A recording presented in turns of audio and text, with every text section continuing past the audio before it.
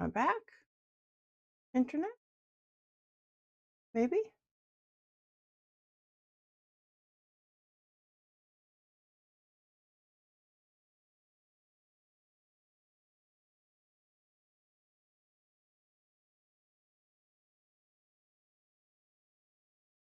Okay. Let's see if that works.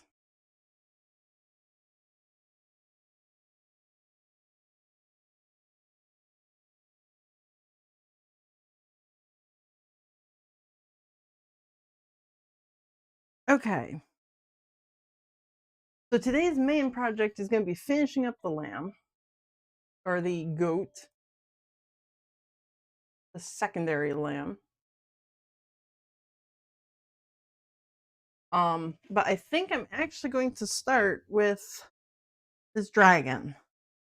This was a pattern that somebody on Reddit made based on a established plushie already, so I'm not sure how sellable this is just because it is taken from somebody's already existing pattern.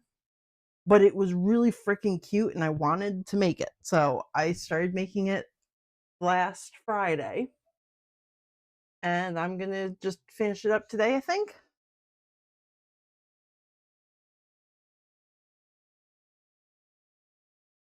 Let's see. Are you all started up?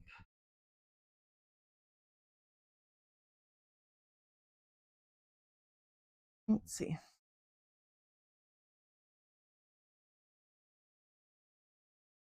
Why are you not working? Okay, well.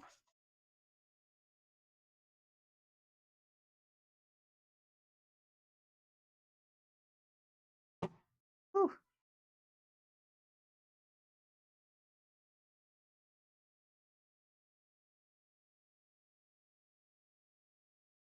Hmm.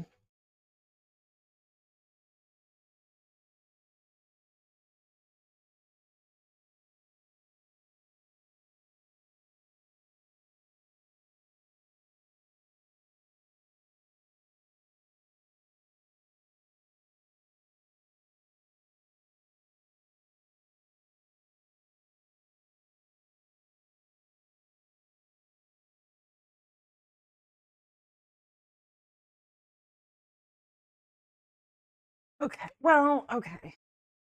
We're fine. Just put that up out of the way. There we go. Sewing machine.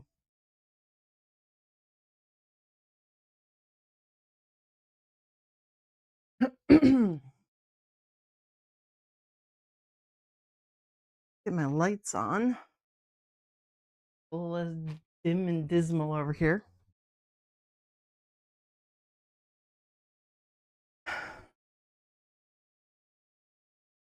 And this dragon does not need red under wings. Let's see. A little off. That's, I think, the same exact color. It is. That is the same color. Yep. I have two of the exact same purple. Yeah, that's totally what I meant. That's a better purple. Okay. I have that on a bobbin. I do. Okay. So these wings, in order to give them a little bit of stability, I actually put some felt inside of them. Nice stiff felt so that they don't flop immediately. They've got a little bit of stiffness to them, that black felt in there. But don't go. Wake up. Wake up. So I got that black felt in there. There. But that means in order to keep it from folding up and everything, I have to do a couple of stitches in here. So I think I'm going to just continue these lines up to about the cross line there. I'm not going to be super precise about it, but I am going to at least stitch that down. And that should keep the felt from bunching up or like leaving where it's supposed to be. So hopefully, theoretically, that will work with the wings.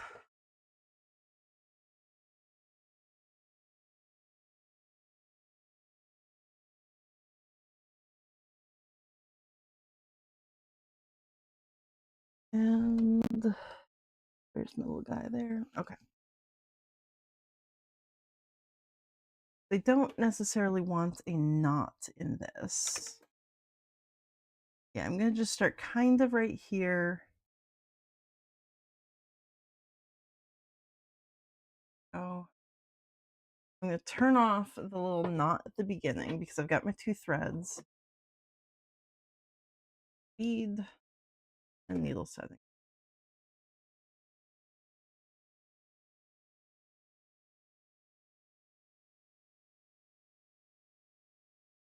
That should hopefully lock it in place.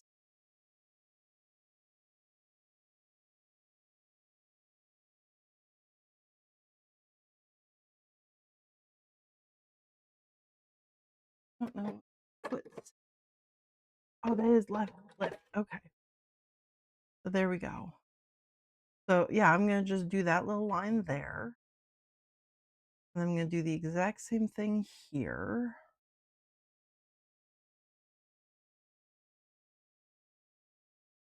I'm going backwards this time. Lock them in place.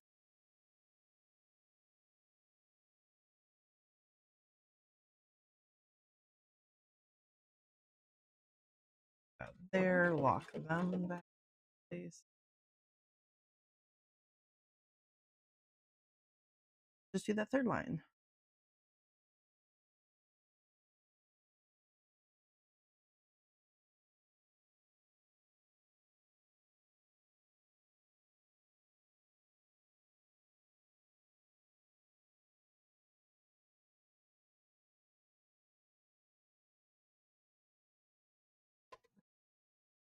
Okay, so there we go. There's just my 3 lines. That should hopefully now hold my felt in place.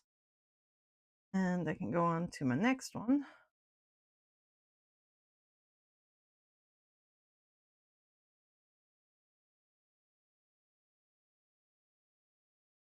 Going forward.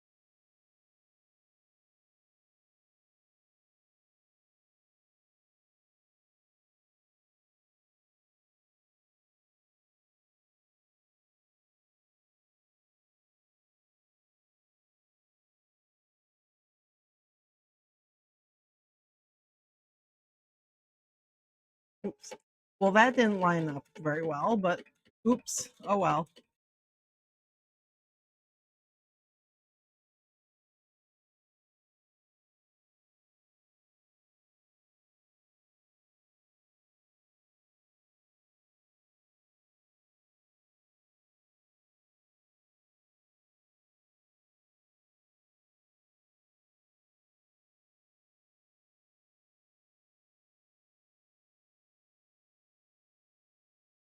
Okay. So there we go. Just some super basic little lines there. Ugh, drew lines on the opposite side. That's fine. Okay. Let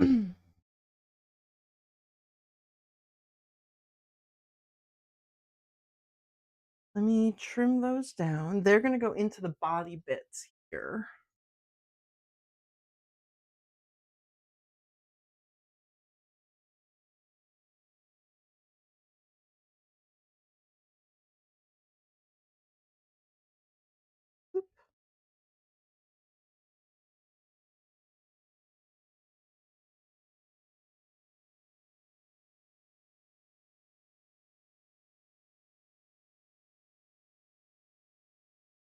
That go right to the edge, right there. Okay, I see it.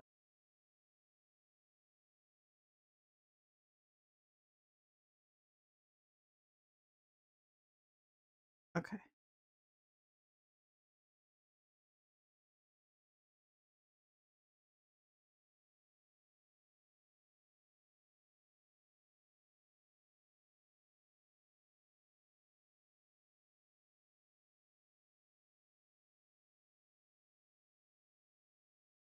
Okay, so there's my one wing. Just got some nice little lines. Yeah, those little lines just to keep everything in place. All that felt inside, keep that all in place. If that's visible. Whatever. There's felt inside. Yay.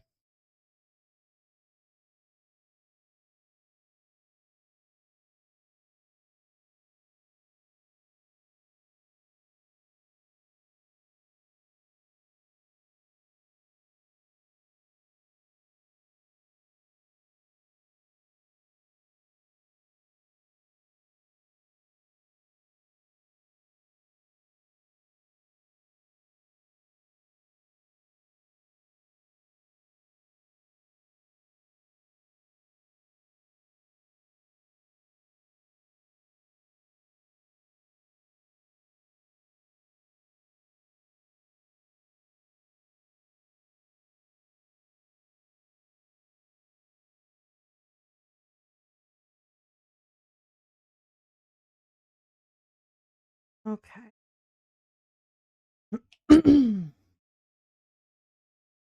There we go. I'm gonna move goat a little bit over.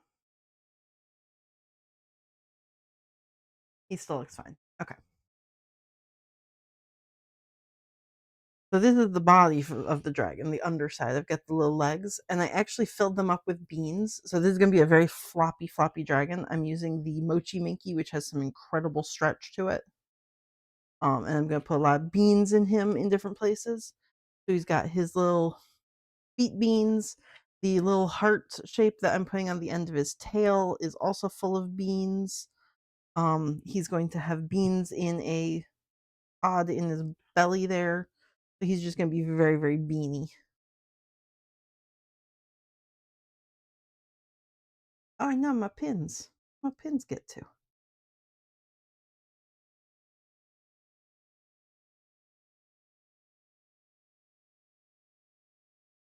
Here we go.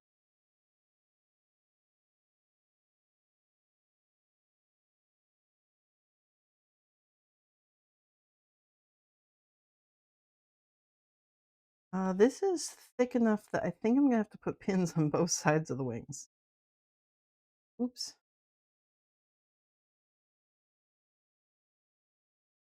So with 3 pins to each side of the wing. Yeah, because like that did not touch the other side of the fabric at all, in the slightest. Right there to line. Uh, this fabric does not like holding on to Crayola ink in the slightest. Like I am already covered in black, and I inked up these pieces to cut them out on, I think, Thursday last week. So 6 days ago, and they are still leaking all over me. Oh.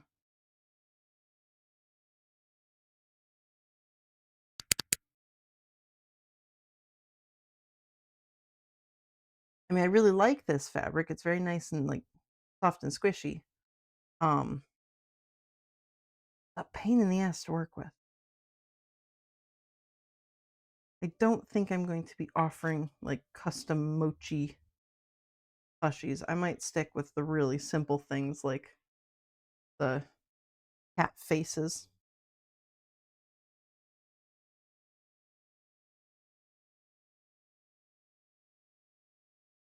Okay, there's my first body part. Uh, that's my neck. Wing goes here.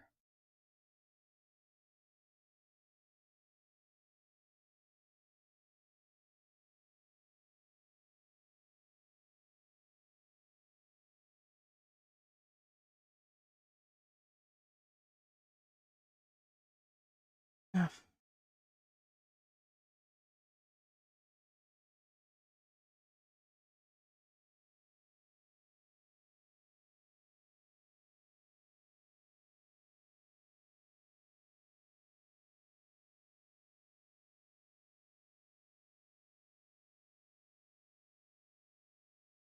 ah,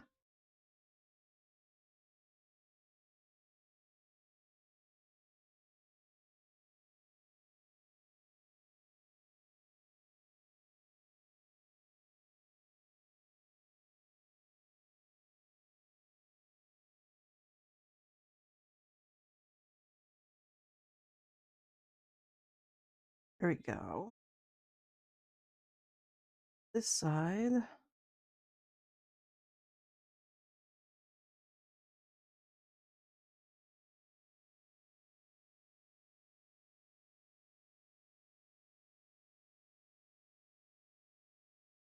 Okay. There we go.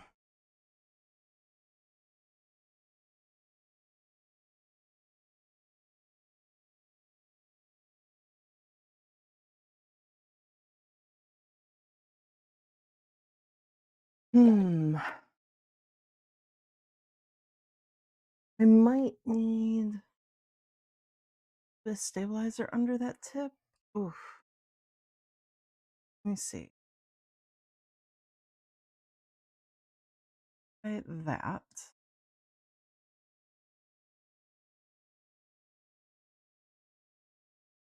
Slightly shorter stitch.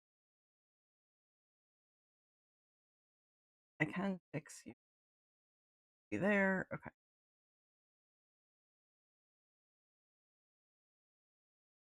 It's gonna be a pokey stick job. Not pulling.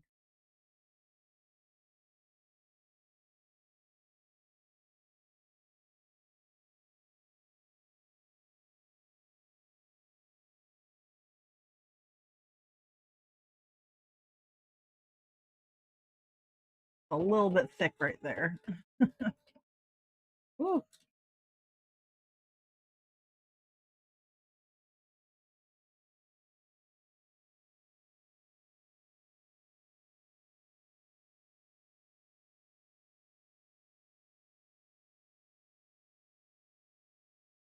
Well, it got all of the it got all of the wing. So I think that's okay.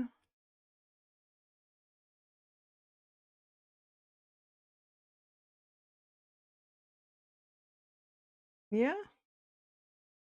I don't like how far down that dart went, but I don't think there's anything I can do about that.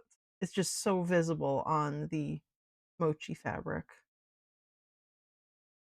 I could hide that better if this was the regular minky that I use, the Shannon minky, because you can just pull the fur out of that little edge and it covers it over.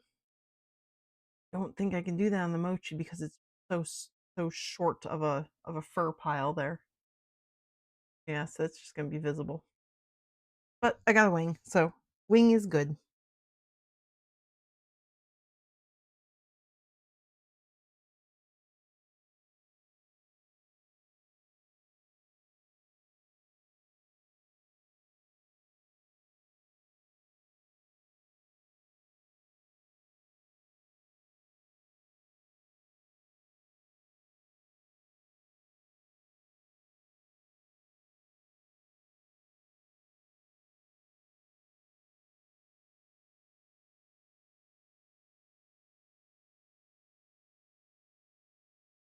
So thick.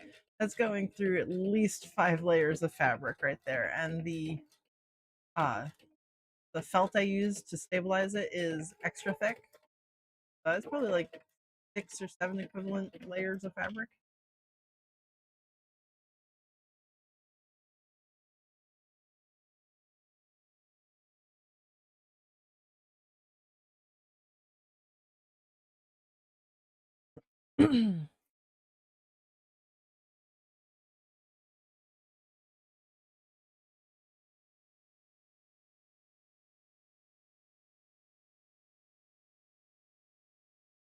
Yeah. Okay.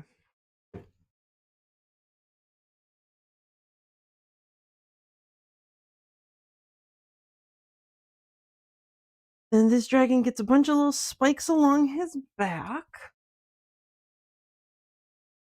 Now, these are theoretically directional. They weren't exactly like equal sides. They weren't like this. They had more of a tip to them. But I don't know if I can see which way they tip. Oh, that one I can. That just looks the same either way. Maybe this way? I don't know.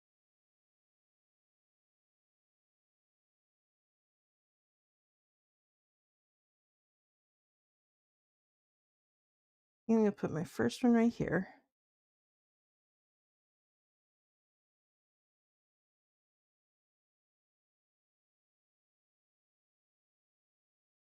Oh, I didn't change the stream title, did I? I typed it in. I didn't say done. Oops. Well, there we go. That's what I'm actually doing.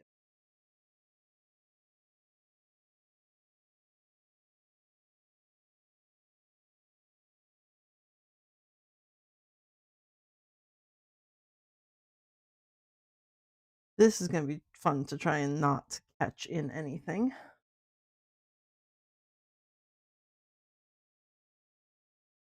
Uh, how much of a gap do I want to leave between? I don't think I want too much of a gap. Oh, oof. Okay.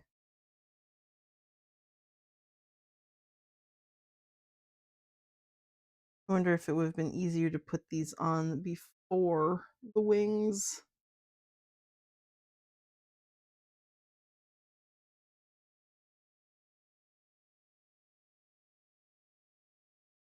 Ow. Please do not stab.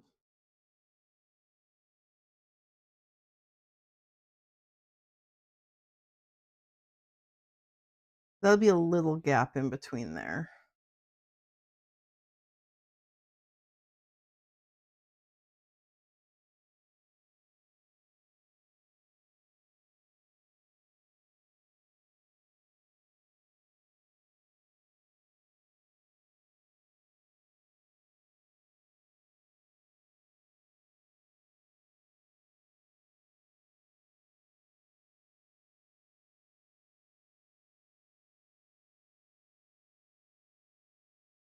I might have to put one all the way up to the head. So here's the little head. Little guy. Doesn't have his eyeballs yet, but he will. I just want to keep him super squishy, so I haven't put anything in yet. Also, one of his ears is slightly higher than the other, but this fabric, it's very difficult for me to fix my stitches on. So I'm going to just keep that as part of his charm, that one of his ears goes up and the other is going out. So he's just cute as is. Again, I'm not really sure what I'm doing with this guy because he is based on like an actual like real world copyrighted pattern. Um, so I don't know if I can actually like sell him. Ow.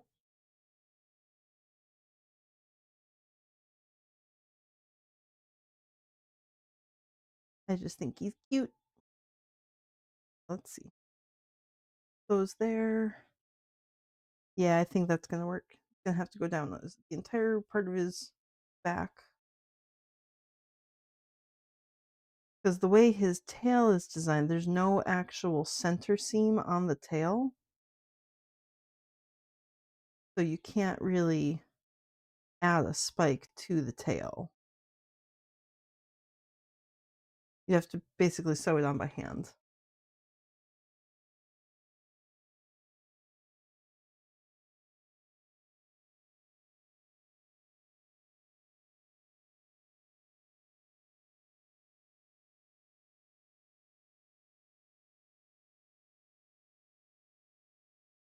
Ooh, that's right up to the edge of where I want it to be. Oh, okay, close enough. Get the other half of him on here. Oof, oof, oof, oof.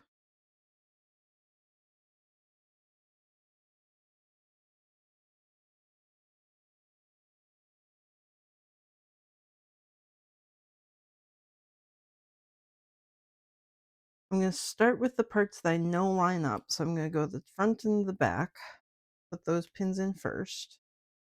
And then where the wings connect, maybe the next pin.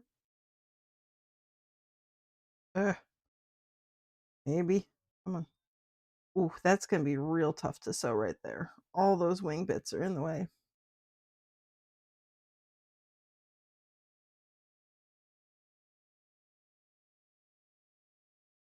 That might even be a place for a yellow pin.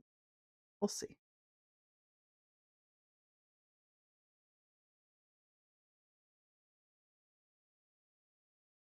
Ah, no stabs, no stabs. Come on. Behave. Please.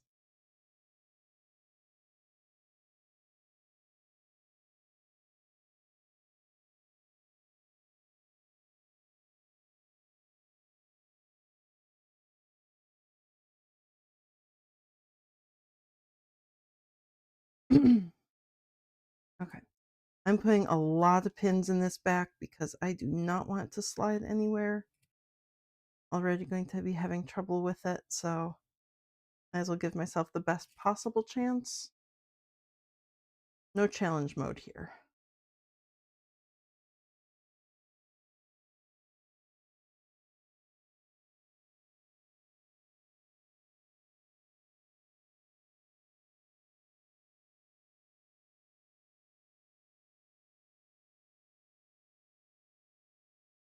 Ugh, especially right around those wings.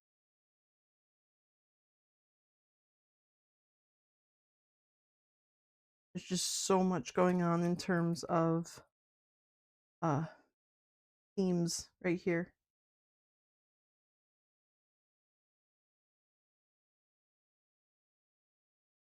That's gonna be a fun little area.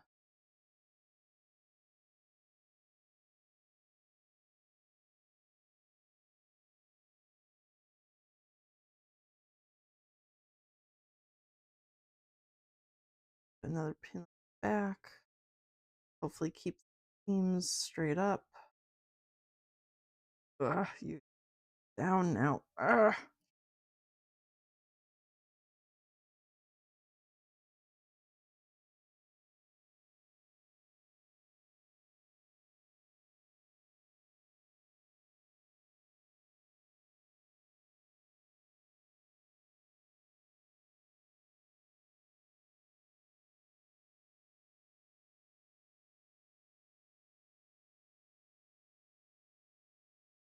Okay. Woo, that's a couple of pins. Another one in here.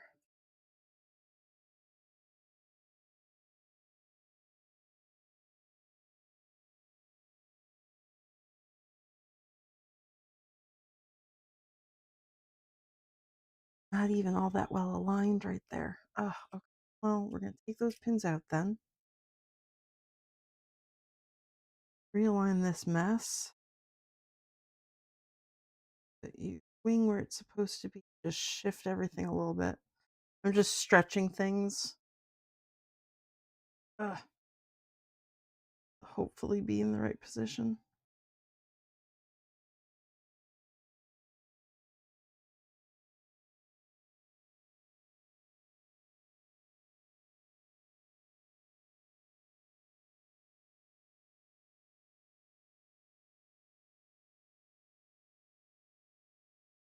Okay. There we go.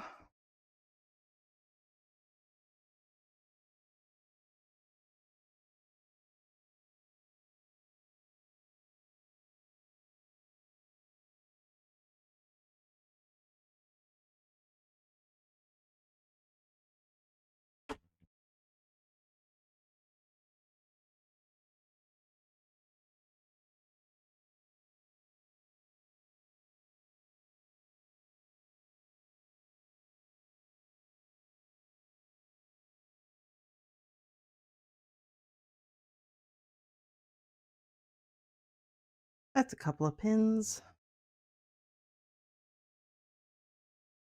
I think I might actually start right above the wings and move down and then go back and move up to do it piecemeal.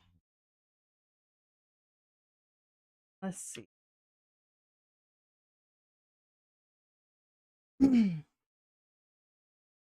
Put up for me. Oof. My pins, come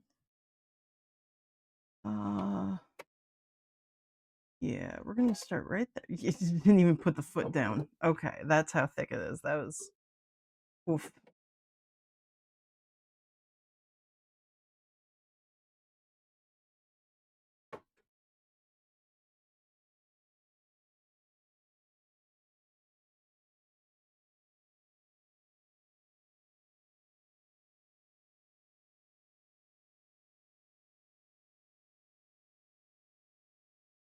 keep that all flat.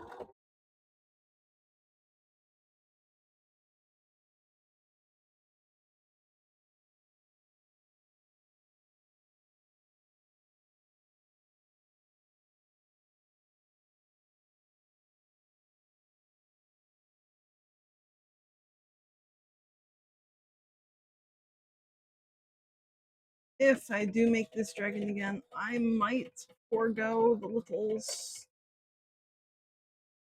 back there. Oof. Okay.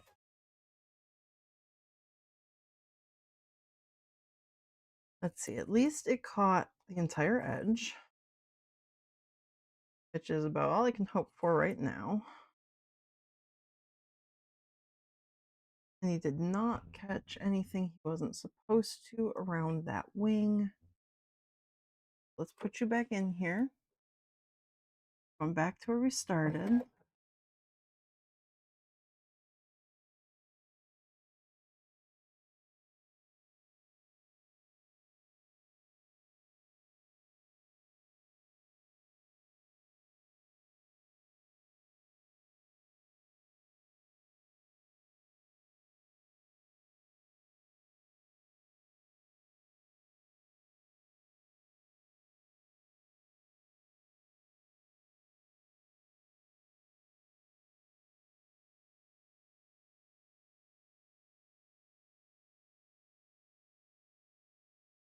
I'm actually going to put a little bit of stabilizer underneath that edge because I do want to sew all the way up to it. I don't want Bernard to eat the fabric there.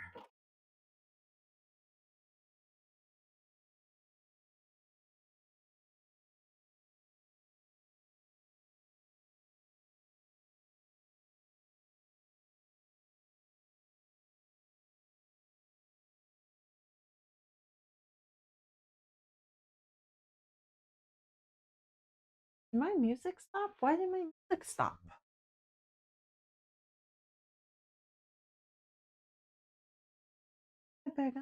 What happened there?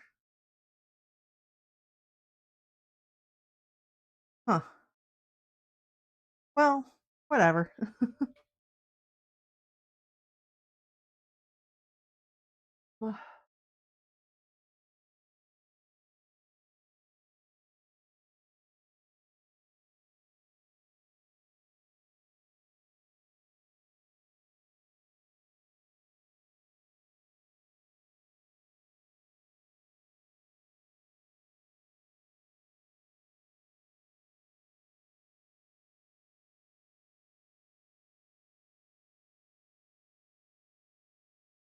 Okay.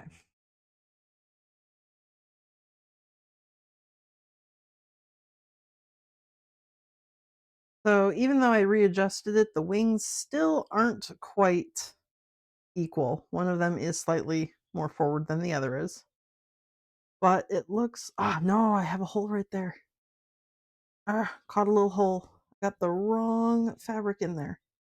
Okay, so I have to go back and finish or fix up that hole right there.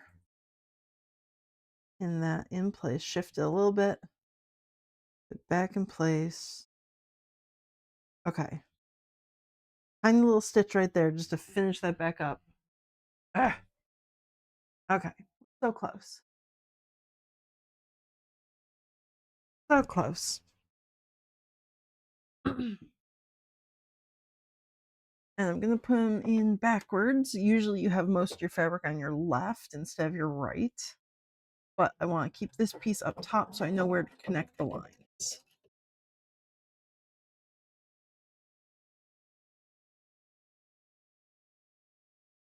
Okay, that should be enough. Yep. Okay, so that closed the hole. The wings are still a little bit off-centered, but oh well, that's not something I'm going to fix. I care not enough to fix. There's that thread that's sticking out there. Another little thread that's sticking out there. Okay, are there any other holes?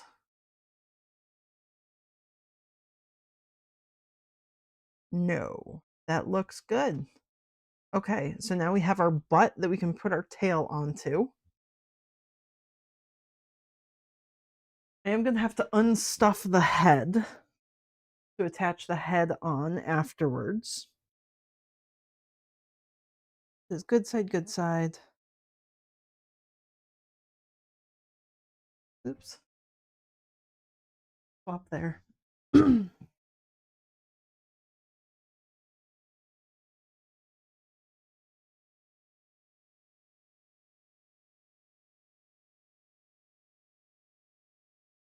Oop. I'm going to do the two outsides first because, again, I know that's where they need to connect.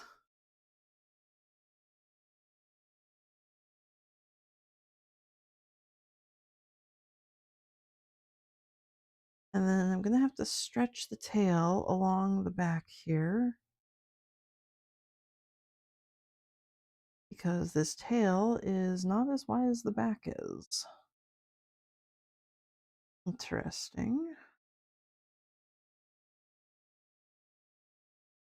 This is not my pattern. This is a pattern that someone on the Plushies the Plushies subreddit made based on a plushie that she bought in stores and really liked.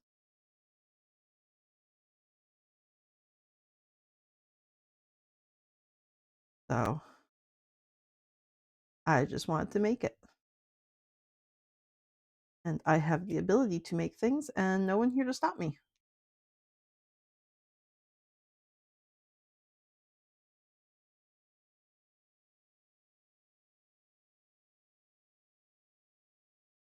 I should really have like a fantasy sort of playlist for this dragon instead of Cult of the Lamb.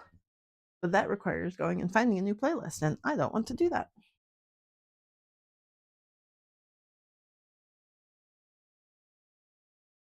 Okay, go a little bit on the beginning, just to keep Bernard from eating it.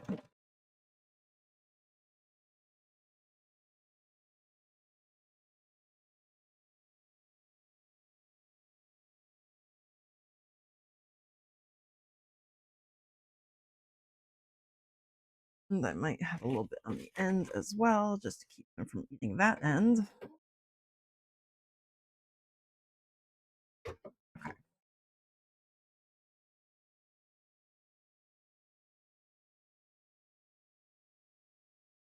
Peel those bits off.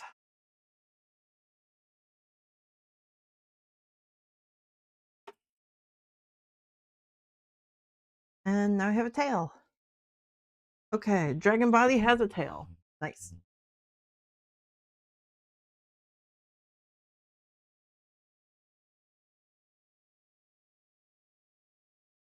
So there's my belly and my body. Very nice. Now these two get pinned together, which is going to be very bulky inside with the little wings and the little bean feet. And the beans are in there. They're only being held in by the pins. So I do have to make sure that like I'm watching out for them and I'm not sewing over them. Keep the beans out of the way.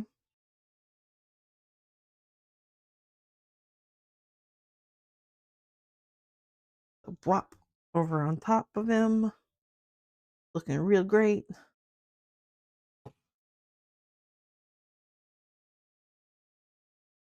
And this is going to be a situation with a lot of pins as well.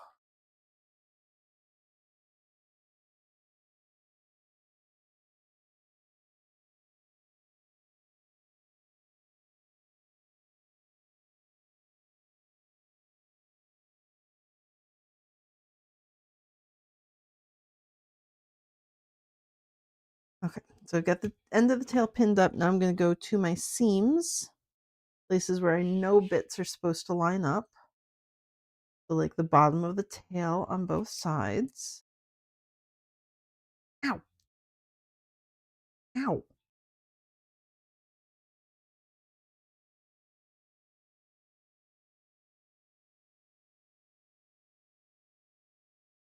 And then the top as well.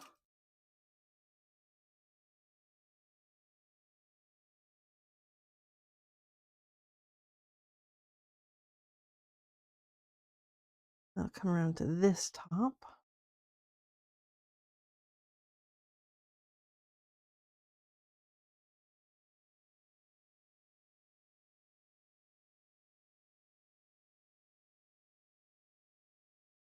And then bottom of the tail again. So these are just where the seams and ends are, so that I kind of have like markers, like these are supposed to line up. If you just start at like one side and then pin all the way around, what might happen is like one side stretches farther than the other. So instead of lining them up nicely, one just kind of stretches, and then when you get to the end, you have like too much fabric on one side, not enough on the other. So if you pin at the front and the back at the same time, and then go into the middle to make sure everything is like equal, you're assured that like the top and bottom parts will at least align, and everything else in the middle just kind of gets stretched and goes together. Oh, thank you. Also, hi, welcome on in, Lily. This is my full-time job making stuffed animals. I sell them on Etsy and at craft fairs, so I really do hope that they look well made.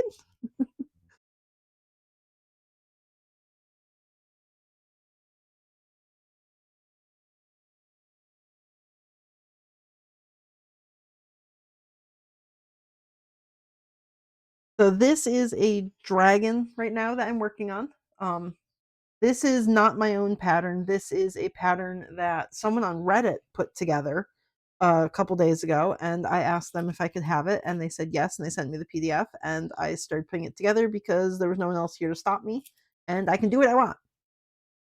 Um, the little goat here, this is my own pattern from the characters based on Cult of the Lamb, which is what we're listening to right now, music wise.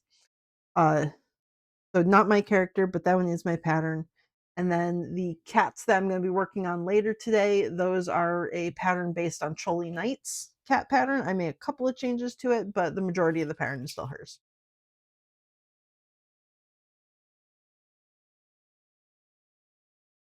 So today is kind of a mix of things. I'm just finishing things up. Um,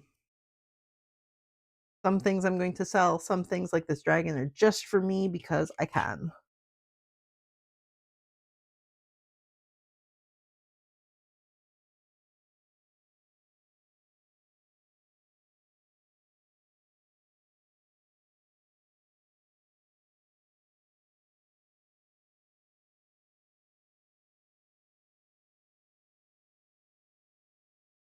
Lots of pins in this guy.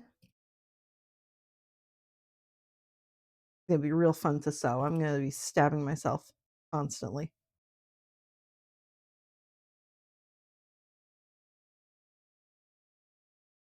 Okay, tail's pinned together. Body is up next with the little beanie legs. So everything has got to be tucked inside in a huge giant mess. There are little registration marks where things are supposed to line up on the body and the belly. Okay. I can kind of make sure that the legs are where they're supposed to be, and then I'll go back and pin in between. And that does line up, so that looks nice.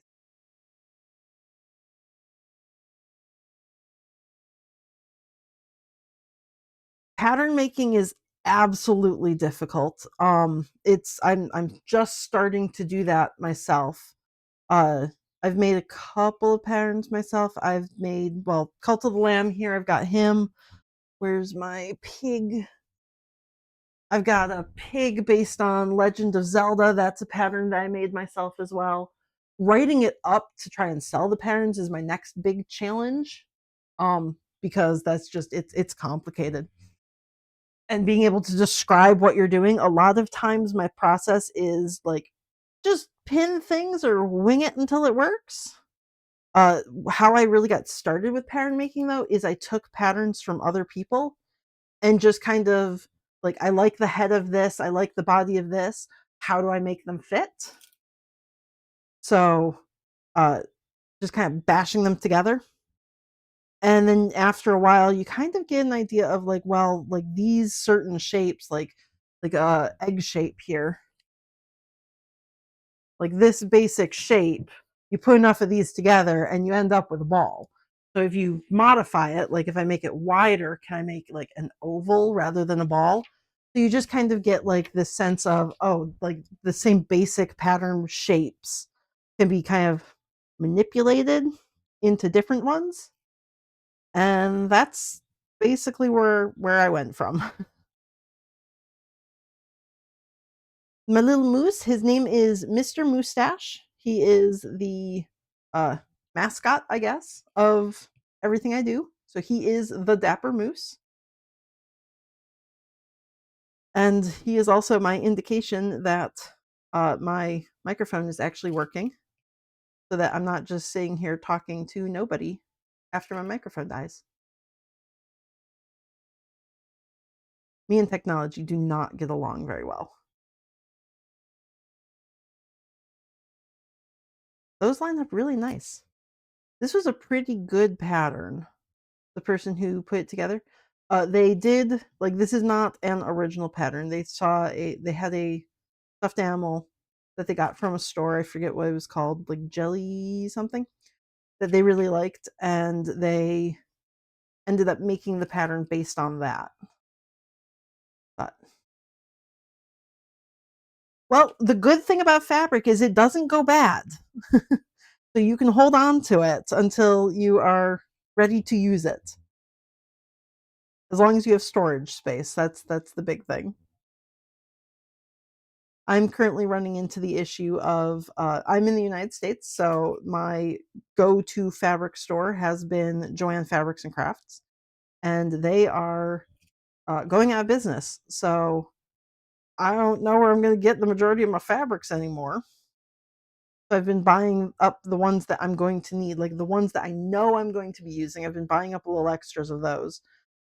But now I have an entire closet just for fabric, and it's full. I have run out of storage space. So that's an issue. I currently have like two piles of fabric just sitting on the ground in front of the closet there. But I'd rather have it than not have it. Like it sucks. I'm not gonna be able to just drop into Joann Fabrics whenever I need things anymore. Yeah, same. Yeah. Not looking forward to that. For a while, like the 2, 3 days when they announced that only like half of the stores would be closing and the other, like they were gonna keep a couple hundred open, one of my local stores survived. And I was like, oh, good. Like, I'm losing my two big stores, but my little local store, like, I'll still be able to go there. And then, like, 2 days later, they were like, nope, we're closing all of them. Just kidding. And it was like, oh, that sucks even worse now. I had hope.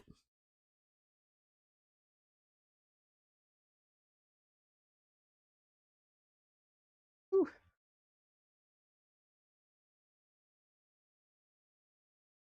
I think, nope, all but one of the fabrics I think I'm working with right now came from Joann Fabrics.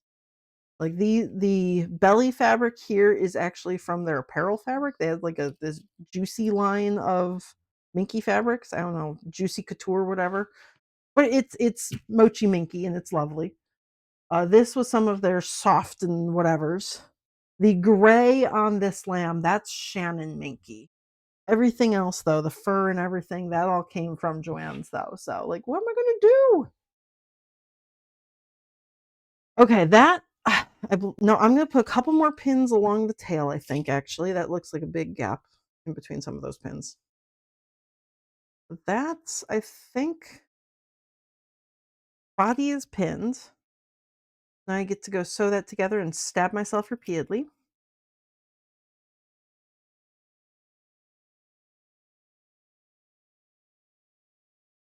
And then after the body, I still need to make a bean bag that I'm gonna put in the body. So I'm gonna cut that out and fill it with beans. And then I need to de-stuff the head so I can attach it there. There is a hole right in the bottom of the tail, so super rude looking, but that's where I'm gonna actually stuff it from. So I'm gonna sew the head on by machine just so it's easier. The only parts I will be hand sewing are closing up the hole and putting the little heart on the end of the tail there. So, okay, to the sewing machine.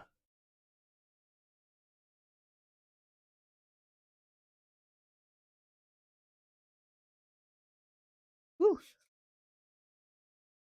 I'm starting with stabilizer again because I don't want my sewing machine to eat the edge of the fabric, so just a little stabilizer underneath it.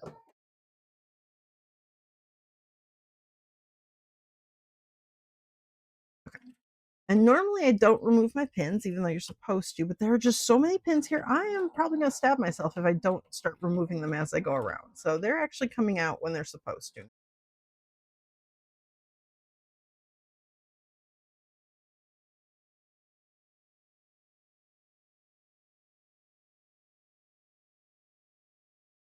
Okay, that's the leg.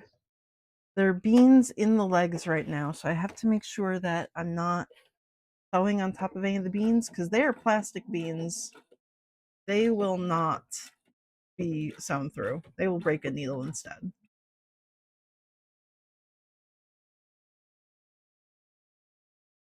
Let's get those pins out.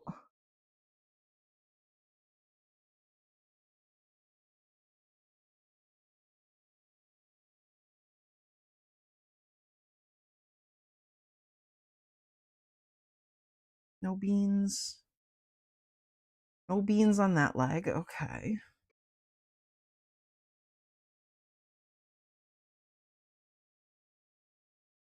Oh, pin. Come on. Pin. What are you doing? Come on. There we go.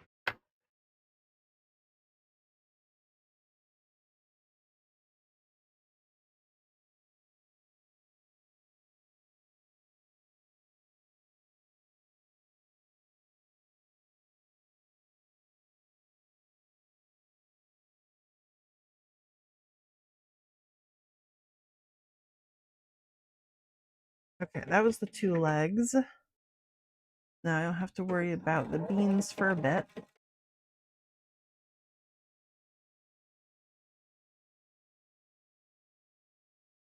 Ow, stop hitting me.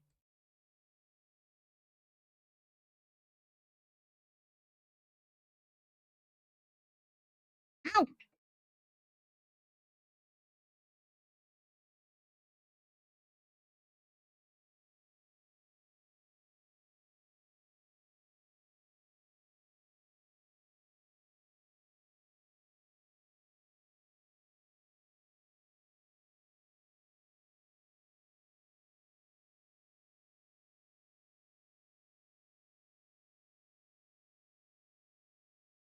Fabric does not want to stay flat.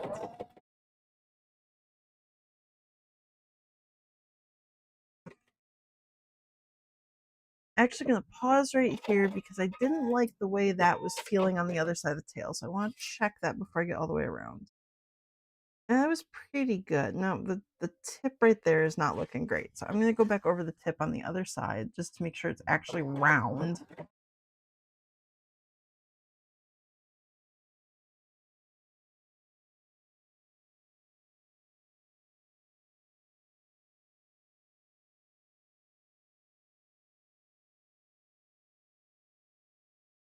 There we go. That looks better.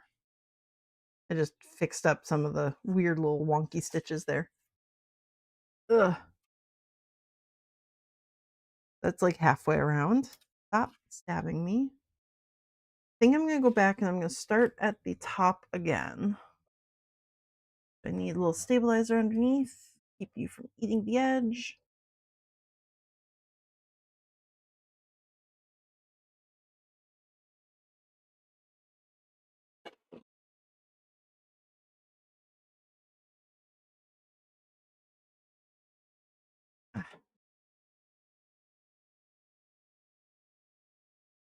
Oh,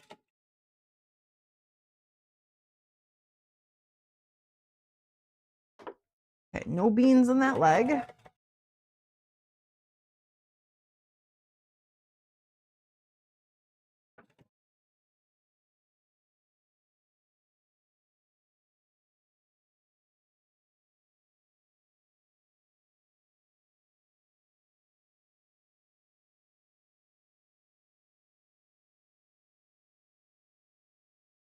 No beans in that leg.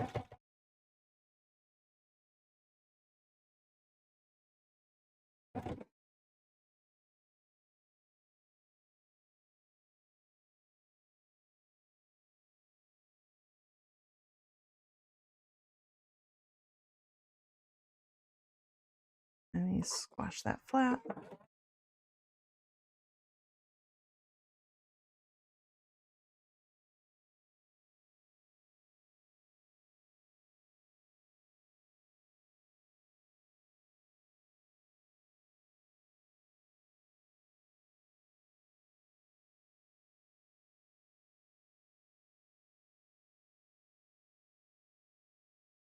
Ooh, probably should have put a couple more pins on that side of the tail as well.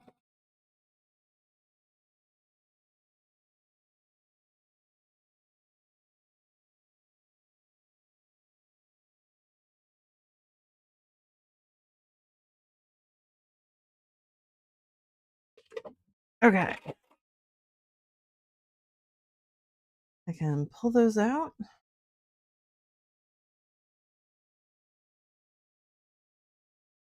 Looks good on both sides. There's my body.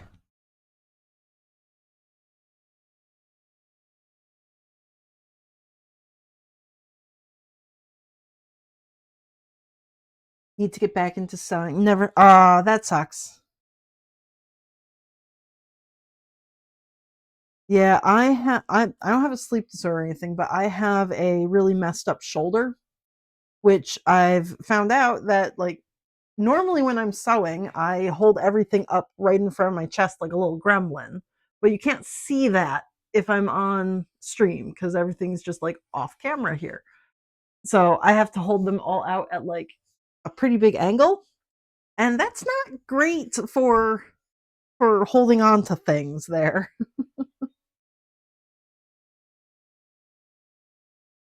So it's probably something I have to get looked at because it is now starting to affect how well I sew, at least on stream. I can't be a gremlin anymore. I have to remember to keep things on screen and actually use my arm. It's terrible. Okay. I just want to check this guy real quick before I flip him back inside out. I want to make sure I didn't miss any of my stitches and everything looks good. That is one floppy dragon there. Got little legs. Like a little lizard. I love him. I might need to actually clip these seams here. That doesn't look like he's laying very flat. That might be a problem. But everything else is looking good. Okay, so he goes back inside out. Everything gets stuffed inside again. Be a mess.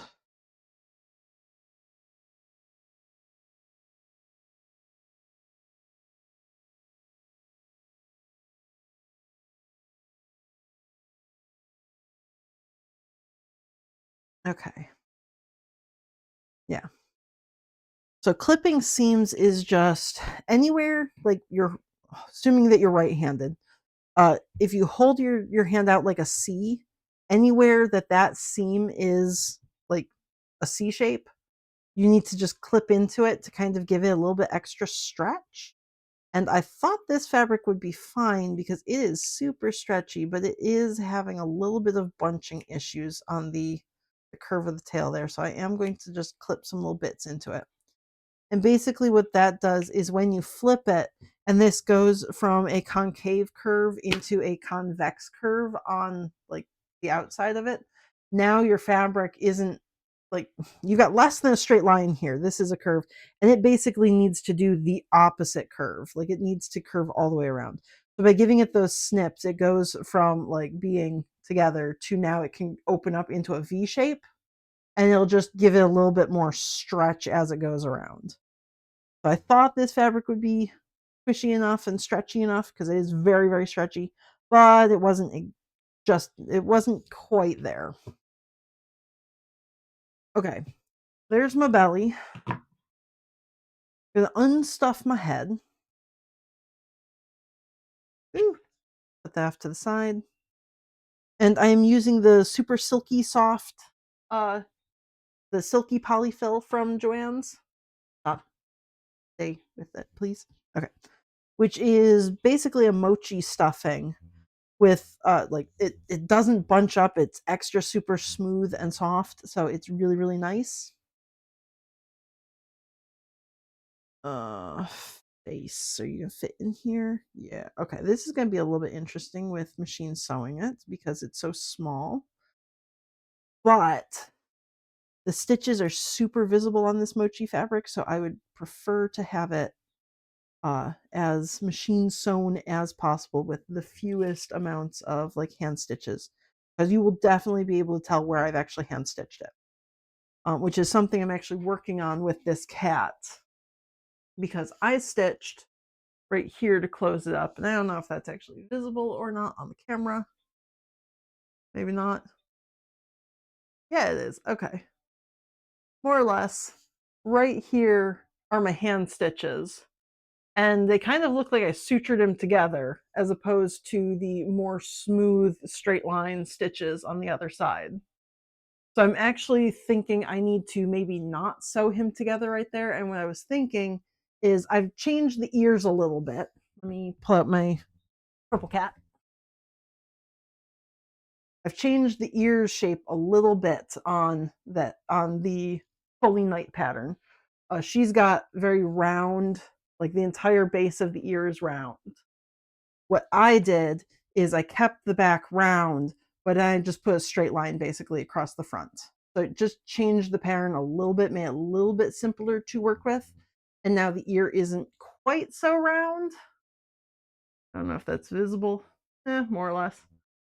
But it's not quite as round. And what I might end up doing is not sewing the two fronts of the ears down, and I will stuff through the ears and then just sew up right there rather than having this weird suture on the bottom area. So the next cat I make is going to be testing for that. That's why it's down on the to-do list is cats. I need to retest what I'm going to be doing with the ears on these guys. No, I don't want viewers. Don't do that. Go away.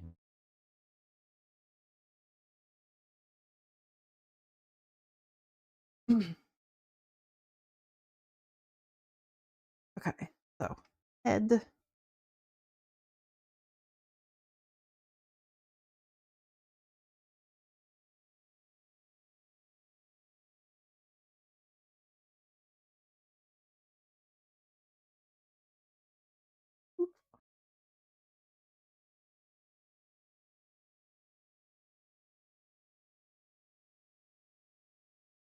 Okay, so that's, I'm pinning the little seams together again. So I've got the two bottom corners of the chin, and I can kind of stretch and make sure that the face works. I'm going to pin in the center there.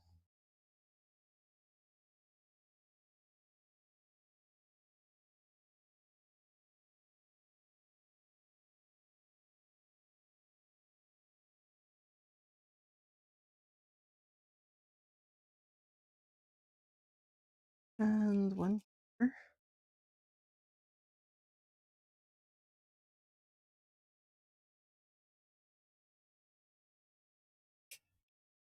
Again, I'm doing lots of pins around this because this is just such a stretchy, wiggly fabric. I love the way it feels and I love the end result. I don't like sewing with this stuff. Okay.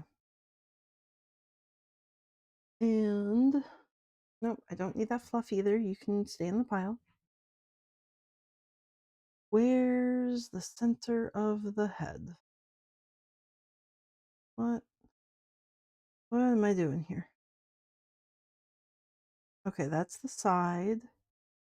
That's the side. Okay, there's my center seam. Ah.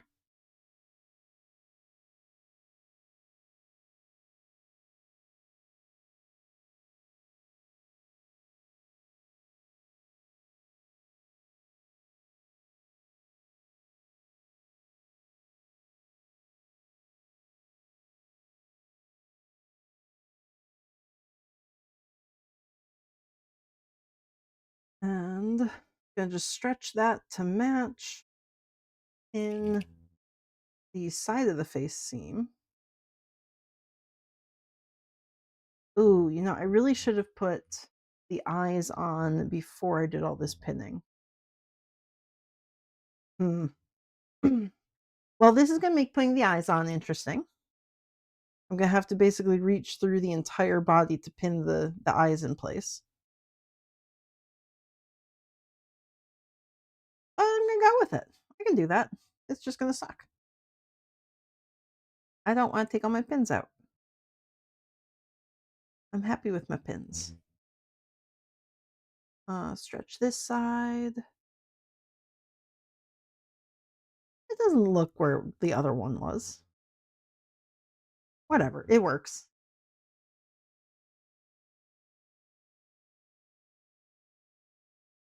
I don't think those two seams are actually centered. Like the two sides of the faces where they come up towards the center of the body.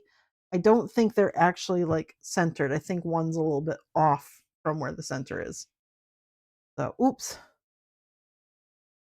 it'll be fine. This is a very floppy dragon. No one's gonna notice. I'm probably not even gonna sell him. I think he's just gonna sit in my craft room.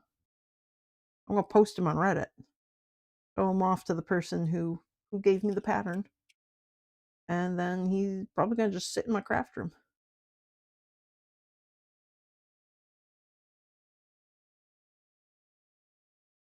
Okay, that is pinned all the way around. I think everything is being held in place. It doesn't look like there's any weird, like, the edges of the fabric rolling over or anything. He's just a super pinned up tube, very tube like. So I'm gonna go stitch that together. Ugh, which is gonna be fun because I have to basically fold the top half out of the way of the bottom half. And it's covered in pins. Okay, you good? Ow. No stabs. Please, no stabs. Get those pins out of the way. Oh, don't do that.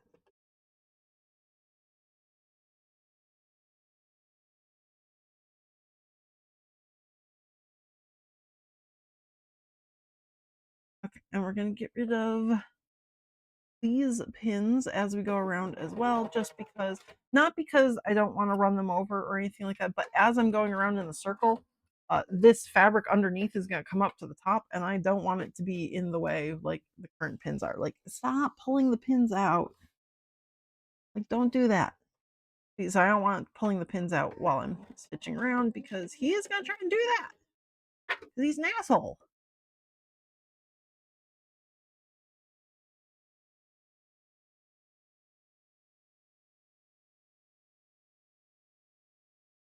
I'm taking the pins away from Bernard before he eats them.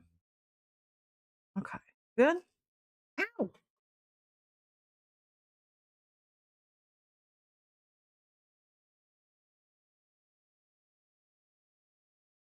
I lose those three.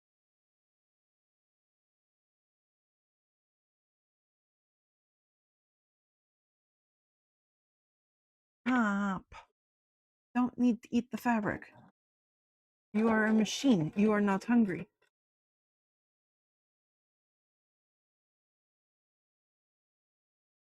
Halfway.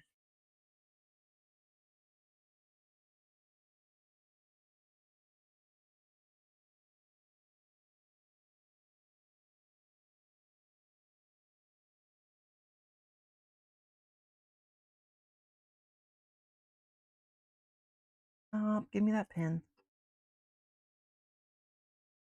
Ugh.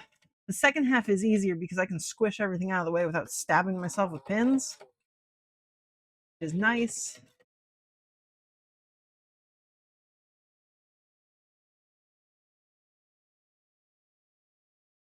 Give me that last pin. Come on. Flip them around. I'm going to go around a little bit further just to lock those stitches down.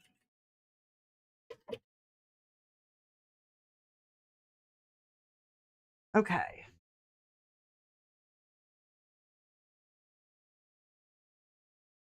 There we go.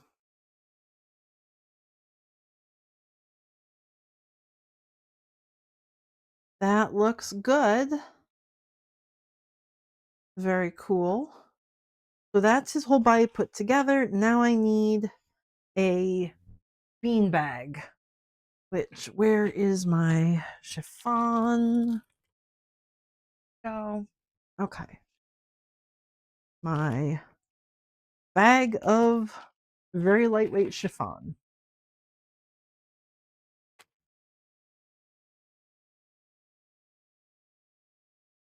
There we go. There's a bit.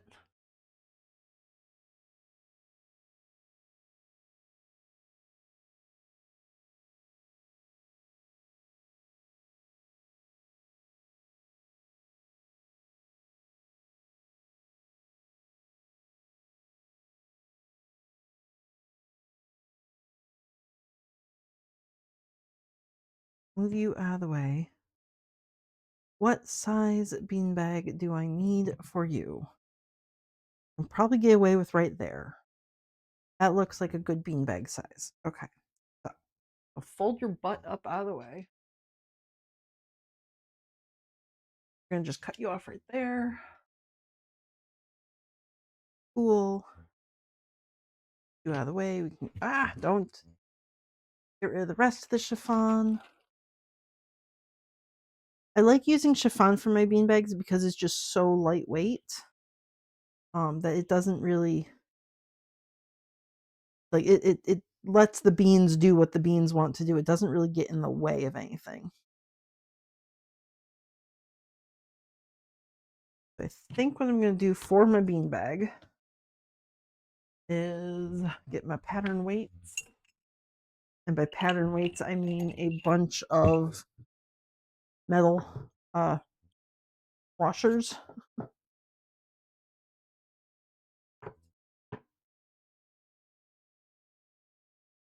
I think more or less that's going to be the shape of the beanbag that I want.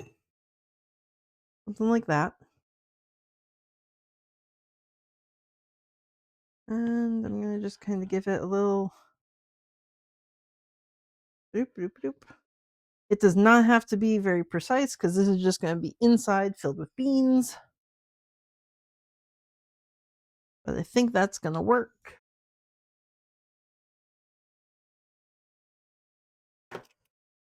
I don't want pins on this because they will fall out. It's so lightweight.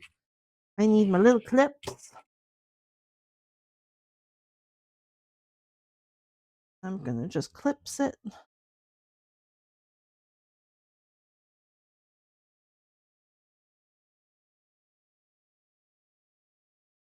Go.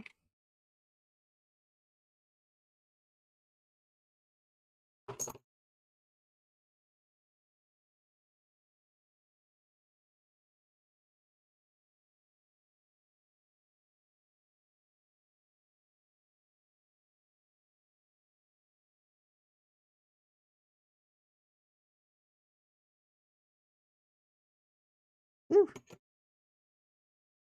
Okay. There we go. There's my little tiny chiffon. I don't need my pattern weights anymore.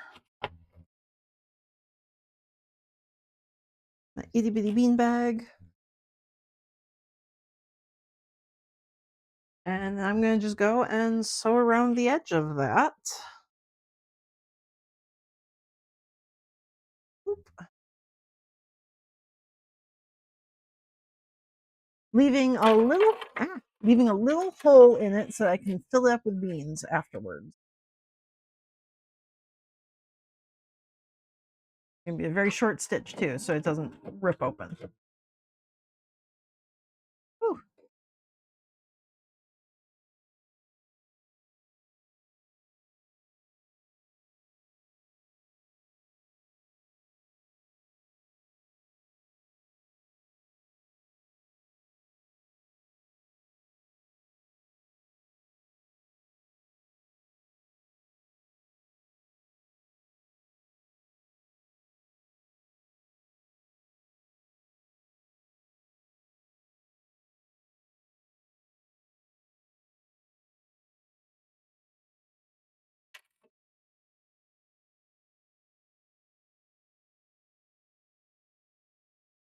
whoop, whoop. Don't do that.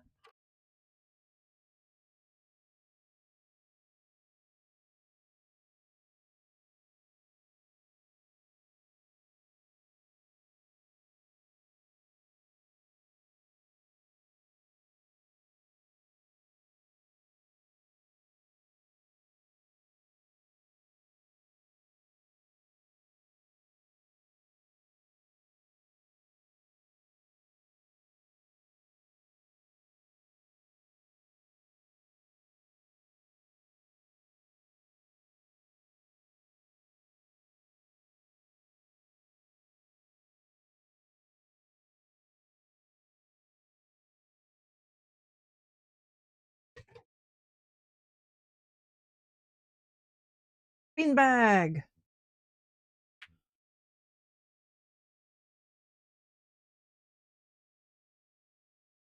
Okay.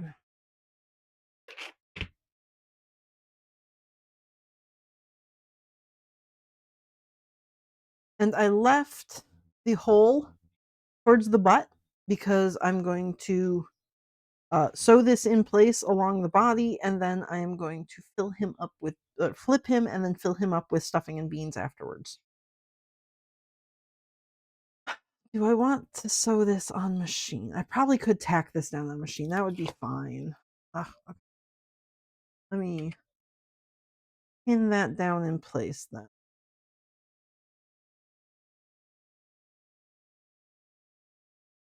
Normally I would just come through with a little couple of stitches by hand, tack him down in place. But I think this time I'm going to just do those tacks on machine.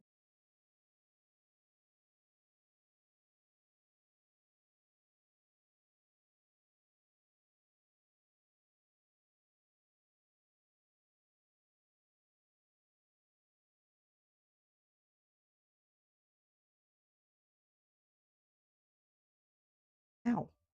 I'm going to stab myself with a pin. That's cool too.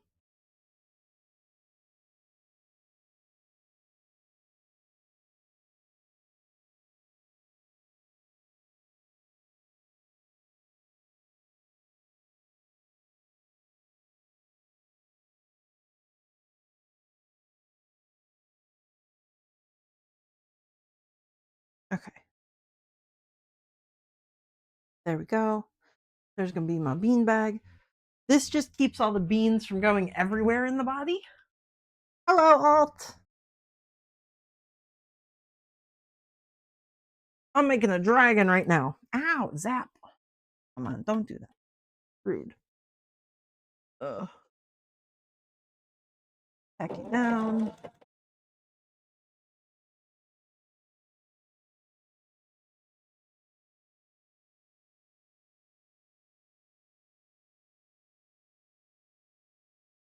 Next.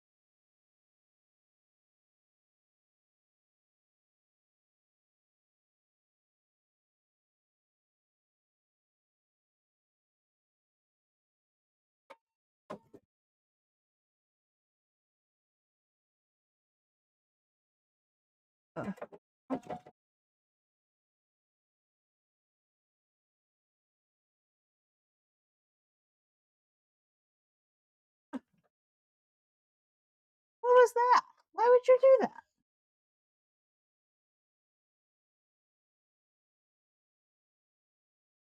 Which one of these is my actual thread, huh? Is that it?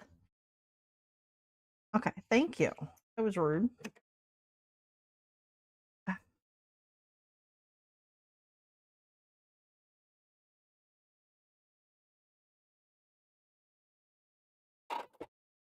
are you happy now?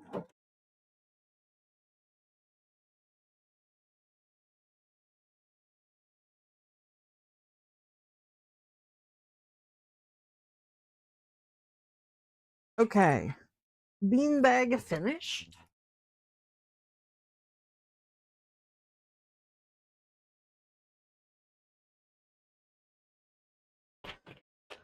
Okay, time to flip this boy.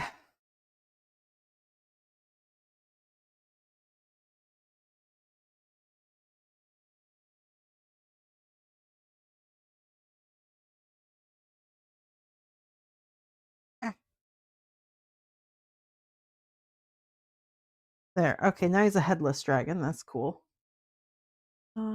Where tools?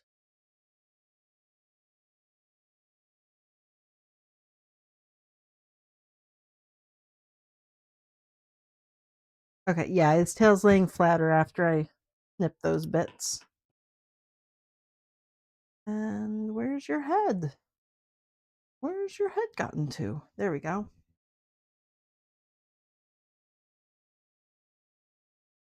There's my very floppy dragon.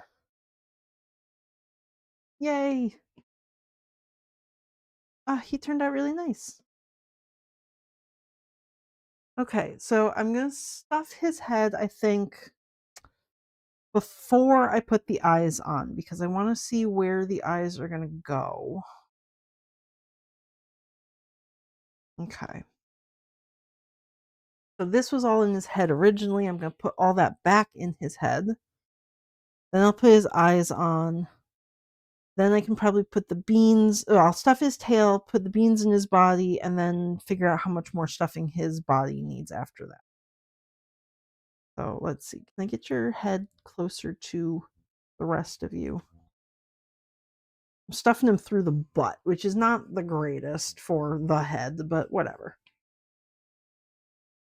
I didn't want the hand stitching hole to be anywhere else on his body. So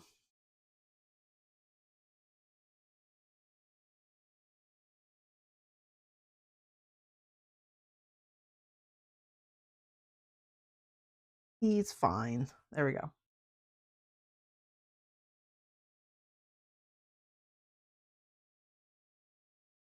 Okay. So there's his face. Where am I going to put the eyes on him? I think if I put them right here, I don't want to put them on like the side of his head. I think I'm going to put them like on this seam. I might give him some little nostrils. I might hand stitch some nostrils on the front of his nose later on.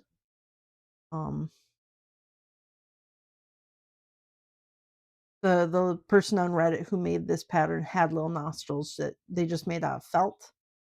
Normally I would put them inside the little seams. I didn't really want to, but I think maybe his face is a little boring, especially because I didn't give him a mouth or anything. So I might add some little nostrils on later. I think I'm going to put his eyes like right here. And I might thread sculpt them down to the bottom of his chin. So that instead of just sitting up there, they kind of press in. Yeah, I think I'm going to do that. I'm going to put his eyes right about there. So let me get my giant needle.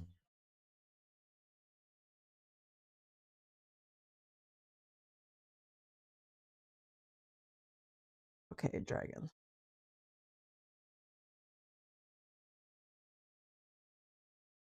Right about there.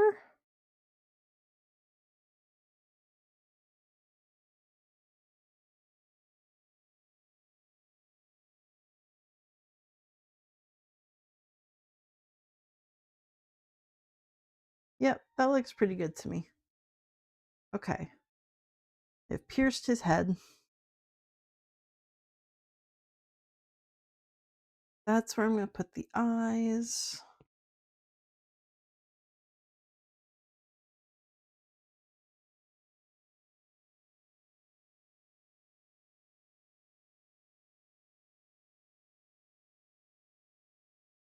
Let's see.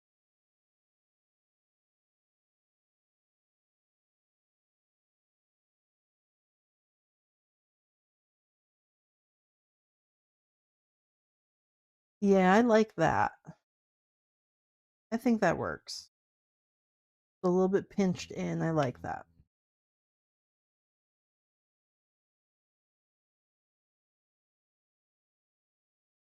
Well, not that much pinched. Come on, untie.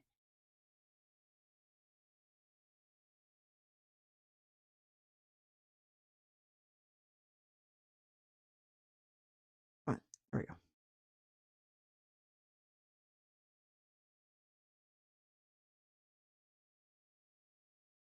I think that's a good shape to his face there. I'm going to add a little bit more stuffing, so I'm going to just push that all forward in.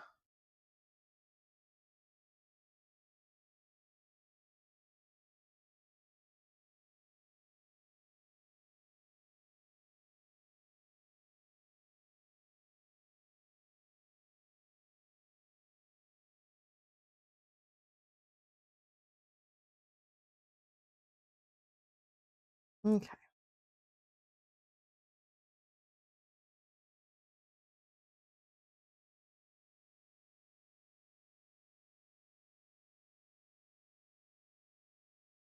Now I use my stabby tool, multi-purpose stabbing tool.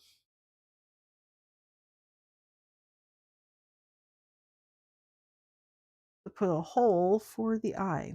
Ooh, how big is his eye gonna be? Let me see. What eyes do I have available?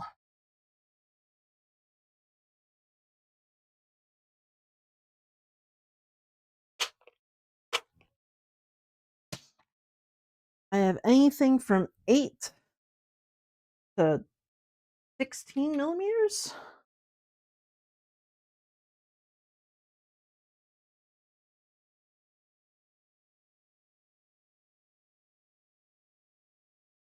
I think I like the 16, the bigger eyes. I could do an absolutely tiny eye, but that I think looks a little bit ridiculous. Him and his tiny eyeball. Hmm.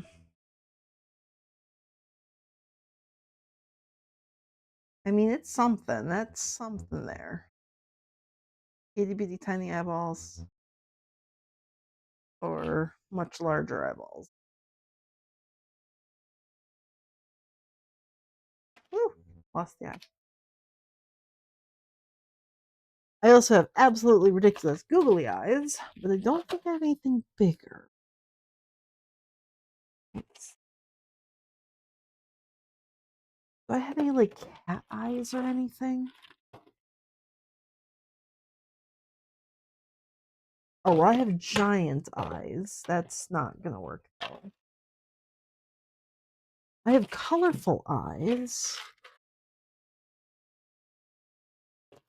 Okay, let's see. Those eyes there.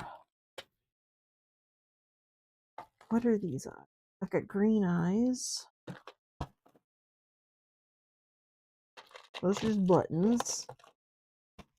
Those are teddy bear joints. Don't need them. Those are more buttons.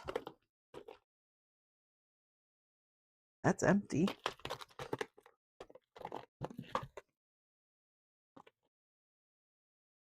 That's backings for eyeballs. That both are empty. More buttons. Candy corn. Charms for bats. More buttons. Bow ties.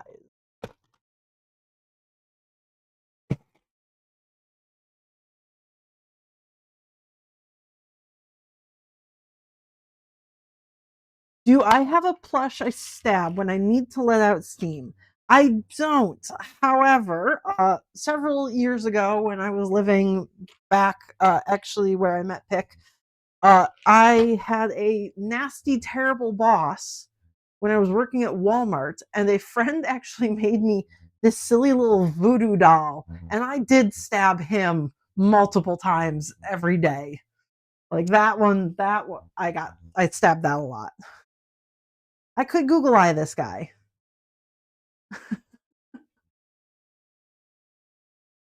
He could Google.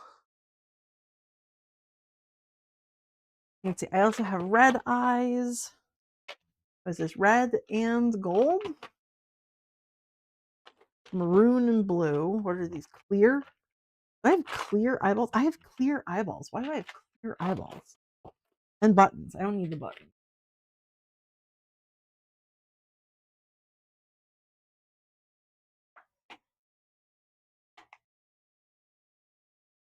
I have gold cat eyes and noses. Those are just noses. There's no gold on him though, so I don't think I'm going to do gold eyes. I kind of want something maroon if I'm going to do a colorful eyeball.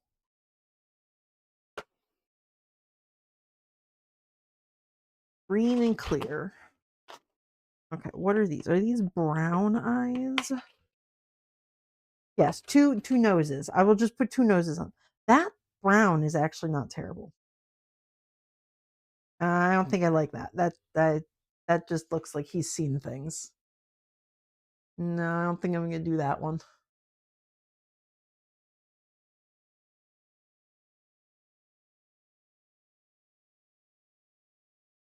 Does kind of match him though. I do like that.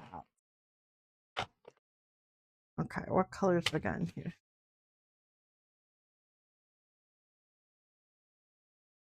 Gold eyes for Spyro. Okay, I would like to make a Spyro plush at some point.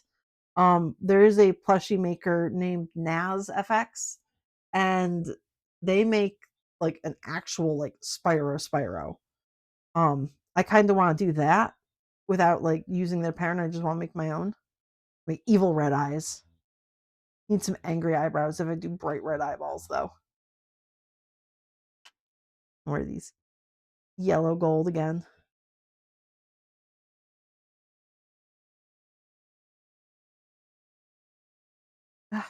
The Google eyes are actually a contender. I only have a couple of them left though, and I do want to save those for my frogs because I do sell the frogs quite frequently, and I don't think I'm going to sell this guy. So I don't think I'm going to do the Googles. Uh, I might just go with the plain black eyeballs. Super boring.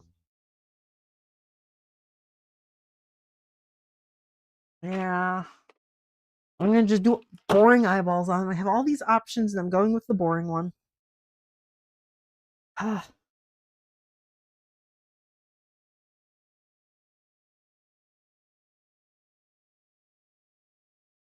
Okay.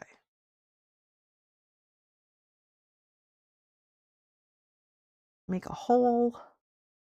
I don't know how big this hole needs to be. That works. Okay. Yeah, I'm going to just go with the boring black eyeball. Although these guys do have the same hole size, so hang on. Feel up the dragon's butt again.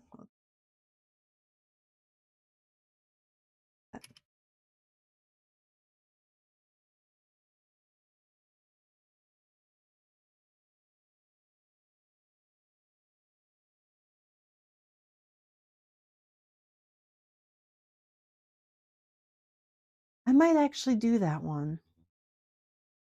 It's kind of similar to it's brown, but it's not terribly away from the maroon that I'm using as his accent. So I might actually go with that eye. Give him a little brown eye. Yeah, let's see. Dab a hole in the other side. I can put both of these on there.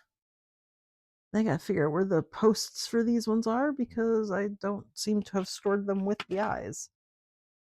Why would I do that? That would just be way too convenient.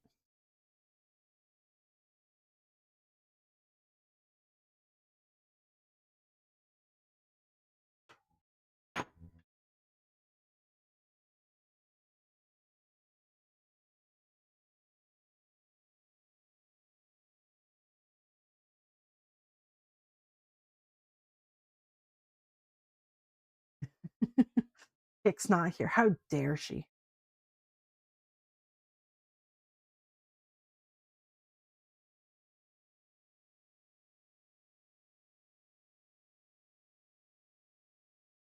I think I am going to go with those eyes. I like them.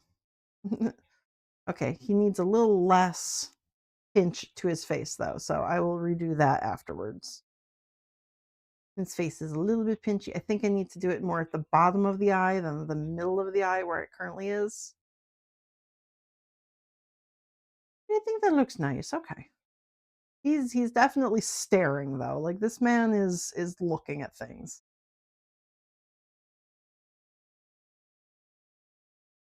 Him is seeing things.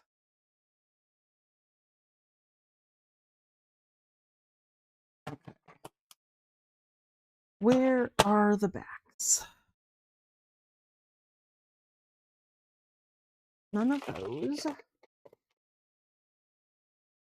Is it these? Those are bat eyeballs. Backing with bat eyeballs. Buttons again. Where are my posts? Ugh.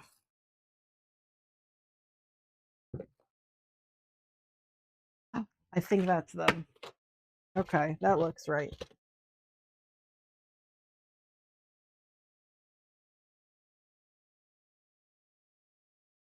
Let's see. Yep, I think that's the right one. Okay.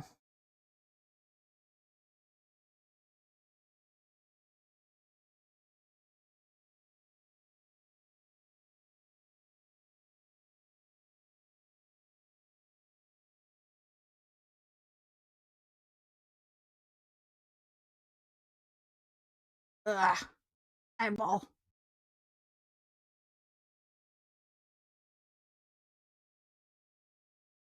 Definitely should have put these on before I sewed the face in place. Ah.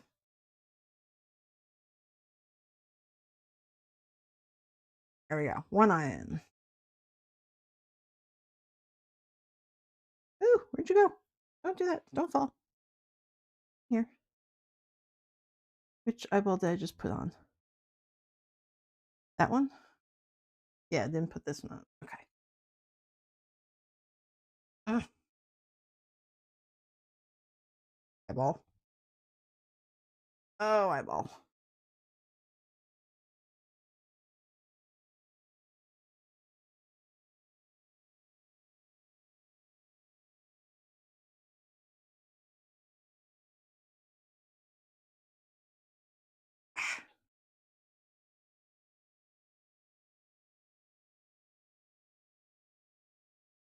Sometimes I do. I keep a little notebook of like process for when I make things. Put eyeballs on before head is something that I should know. Uh, and I realized I should have done it while I was half done pinning his head around. And then I just decided not to do it because I hate myself.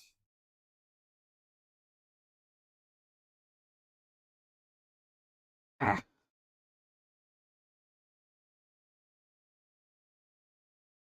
Okay, I'm taking the stuffing out. That would be a little bit easier to get at the thread in there. Okay.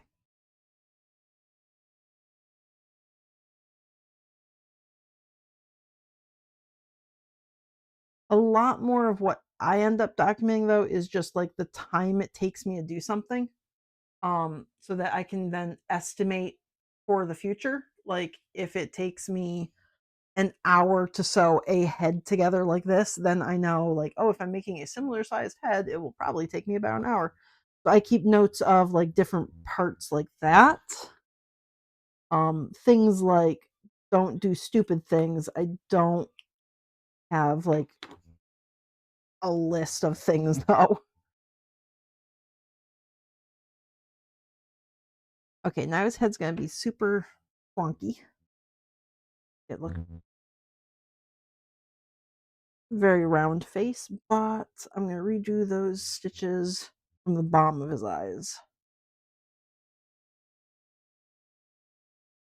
He also needs a little bit more stuffing in his head, I think, before I do that.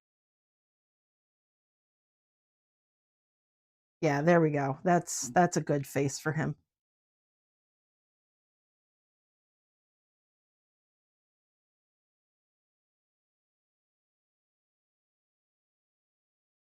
Okay, need a little bit more stuffing in his face.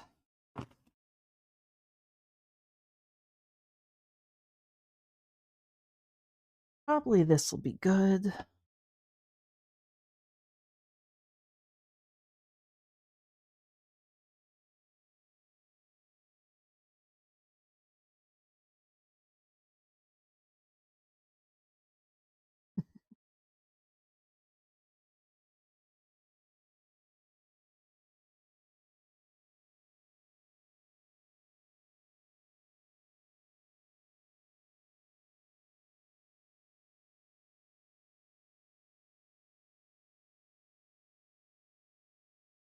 Okay, his face got very, very round.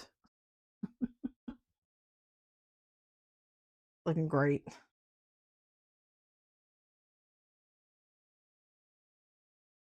And this is why thread sculpting is a thing. Because that man is round.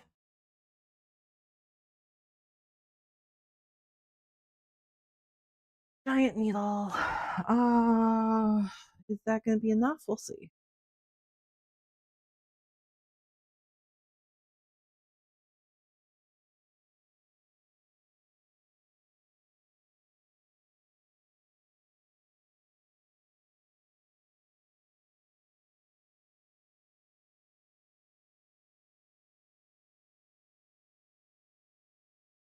Oh, nope. Oh, is that right where the peg is? Come on. Ah, yes. Ah.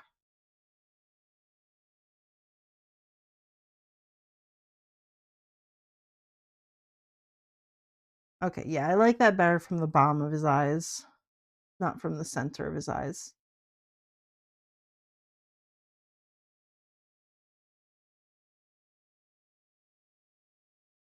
Not gonna be able to tie that with the needle though. I am officially at the end of this thread.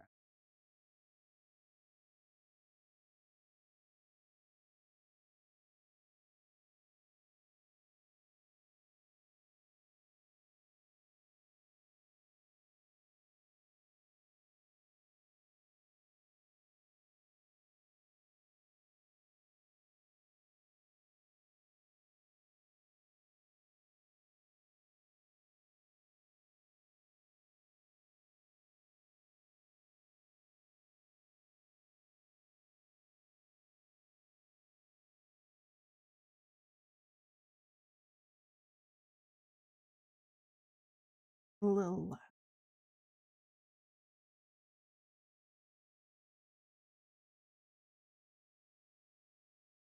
Yeah, I like that. Okay. That's a good place for his face to be. Can you twist together? Come on.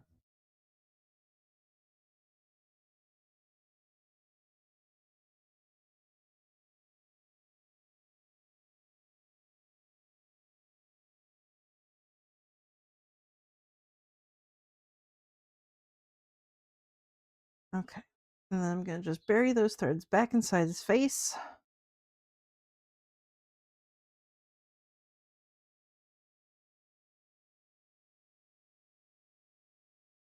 Maybe. Come on, threads.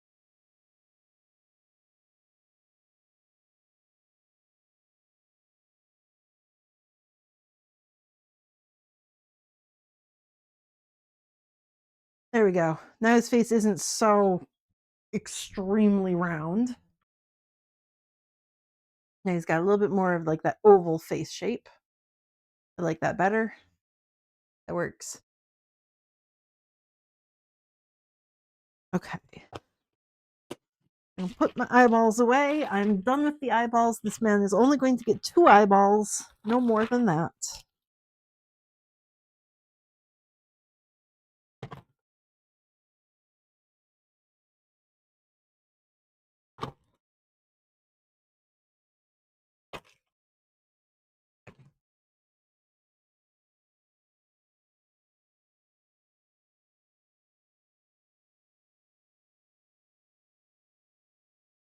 No more eyeballs for him. He is good with 2. He can deal. Okay, let's stuff up his tail.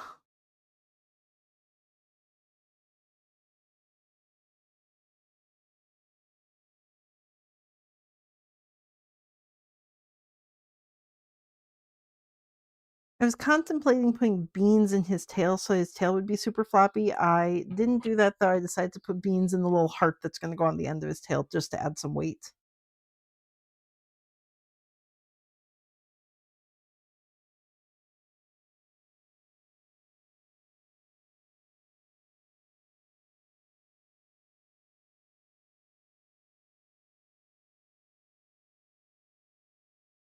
Okay, I don't think I need that. I think you're good here.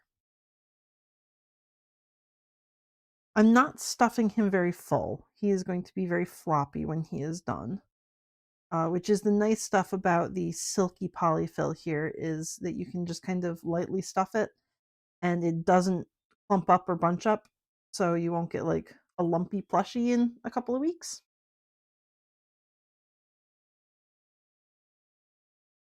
So I can make him very floppy. There we go. Now he needs beans in his body. So I'm going to flip that guy over. And my beans bowl. Where are my beans? I think I'm going to use the extra heavy beans for him. Nope, those are my sniffy beans. Where are my extra heavy beans? Huh.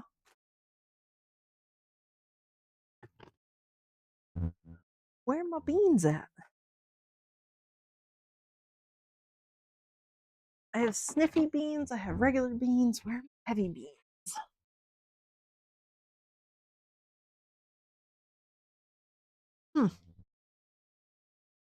Well, I guess I can open the other bag, but that's not the beans I was looking for.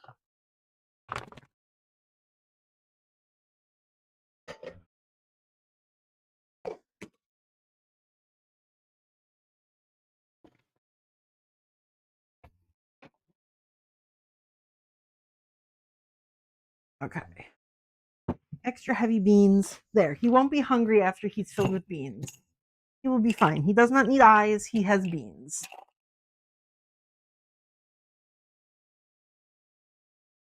I wish he had his other bag of beans, but he's fine.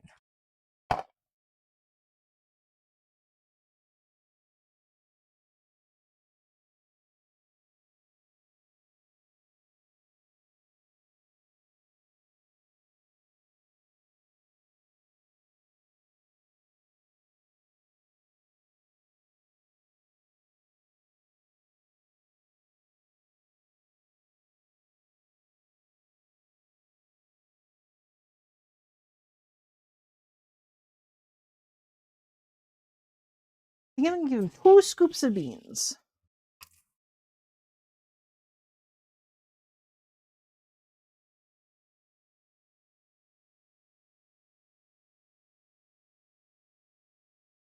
Maybe 3 scoops.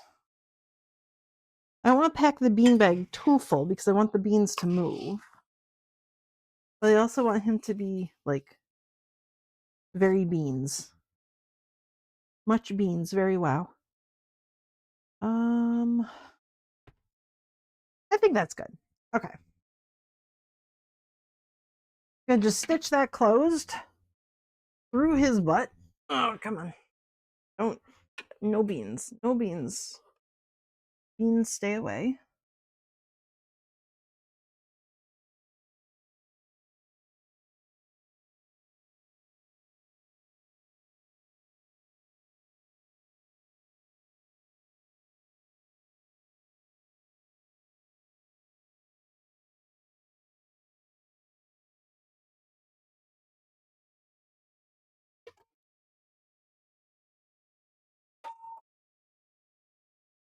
Okay. There he has him beans. You're late, but I forgive you. You're just in time to see me stuff the dragon. He is almost done. I just filled him full of beans. These very beans. Now I'm gonna just give him the rest of the stuffing that he needs. Because the beans only go about that far. So the rest of him still needs to be stuffed around the beans.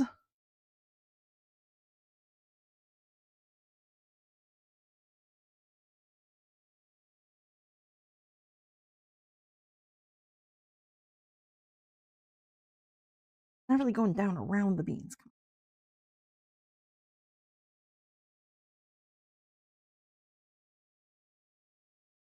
I need those stuffing in the neck, please, not the belly there. Okay. The beans.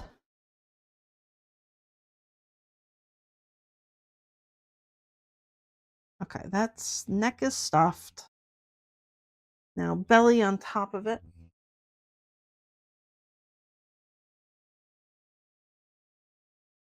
I left the stuffing hole right at the base of his tail, which is really super awkward, but anyways, it's going to be the least visible place for my hand stitches.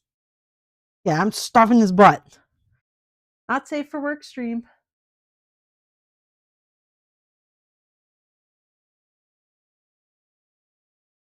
There we go. This dragon, someone on Reddit made the pattern based on a store-bought stuffed animal that they had gotten that they really liked. So they just kind of copied it and turned it into a sewing pattern. And they were like, if anybody wants it, send me a message. So I did. And this was, I think, last Thursday or Friday. And nobody was here to stop me from making a dragon. So I'm making a dragon. I probably will not sell him just because he is based on somebody else's store bought pattern. Like the stuffed animal already exists. Somebody has already made him and is making money off of him. So I will not. I think she called him like Jelly Bean or something. Dragon. I don't know.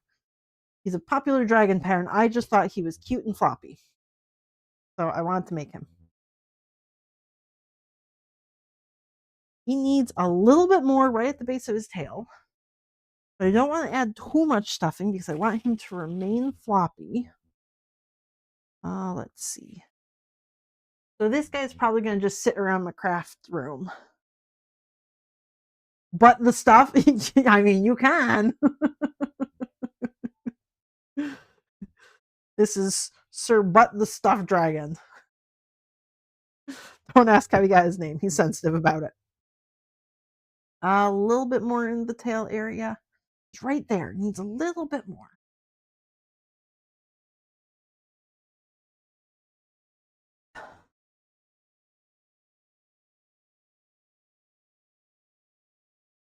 Sir Flops a lot. Not Sir Butts a lot.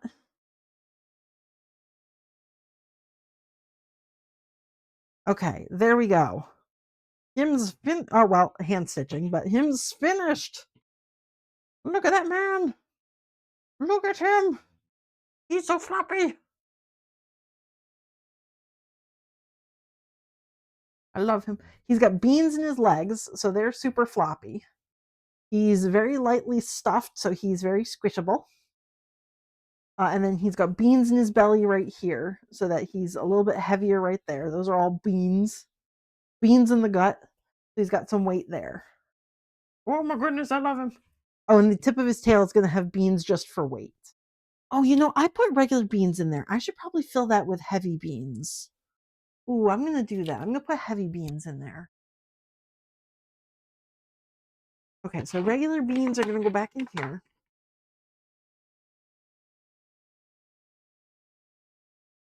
Let's see.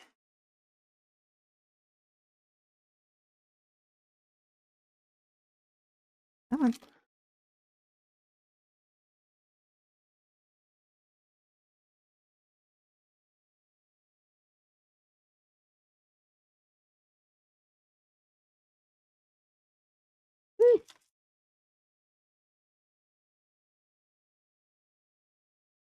So weighted plush usually has beans everywhere, not just one little section of them. But that's actually these heavy beans that I have.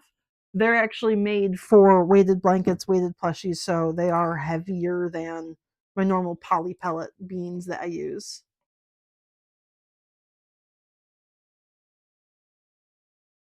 I don't remember the exact numbers off the top of my head. I recorded it somewhere in my notebook, so I could look it up.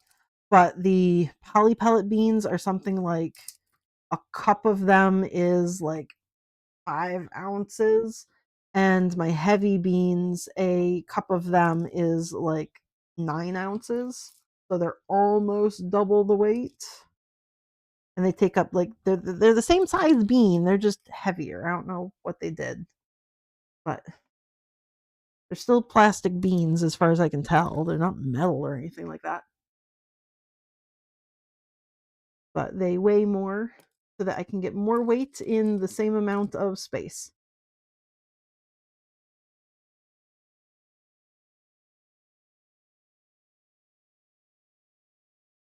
There we go. Put those beans there.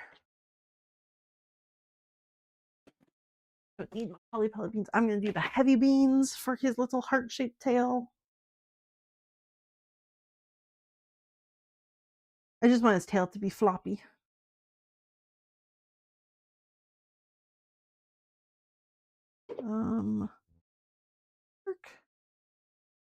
How did I get the beans in there the first time? I did this way.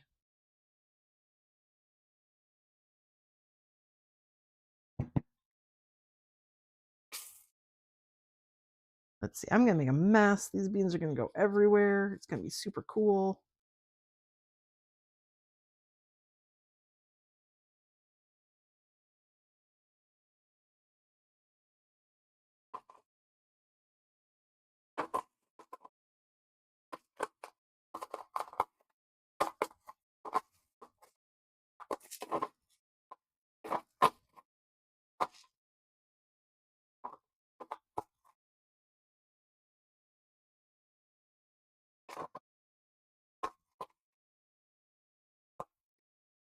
Come on, beans.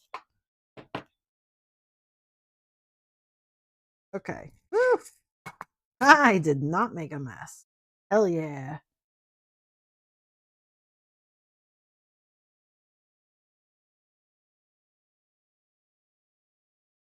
That might have been too many beans, but I'm going to go with it.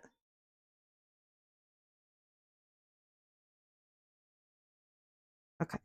And that's just going to get sewn right onto the tip of his tail there. Probably sew it closed before all the beans come out. Red color that matches. That's good. Yes, the purple cat is the one that had the eyes closest together. Which, because it was such a stretchy fabric, they still stretched away from like where I'd put them. But I feel if I put them any closer, it's going to cause problems unless I also raise them up at the same time. I could raise them up and then move them closer to get them like closer together. But I can't leave them at this same level anymore. Otherwise, they're basically going to be touching the nose. But that's the one with the eyes closest together. So I think I'm going to go with that one. I like it. Yeah, that one looks good. But I'm going to try it again with more of the stripes and everything. So I'm going to try more than just the single colored one. But that's going to be like my third plan for today, depending on when Mr. Moose gets home from work. I may or may not get to them. I want to finish this dragon just because he's cute and he's floppy. And then I'm going to be working on the goat for Cult of the Lamb, Coat of the Lamb, because I got the purple fabric here for the cloak. So I can cloak of the goat today. Which I probably should have been doing while I was making the dragon, because that's just embroidery. I could have set up Thomas to embroider. Oh well, I guess I'm going to do that while I hand sew the goat together. Whatever. It'll all get done. Where's my needles? Good one.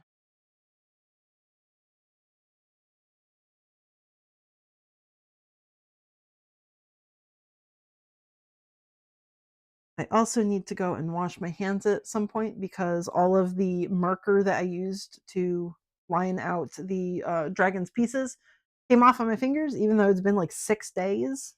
That's just like apparently a very, very strong marker or a very, very not good fabric.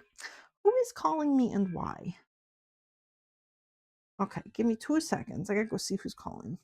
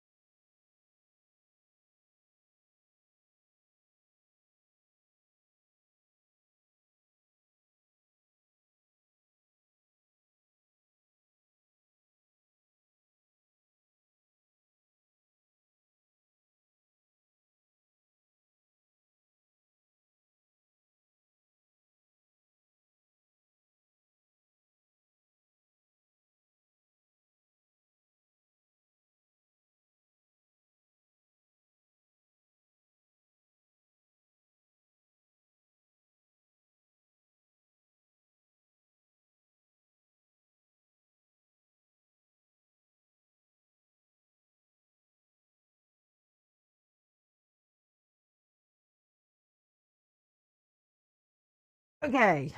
Phone call resolved.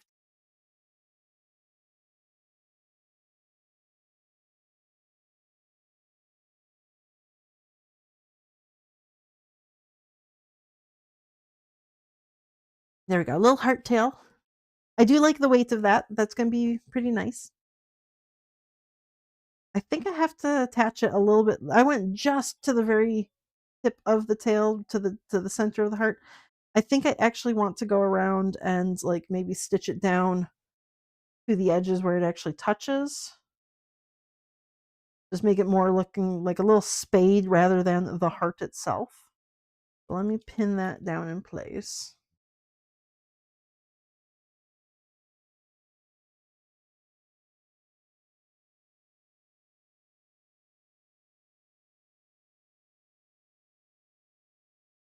Yeah, maybe like that. Yeah, I do want to make it a little bit more of a spade shape. Ow! I can just stab myself. That works too. Do that too.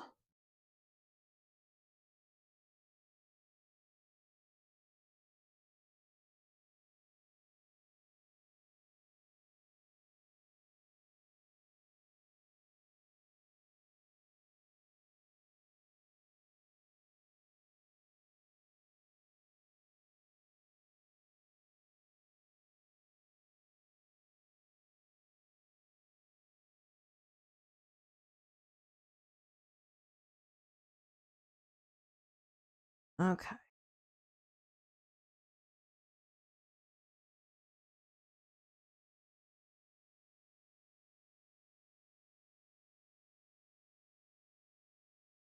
This fabric is so like light and squishy. It really requires like very, very tiny stitches, which is a problem because I don't like doing very, very tiny stitches. Hand sewing is my least favorite part. So I do big stitches and then they all become visible.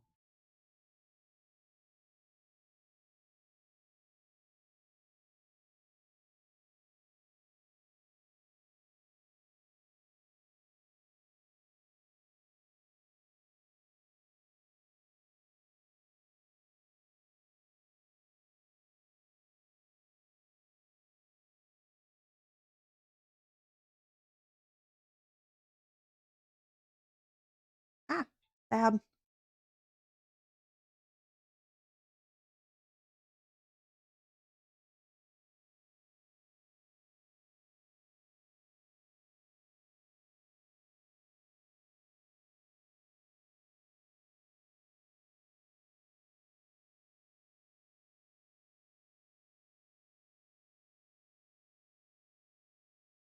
Okay, there we go. He's got his little spade tail. Oop.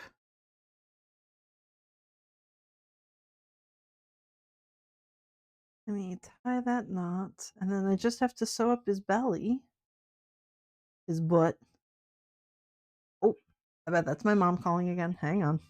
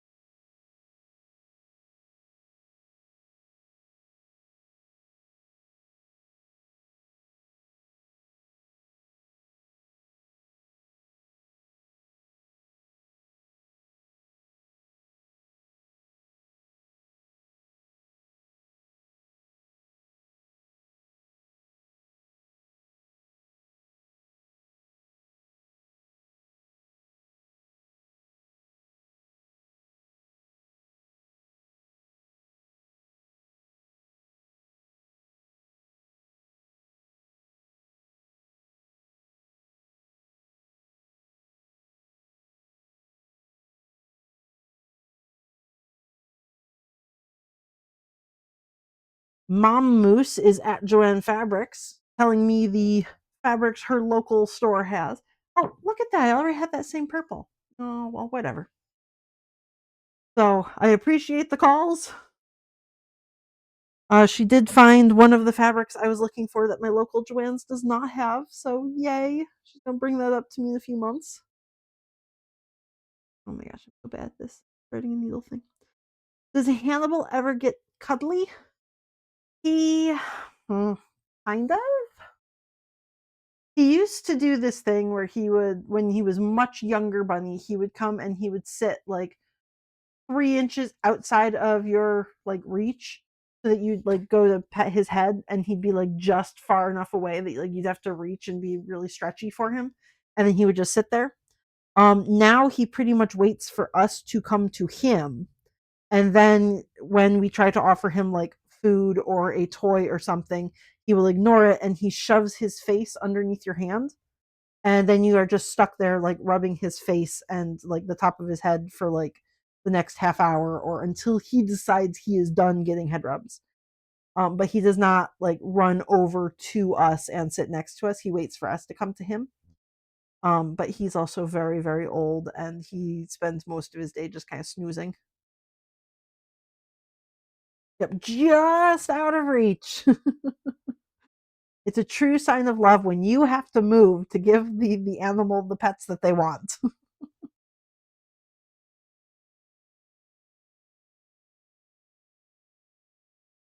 And I know Hannibal would do it on purpose as well because he would come over and like if you could easily just like reach out and pet him, he'd be like, "Uh-oh," and he'd like move away slightly, and then he'd sit down and he'd like tuck his feet under and loaf up. Like he would specifically move away to make it very difficult on you. I was like, "Why? Why are you doing this?" And he's like, "I want head rubs. Figure it out yourself."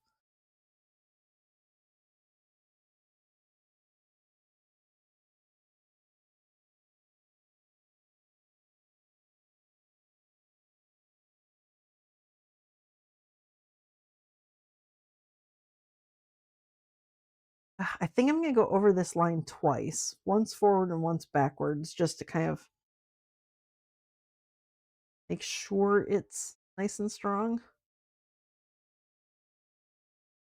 Because I can't really pull the thread tight because then I will just like cinch up the inner belly. There's nothing because I stuffed him so lightly. There's no tension holding the fabric where it's supposed to be. He will absolutely cinch up.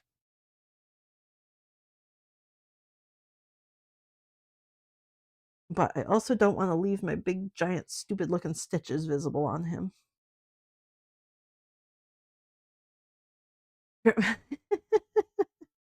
Graham was right there, ready for the pets. Oh my goodness.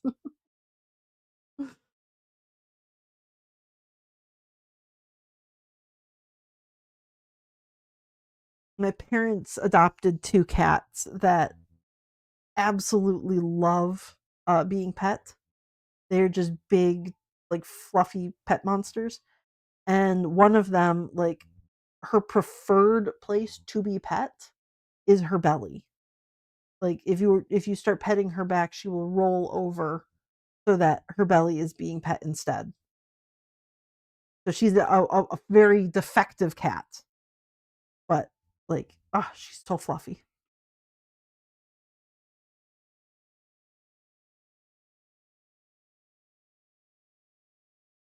Loves Grand Max gets belly pets too. Yes. I love when cats get the belly pets. Like, yes, show me your bellies.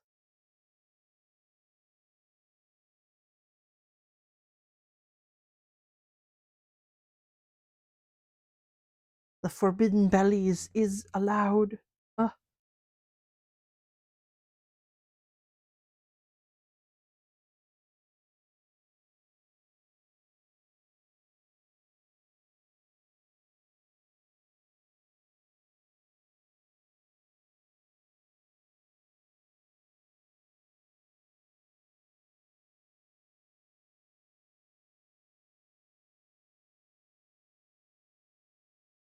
okay, almost done. I hope this will be enough to hold that belly in place. No, don't sing. Nice. Okay.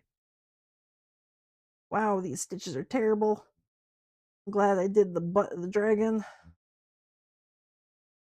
The underbutt. I didn't want my terrible looking hand stitches to be like at the throat or anything. So this is good enough. I think if I do this dragon again for any reason and I make it in like normal minky that I normally use, then I will leave a gap at both the top and bottom just so it's easier to stuff and work with the face and everything. But these stitches are just going to be so visible in this mochi stuff that like I didn't want them on the front face of the dragon.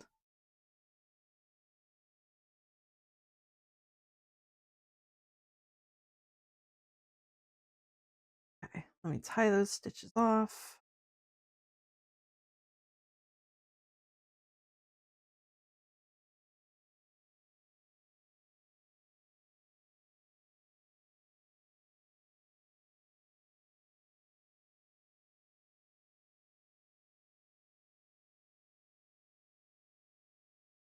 Ah, stab, stab, stab, stab.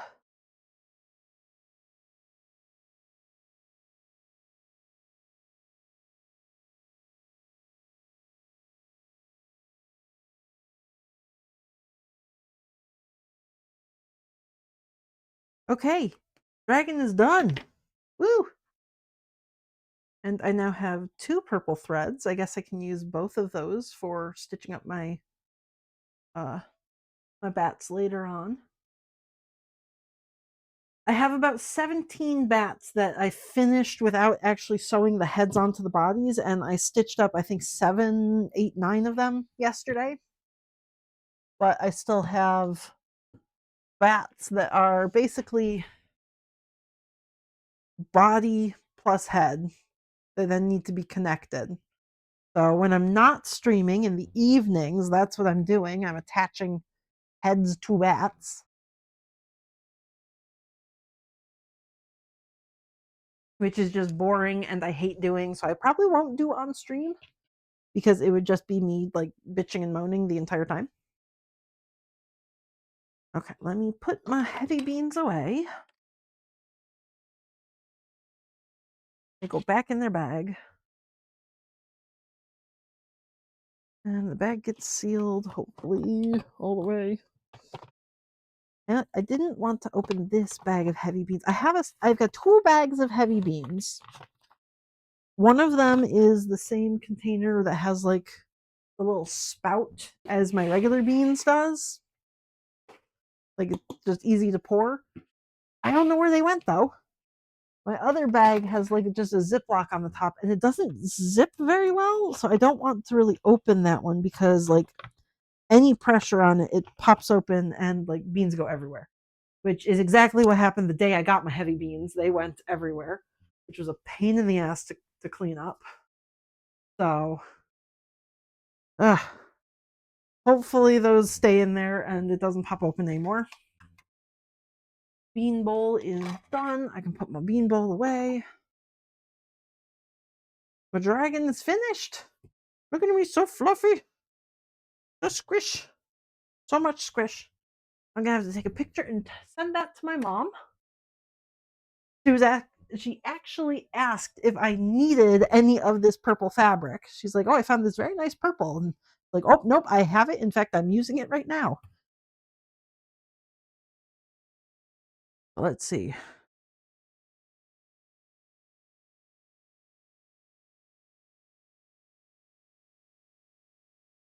Dragon.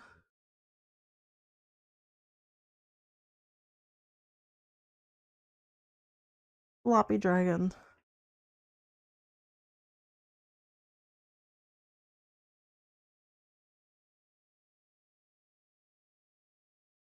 Okay.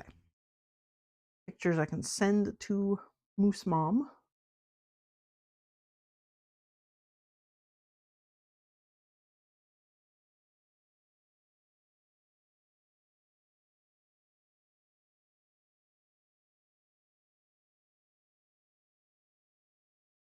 Let's see. He's so super floppy. I love him.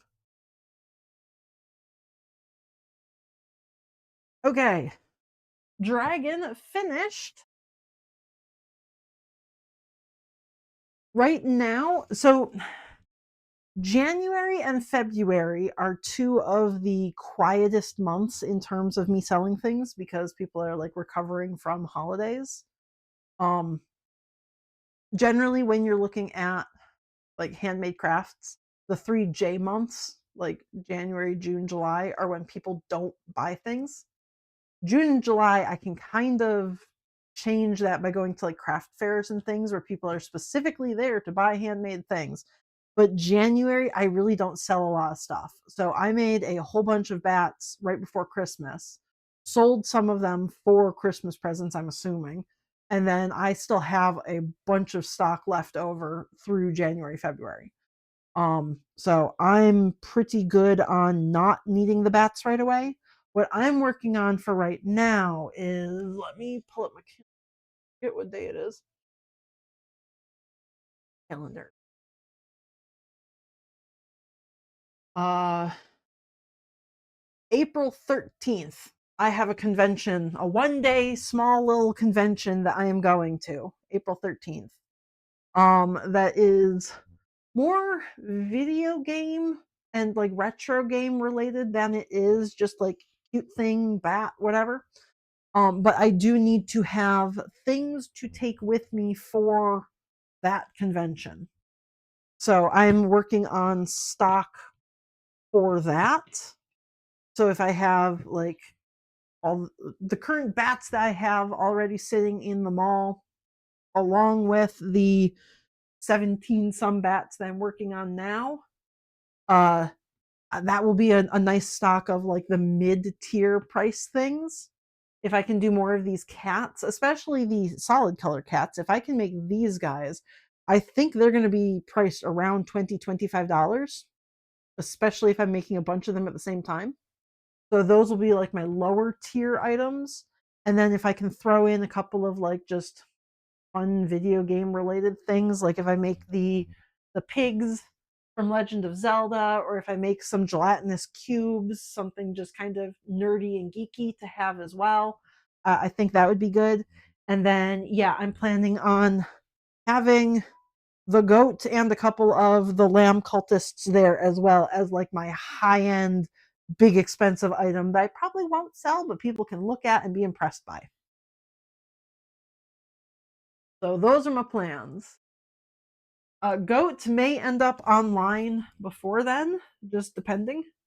But I will have hopefully a goat and a lamb, at least one, to go to the little convention there. It's a little Sunday convention. It's 1 day, like 7 hours type thing. But I figured it's like one of the only things that was actually in April around me. So I applied to three. That one was just a if you pay us, you're in kind of situation. The other two I applied to and haven't heard back from one of them yet, which is weird. The other one I got waitlisted, which in terms of conventions means you're not in. Like you were not allowed in. However, if somebody cancels day of and they need to fill a table, like they'll scramble and ask people. So you're not in, but they're not telling you to not be there. They're just kind of keeping you on the back burner in case they need you, not in case you want to be there. Um, I'm probably not going to be on that one, but that is like the next weekend after this one. Like the 13th is a Sunday. The next one that I am waitlisted for and not actually in is on the 19th. So, yep, just a little local guy. I think it's hour and a half away from where I am now. Let's see. Where are you?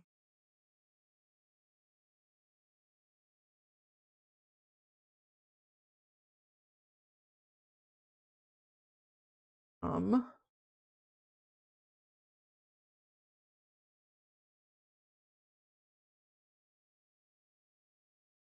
Google location.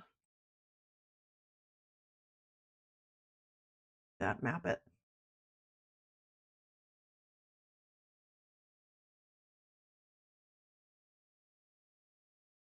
My location to it's about 2 hours away. Yeah, it's 2 hours south of me. So, not super local. There's a bunch that I applied to that are actually within, like, 45-minute drive of me. I haven't heard back from I've heard back from one of them. Actually, in the city that I live in, I got into that one. So that will be real nice. There is no travel involved in that one at all. Like, I'm pretty sure if I went up to the attic and looked out the window, I would actually be able to see that convention center. Like, that's how close I am to it. So that one's gonna be great. Um, that one's also expensive. This one here, I think, was $100 to get into, which in terms of conventions is not a lot. Oh, 150 I have in my little notebook thing here. So it's 150 and it's about 2 hours away. But that's pretty good. If I sell like 7 or 8 bats, I've paid from a table. So I think I can do fairly well with that one. Ow! Ooh, okay. I have now stabbed myself like twice on this pin. I'm gonna actually just stitch that ear down right now. I don't have to stab myself again. Where's my gray thread? What? Oh, okay. But both of my nice needles are in use. Okay, time to break out the new needles.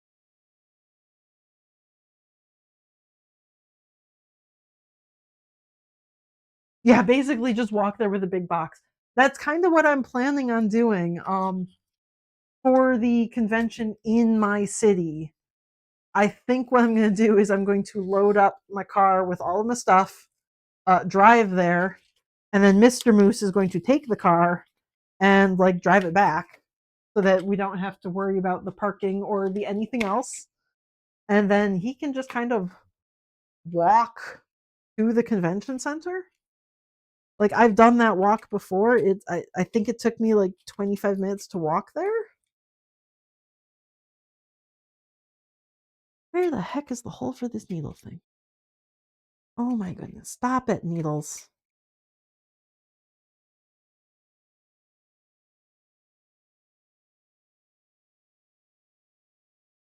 I bought myself some new assorted needles. There we go. I like that one. Because some of the needles that I have are like the backs of them have become sharp so that as I push them through the fabric, it like stabs me.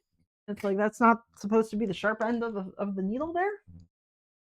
So I bought some new ones. Like a $3 splurge or something like that, but like now I actually have to figure out which of those needles I like and which ones I don't because it's just like a random pack of different needles. There are certain needles you're supposed to use for certain types of fabric. I like just picking the big chunky ones that have the larger eye holes because I can see them fairly well and I can like stab them into the fabric pretty well. Oh wait, I don't want a big knot on the end because that's gonna be visible. No, it won't. Fuzzy fabric. Okay, it'll be fine.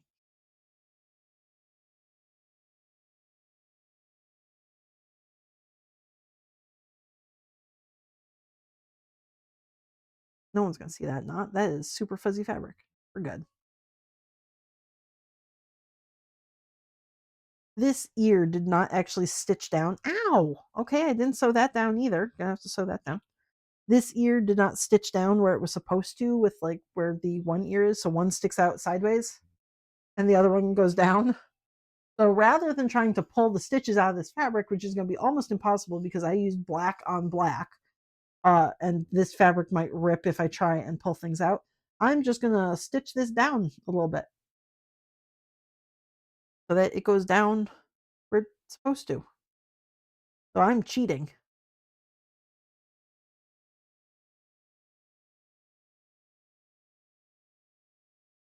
I think I want you even lower.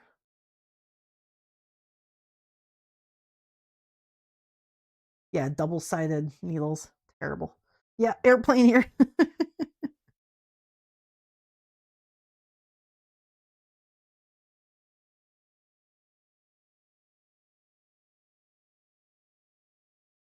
There. I think that looks slightly better. They're still not exactly even, but I think that's going to be good enough, especially for the first lamb that I made. Um, Now I know for the future lamb or the future goats that I make that I have to actually like double and triple check that the ears are actually aligned.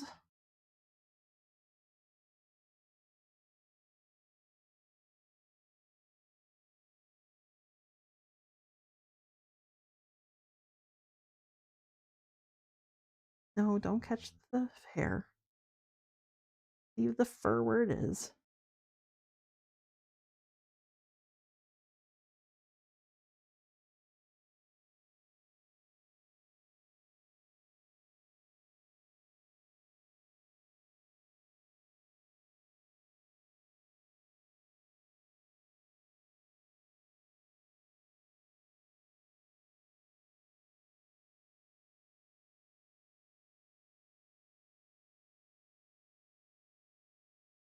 And stab.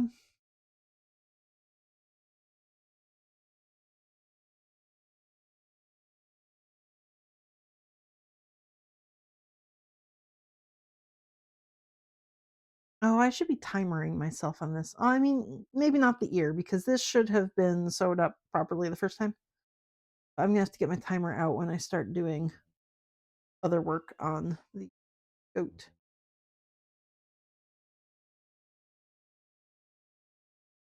Just to see like how long does this goat take in comparison to the lamb? How am I gonna price this guy? And do I really want to work with this fur again?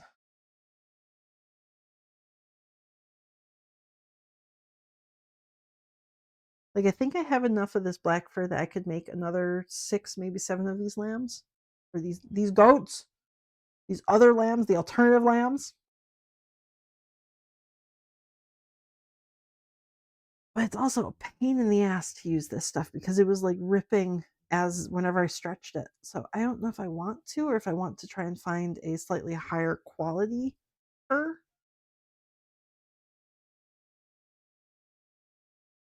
If I do that, then the price goes up because this fur was basically the same price as the Sherpa that I use for the lamb. So the material cost for this is basically the same. It would be just a couple cents different because these horns are twice the size. So it would be like, I don't know, 20 cents higher. Oh, maybe slightly more because the purple fabric that I got, that was more expensive.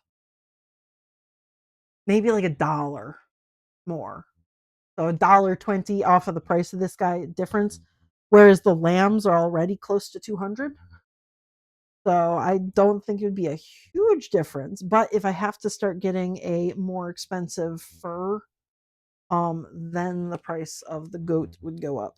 So I'd rather not. I'd like to use the cheaper furs that I have. We'll see.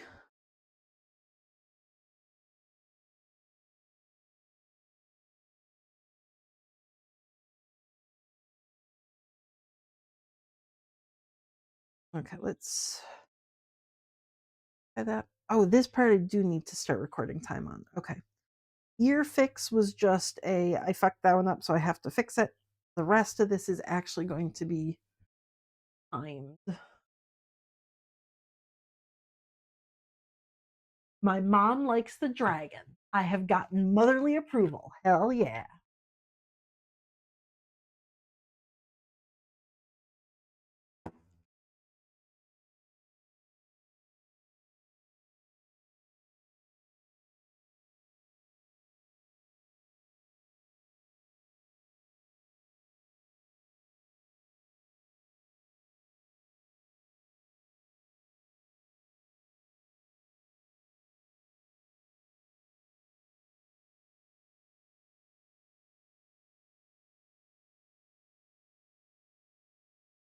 Okay, this part, where did that pin go?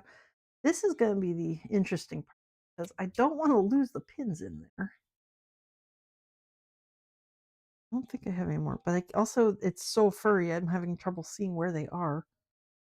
I'm going to just stab myself. That's how I'm going to find out where they are.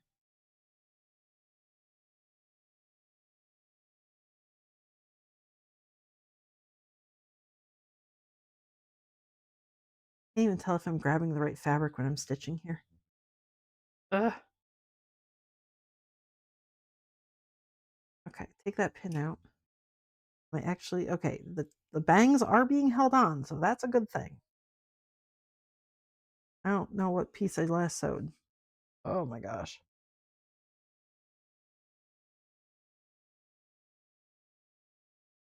Exactly. Yeah, so the dragon pattern is basically someone on Reddit, uh, I think she called them like Jelly Belly or Jelly Bean, the company.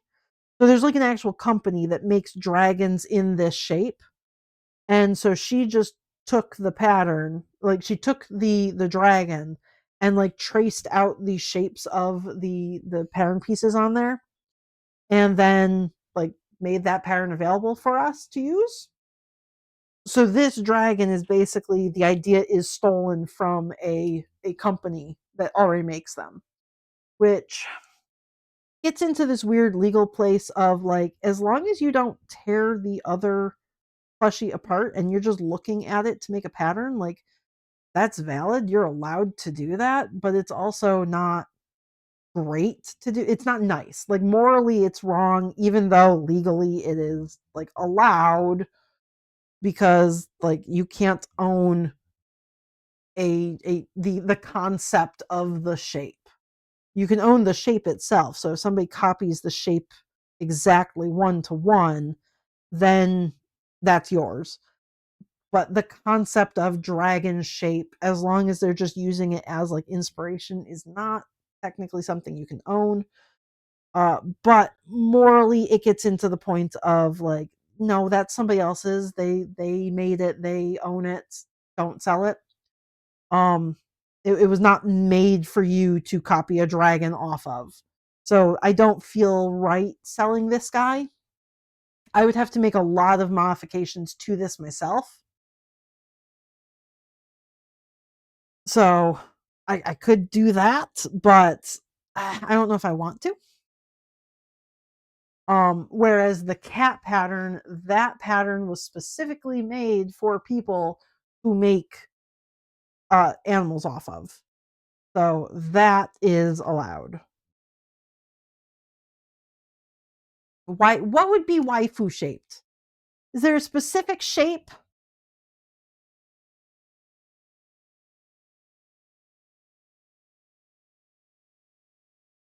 A dragon with melons. Yes.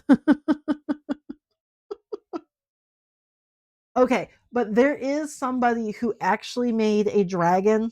This is just tangentially related. They made a dragon that is pink and white, and they called it their dragon fruit dragon. Like it looks like a dragon fruit, and I absolutely love it. And I kind of want to do that as an idea as well, like make my own dragon fruit dragon, because I just think it's silly and I love it.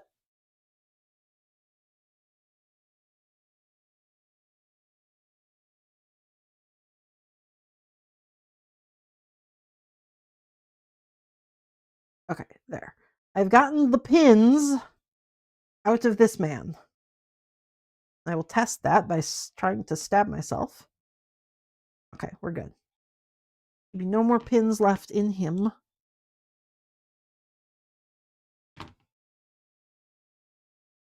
There we go. I don't know how I feel about the bangs because I tried to make them like a very specific shape and it's just so furry you can't actually, like, this is like an M shape here, these bangs, but it's just so furry you lose all of that definition. Like that, I can feel it in the fabric, but you can't actually see it. So, so I might simplify those bangs even further if I'm making this guy again. Got to figure out the ears, make sure that they are proper. Why you got some stabilizer in your mouth? Don't do that. You don't need stabilizer in your mouth. You're fine.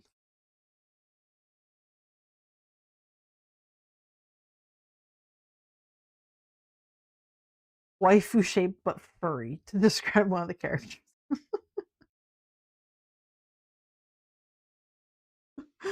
Okay.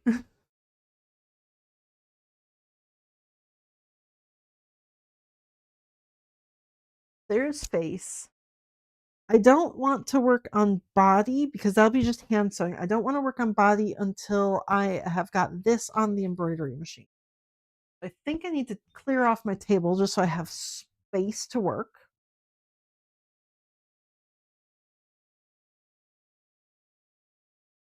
Oh, wait. Okay. Who text?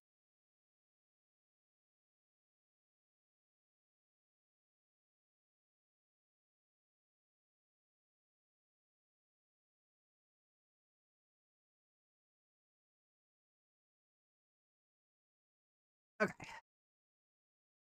I need space.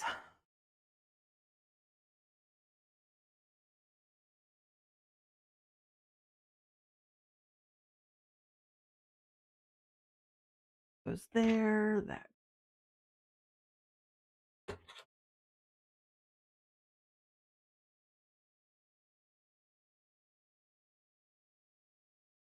Don't need my pins right now. Floppy Dragon's gonna go elsewhere. Where's Floppy? Floppy Dragon can sit on top. Cricket. Go. You and all of your limbs. Your goat. And just come here.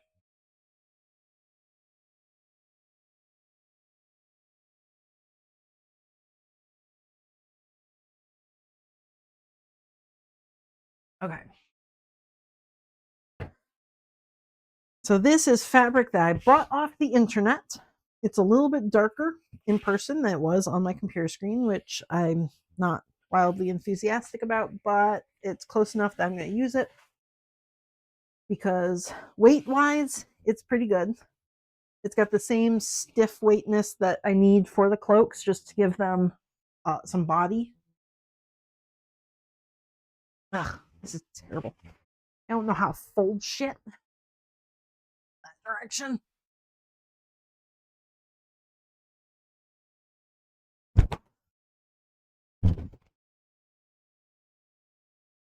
Did I get a full yard? Yeah, they gave me over a yard. Okay, well, I don't need that much. So it's close enough to the color that I'm going to just use it. Ew, looks like blue on my screen. Anyways, this is purple. It's a little bit darker than that guy's actual cloak, but it's fine. Light brown that turned to olive? Yeah, no, that's so bad. This at least was supposed to be purple, but it was a little bit lighter. Like I actually the little dude that I drew down there, I like color droppered his cloak versus like the average color of the purple from the photo of the listing, and was like, yeah, that's pretty spot on. And now I've got it, and it's like, oh, that's a lot darker than I thought it was, but it's still purple. And the alternative to me using this is me using some of the white fabric I got here. I bought some white fabric, which is kind of fuzzy, and I have fabric dye that I could try and make my own purple. But that requires like trial and error to get to the right purple. So I don't really want to do that if I don't have to.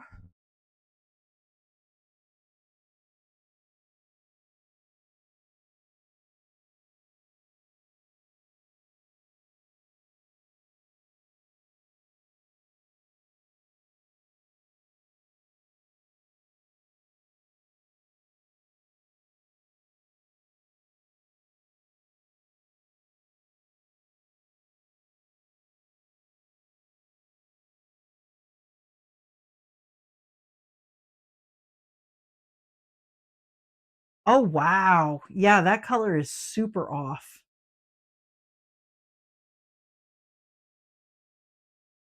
That doesn't even look right. Like, I don't know how they could have done that.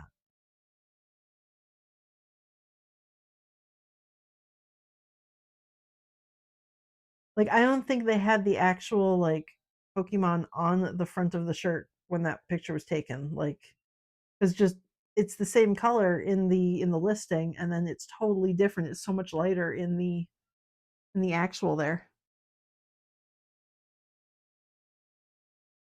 That's terrible. Okay, so my purple is not nearly that bad, but it is very much like darker than it was supposed to be.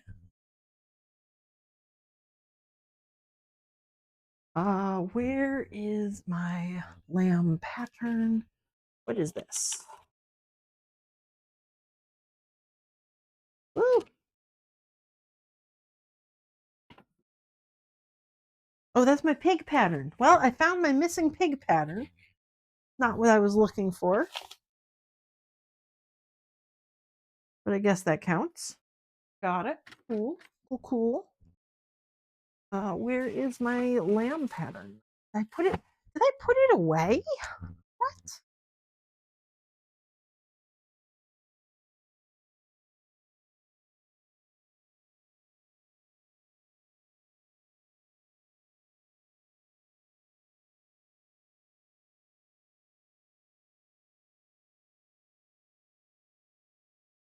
No, okay, I didn't put it away, which means I just lost it. Good. If I lost it where it's supposed to be, that's embarrassing. If I've lost it where it's not supposed to be, then that's just normal for me. There it is.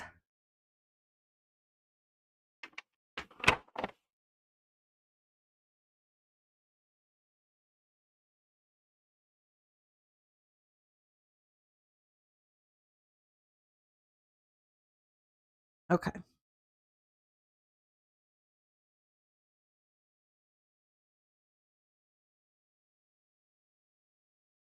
What side do I want to use? I think I actually want to use this side as the outside. That's got the nice pattern to it. So this is a twill fabric, which is just the type of the pattern of the weave. And I think I like this side because you get more of that pattern. This is just straight across.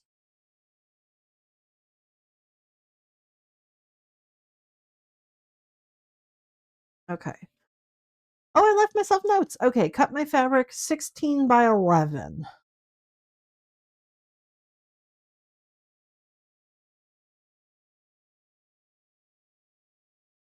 Cool. So I don't actually need to trace this and get that. I just need to know 16 by 11. So here's my big board. You are shorter on the underside, so I'm going to flip you over. Bud. There we go.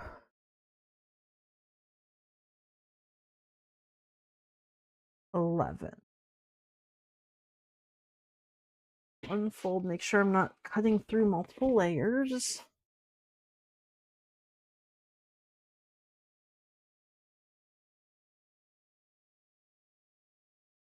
Yep, and it goes 11 up.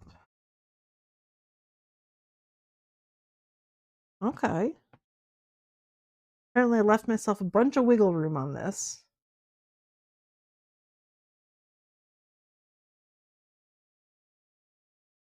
I mean, wiggle room's better than not enough room. But there's the 11.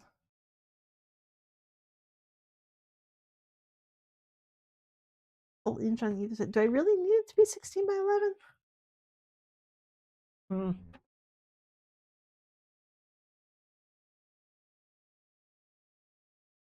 Yeah, I'm going to just trust myself. I'm going to give myself that extra space.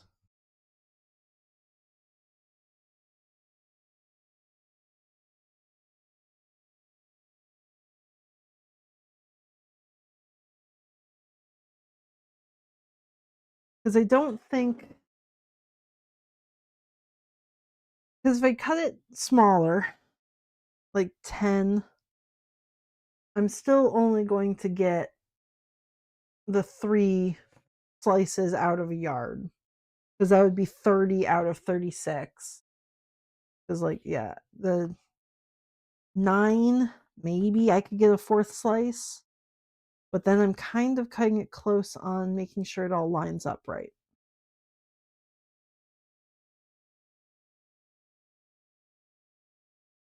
Hmm.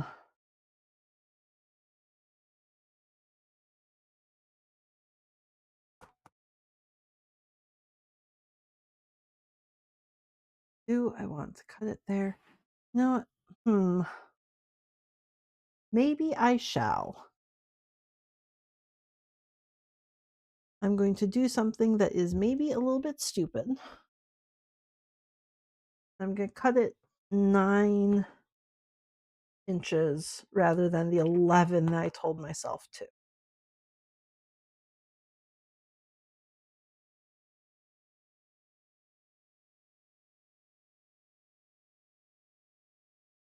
Yeah, past Moose probably didn't know what she was talking about. It's fine.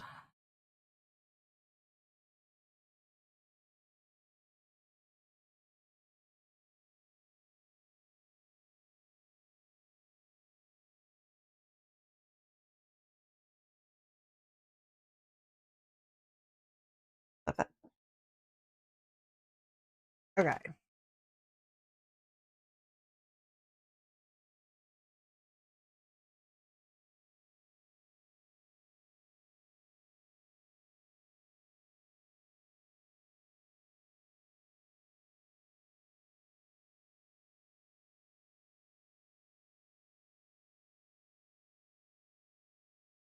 I don't think the goat is going to be as popular as the lamb, anyways. So if I mess up and can't make quite as many cloaks out of a yard, that will be okay. So each strip, I should be able to make 1.5 cloaks. Yeah.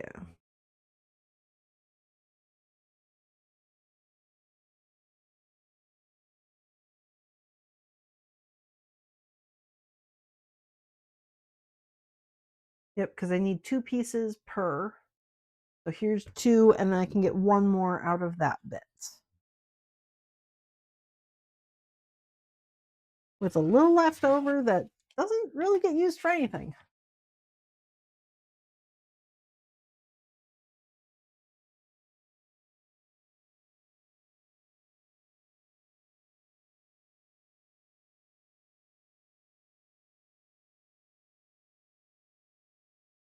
This little bit I'm probably going to fold up and just use as a lead for when I'm sewing.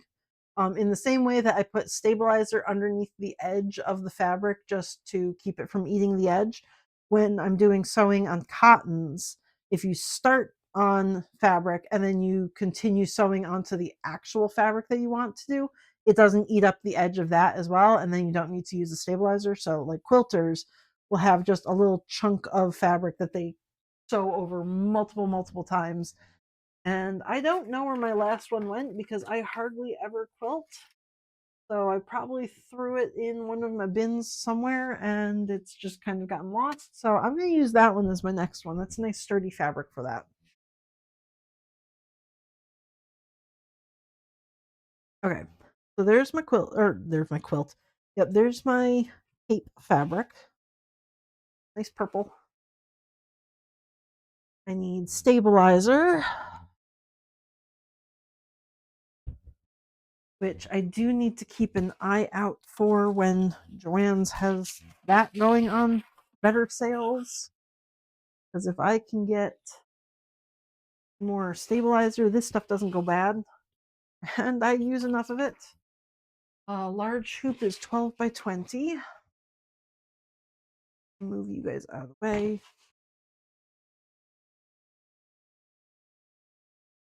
12. There we go. 12.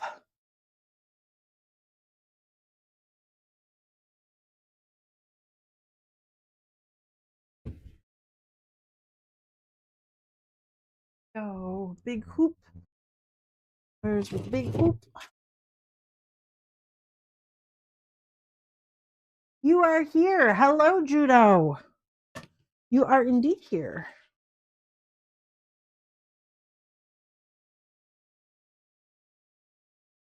Oh, let's see. Is that's not centered?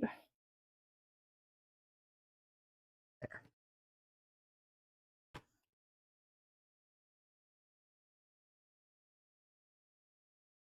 I am currently making the cape for the Cult of the Goat.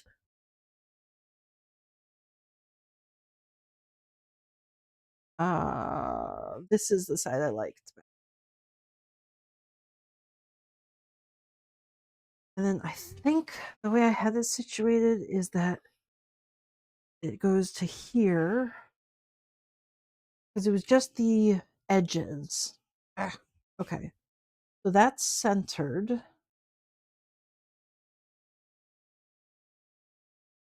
And what part of the did I cut off? Oh, the top edges and the bottom edges. Okay. So actually, this is fine. It misses these edges and the top edges. So I actually need more fabric on that side, not this side. Because it's going to sew my bottom points for me, I think. I need to sew the top points and the outside points. About to ask, would Moose and Mr. Moose even be interested in D&D? You know what? I think they would.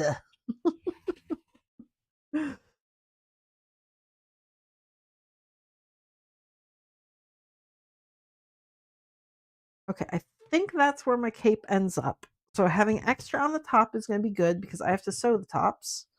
Having extra on the sides is good because I have to sew the sides. Okay. I don't know if Thomas already has the embroidery file that he needs. Oh, let me put the lights for him. Okay, do your wiggles.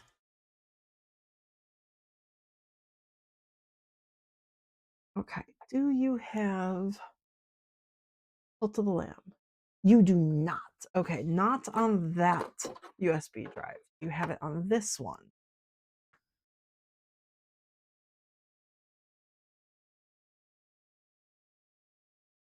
Cult of the Lamb. Cape. Yes. Okay.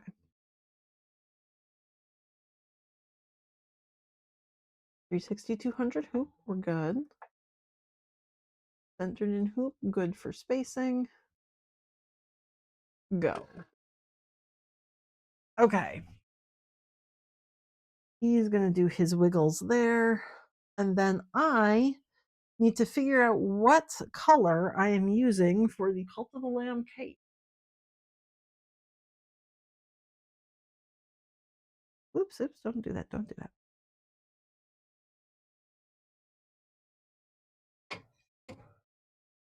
Because the Cult of the Lamb has the red cape with white, but the goat cape is actually a really light purple, not white.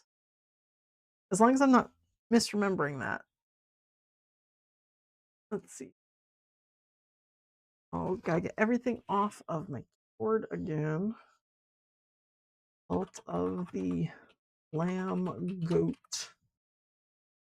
Wow, I misspelled 2 words there. Okay. Yeah, he's got purple. Purple zigzags on the bottom of the cape. I also need to find a purple that matches this one.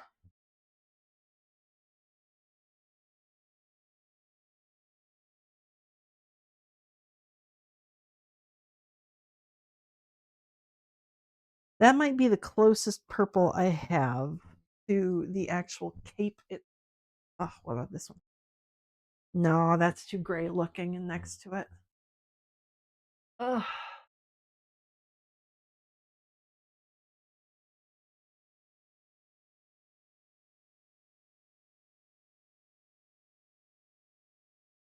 I think I might use this one for the purple zigzag. And then I might use ah, see, this is more the purple that the fabric was supposed to be. It's not, it's a lot darker. Ah, let's see. Can I get these? Oh no, they're just gonna roll all the way around. Okay, well, it's fine.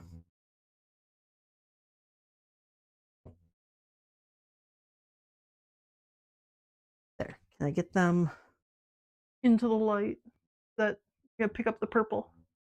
Kind of. Yeah, okay.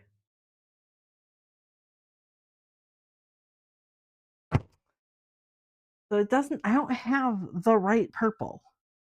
Like this purple was supposed to match and it doesn't. Like if it matched what was on my screen, this would be the perfect purple. As it is, it's still probably the closest that I have, which is annoying.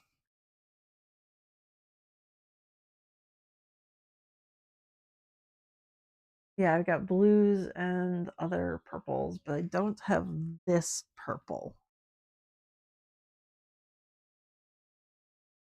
So I think the eyeball on the crown is going to have to be this color. And then the zigzag is supposed to be a light purple. I don't have any light purples. That's not a color I've needed. Really, it should be like this color, but that's a sewing thread, not an embroidery thread. Maybe I'll go with that one. This one's just too pink. Not a big fan of that. This one's too dark.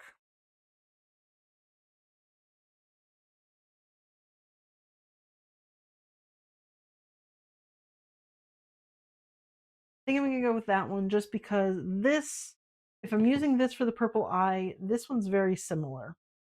And I do want them to be different. I think I'm going to do my light blue purple color for the cape, which is not ideal. And maybe this weekend I will take another trip to Joann Fabrics and I will grab something that is better purple. I have so many different purples. I don't want more, but I do want it to look nice. Okay, so this is going to be what I'm doing here. Okay, let's go back to Thomas. Let's get him situated.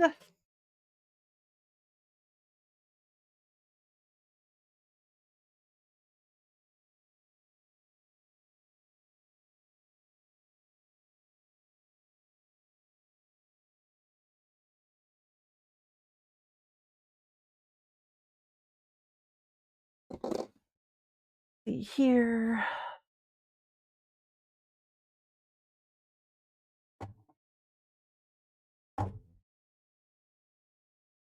You all good? I don't want you to start there. Go here. Okay, you're just being persnickety. That's what you're doing right now. Okay, can you do me the zigzags?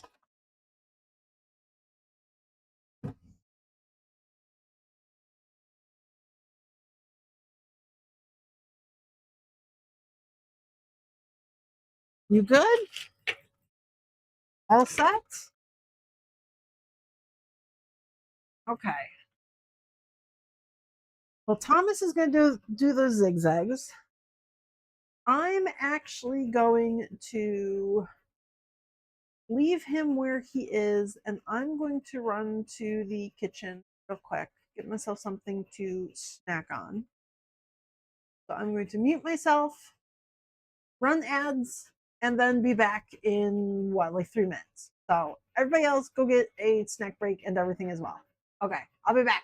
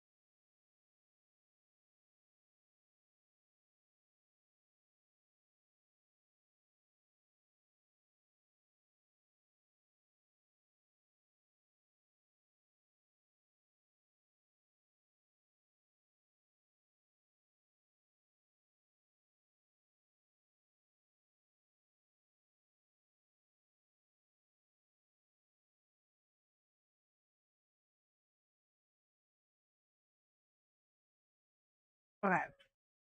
I am back. Which of my cameras just died? Oh. Why did you die? Why would you do that? That's fine. That was just my sewing camera. Okay. There we go. So that's going to be my cape. I have gotten snack. Hannibal has gotten his snack. His snack is dandelions today.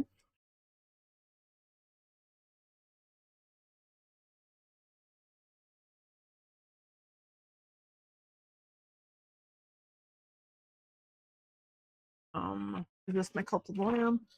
It is. Okay. I can put that pattern piece away for now. I will need it when the cape is done.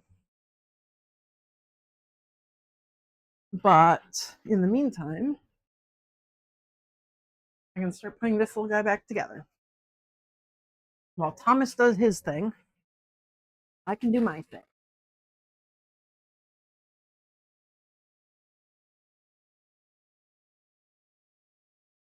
Stuffing. I think I'm going to start with the horns for the lamb, just because I want to.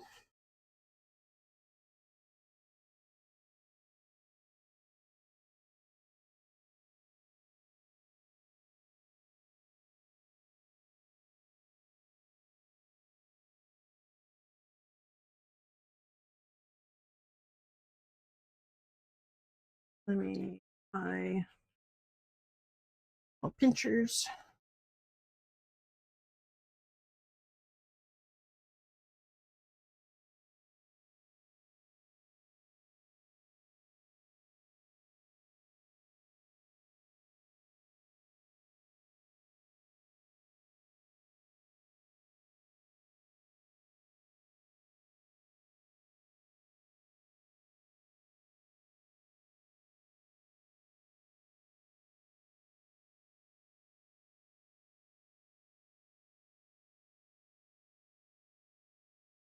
Yeah, that feels like a good amount of stuffing. I didn't put a lot in this one. I think this is just because I was testing it. I'm actually going to add a little bit more stuffing to this one.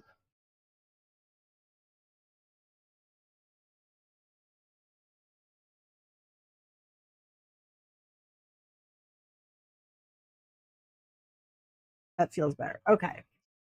There's my horns. And they need to go back at a slight angle, I think.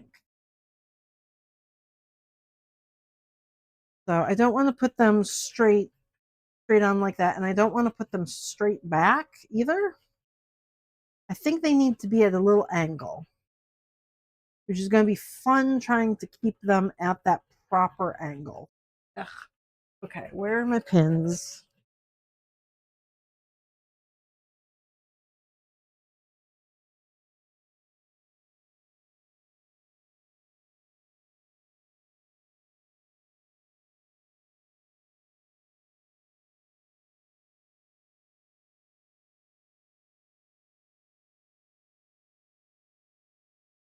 Oops, and don't do that. Don't step.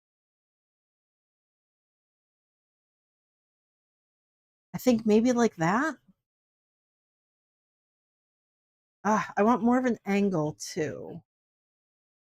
I might actually take some off of the back here. Kind of give that a little angle as I sew it. Ugh, sorry. And then in the next version, I will just put that at an angle to begin with.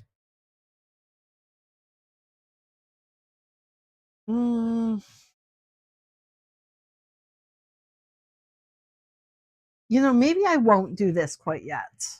I might wait until I have the crown done, because the crown should be slightly taller than these guys are, I think. Yeah, so I'm going to wait until I have the crown. Gonna make the crown, put the crown on, and then see if I should actually cut these down to size, like make them shorter at all. So I guess I'm moving on to the body. Okay, sorry, Mr. Goat. You're gonna just have to sit there and wait. hornless. And I'm going to unstuff your body, flip your body inside out, and see about attaching your limbs.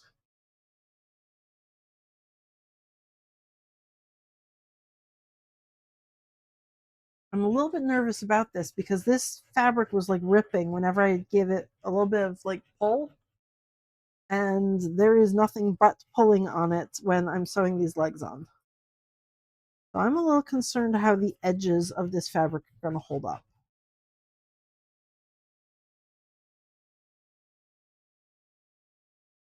To that end, I think I'm going to just cut one leg hole at a time.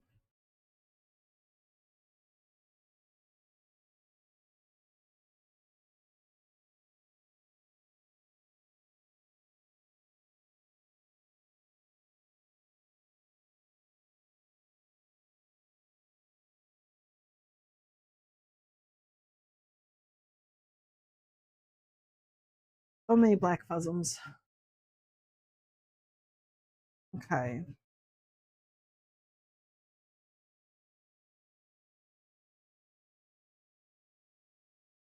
And I stuff you down through this way in order to keep all the fur in the right place.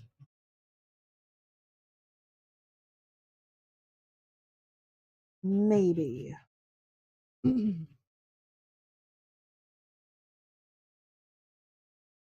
Ooh, okay. This fabric does not stretch as much as the Sherpa. I might actually need a larger hole for the leg. One of the downsides of making the or using the same pattern for different materials is that the materials work differently. We're gonna see if this works. It'll be fine. I'm sure of it.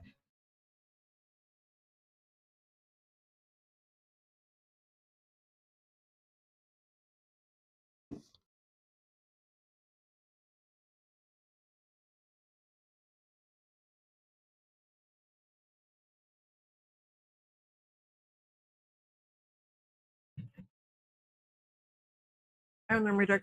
Oh, there's my dark gray.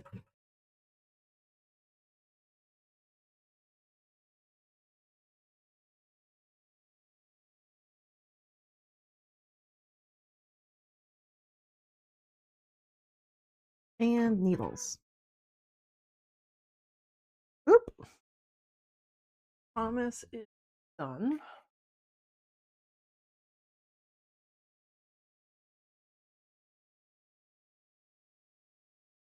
Okay, Thomas, give me a second.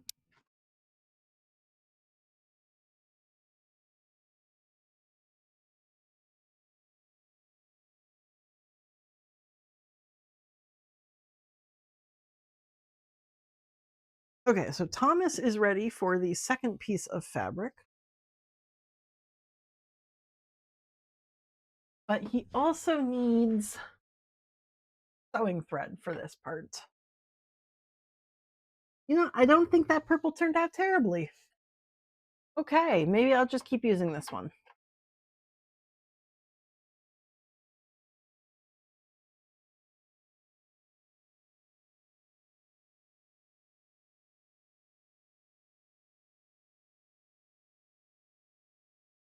I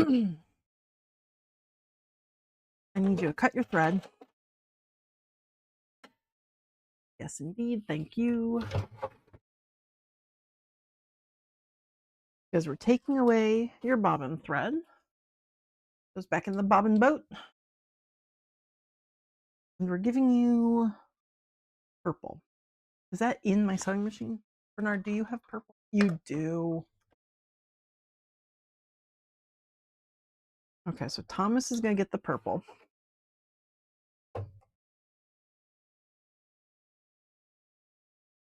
Thomas also gets purple sewing thread. Even though he is technically doing some embroidery right now, I want him to do it with sewing thread so that the edge of this cape is a little bit stronger than the embroidery thread. Embroidery thread is thinner than sewing thread is. So you get more of a fine line when you're putting it like lots down in these like V shapes. But you do not get a very strong hold when you're trying to sew two layers together, which is exactly what I'm about to do.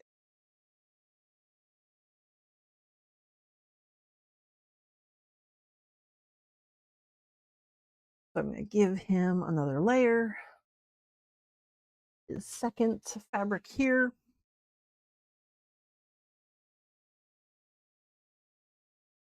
Unfold it. Okay, looking good.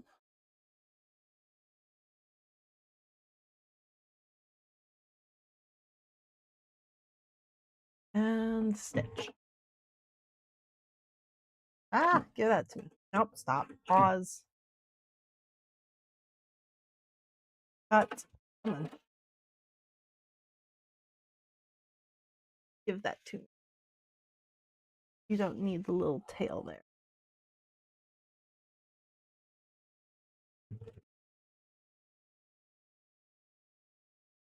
Good. Slowing you down. Okay.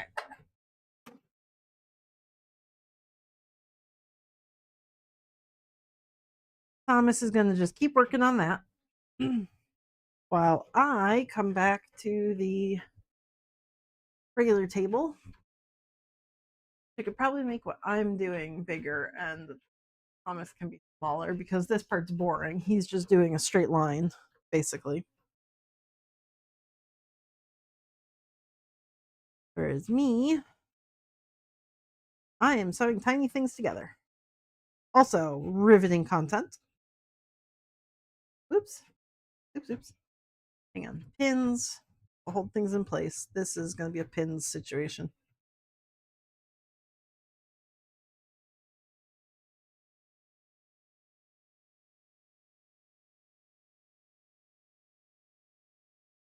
I think I might start sewing at that center point. Right in the crotch area.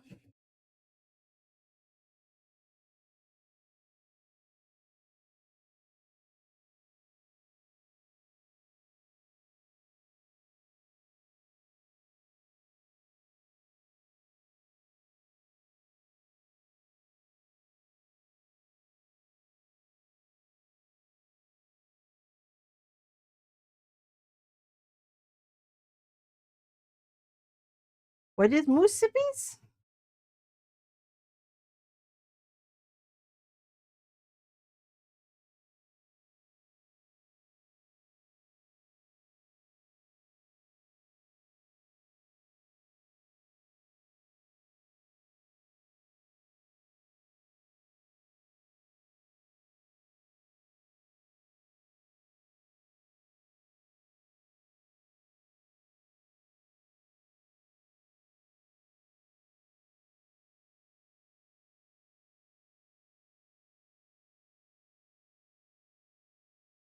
Oh, the riveting content. Yes.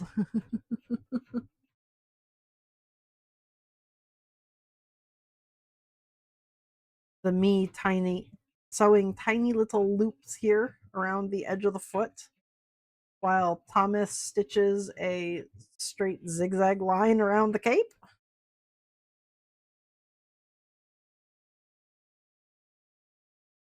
Ah, punch my light frame.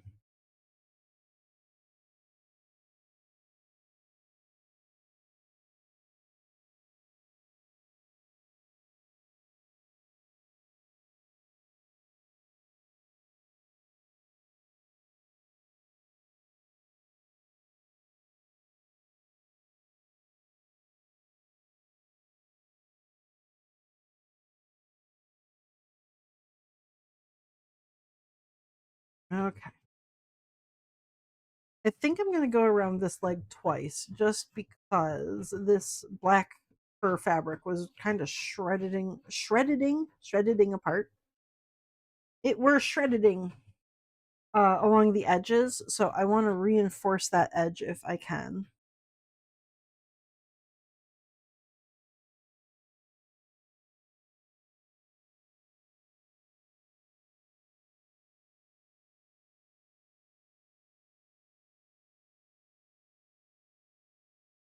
Okay, so I've gone around that side once.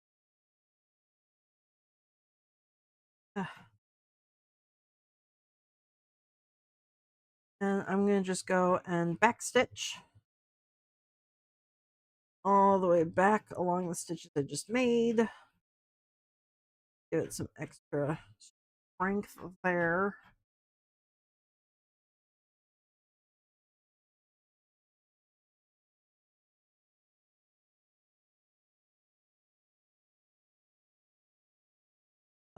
Now for this goat, should I sew the crown on or should I make this a magnet crown? You know, I can't make it a magnet crown, not today, because I've run out of magnets. And I didn't order any new ones. Ooh, okay. So if I really want to work on the like finishing the goat today, but I won't actually be able to anyways because the cape stuff I have to do on Emmett, and that sewing machine is currently buried. Oh. So I won't be able to finish the lamb today regardless. So maybe I will do the magnet crown. Just because if I don't sell this guy within the month, I will be taking it to the convention, my little local convention that I'm going to. And having him on the table, I think, with a magnet crown would be more impressive than with a crown sewn onto his head. So, in terms of just showing what I am able to do, I want to have something with the magnets there.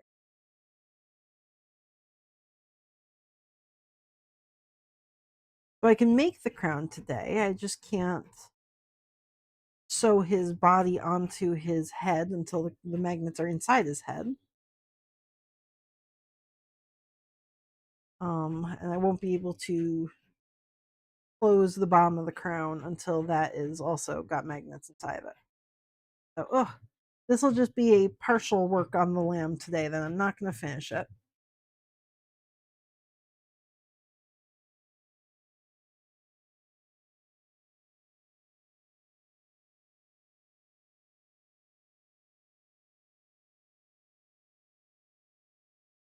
Depending on what time I get done, I could go out to the hardware store today to get some magnets instead of buying them online and having them shipped to me. Although I do enjoy buying magnets online because then they like stick to the mailbox. Have fun.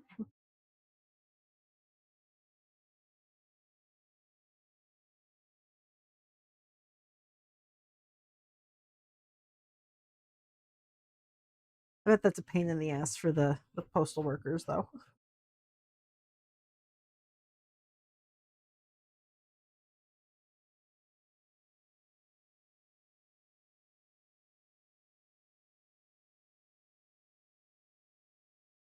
Okay, one leg.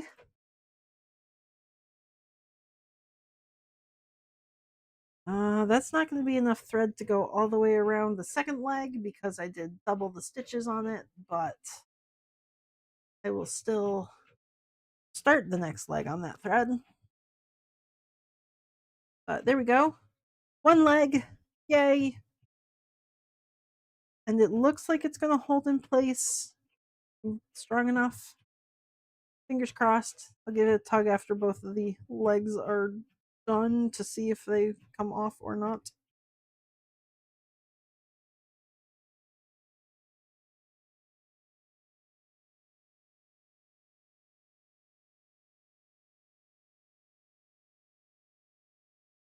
Huh.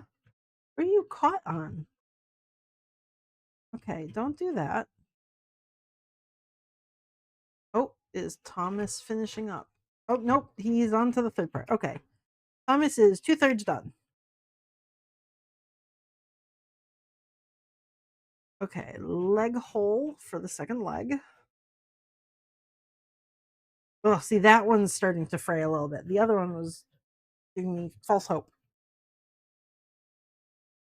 edge goes there. Okay, let me roll that up. That in there. Leggy bit.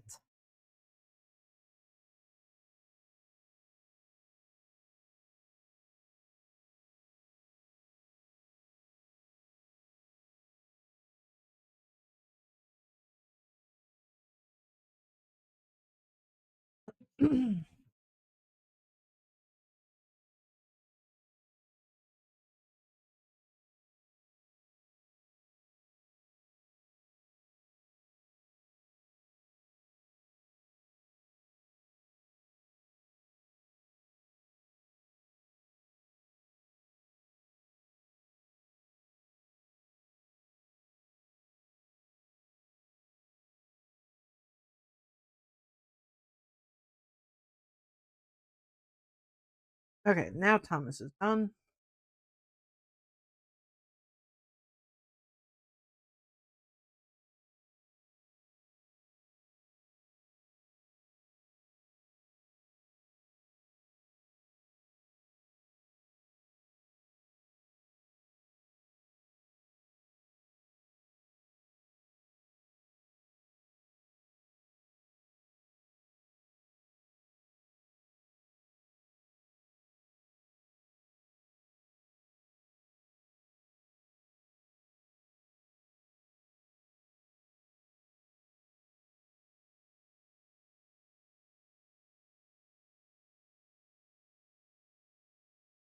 I'm going to leave Thomas where he is for right now.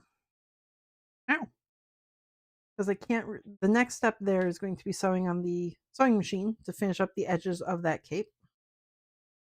I can't really do that and sew by hand at the same time. So I'm going to just keep doing what I'm doing until that's done.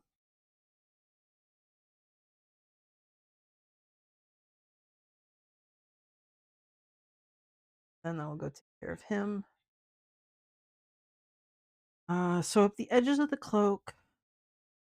And then I can put the bands along the top of it. I can't put the hardware on the cape, like that little clasp or the thing that holds the bell. I can't put those on until I've unburied my little heavy duty sewing machine, Emmett, who is currently piled underneath all of the bats and other things that I am working towards for the little convention next month.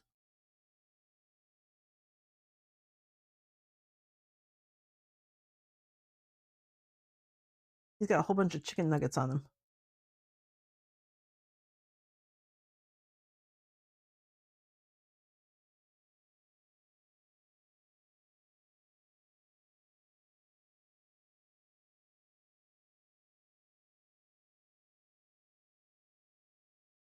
Okay, well, I was able to go halfway around that leg.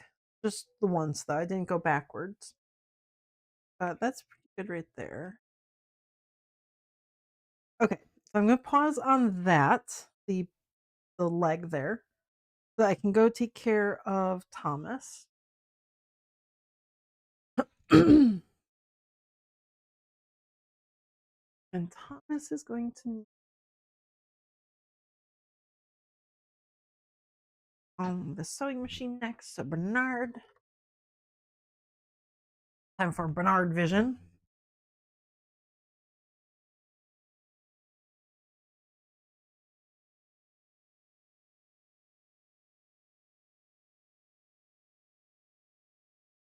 Okay.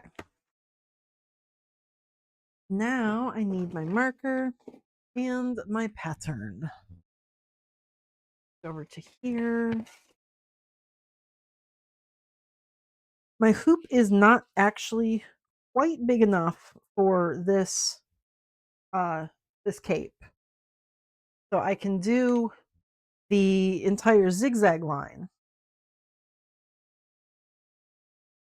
Out of the way so I can push that up. So I can do the entire zigzag line, but I can't do the little tiny edges here or the top edges with my embroidery hoop. It's just not big enough. So what I have to do then is bring my pattern over and trace out where I want the line to be, and then just that little tiny corner, just that much, I need to sew on my sewing machine.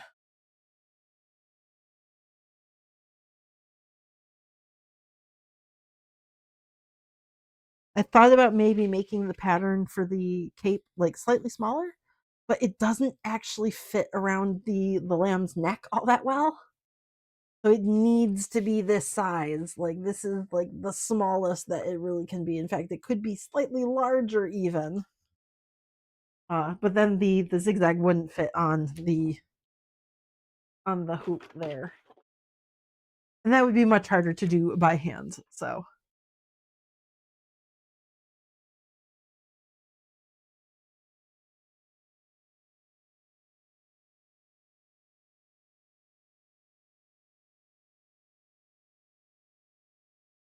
okay, I think that's all I need the big hoop for. I will need the tiny hoop to make the eyeball for the crown.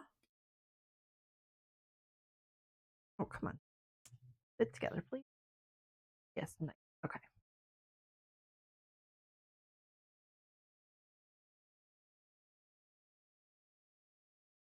Bernard gets his purple thread back. Whoop! Throwing bits on the ground. Cool, cool, cool.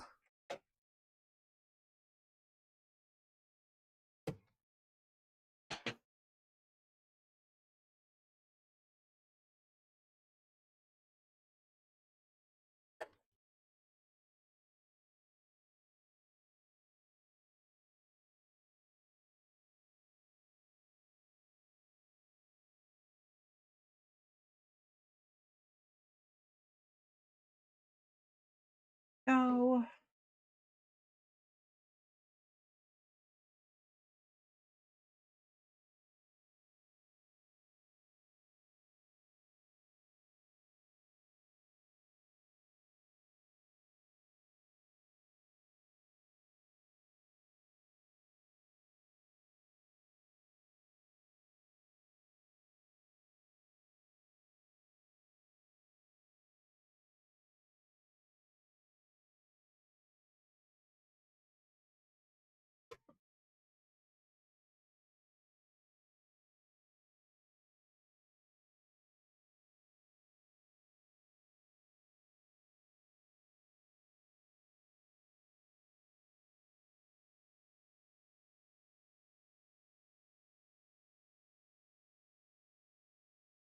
Okay. And then for the curves, so that I can see around the shape, I use clear plastic foot.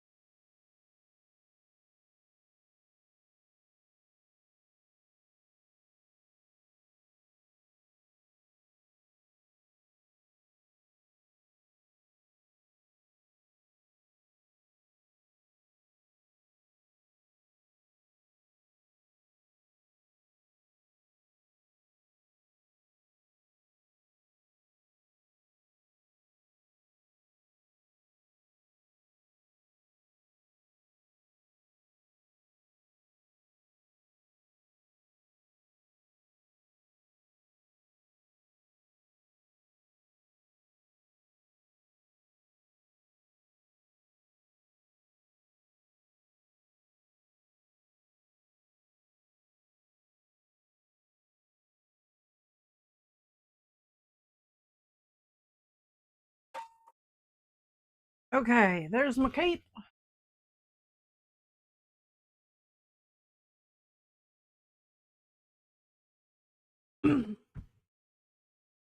Which now should be all sewn together, so I can take it off of my stabilizer. Come on.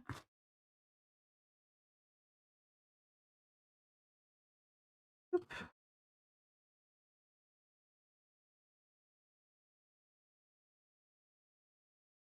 Oops. No, don't do that. Oh.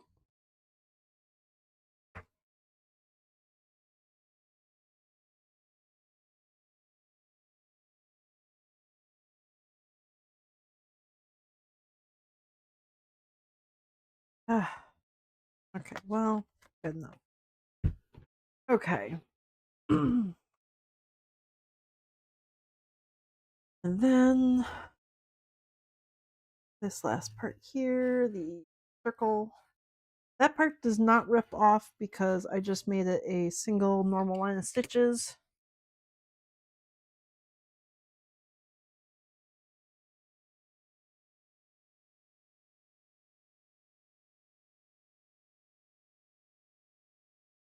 Bits of this are going to turn into my scrap stabilizer that I use when I'm sewing. So I'm going to just set that aside. I don't generally keep this part just because it's such a weird shape.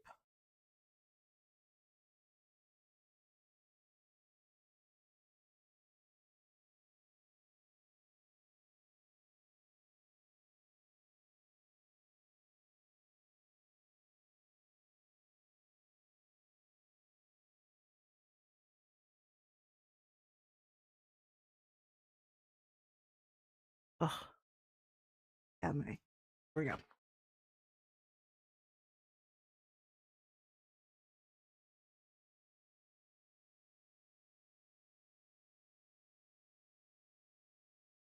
What is red thread doing in there? Where'd you come from? I don't need you. Ooh.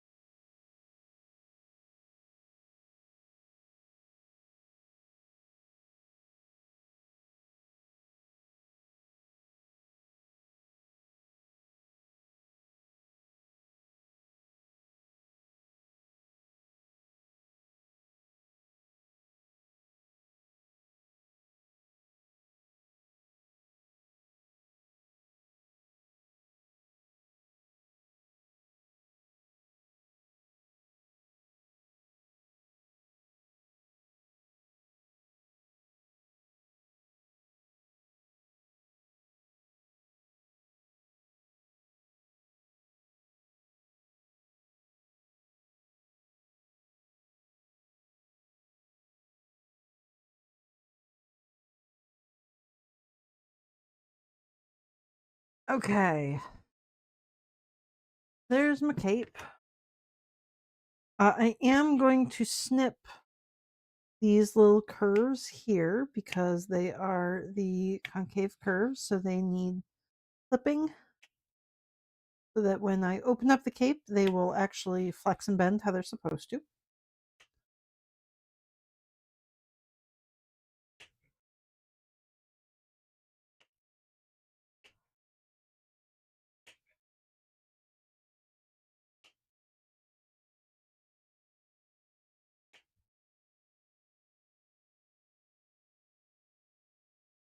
And then the stabilizer comes off.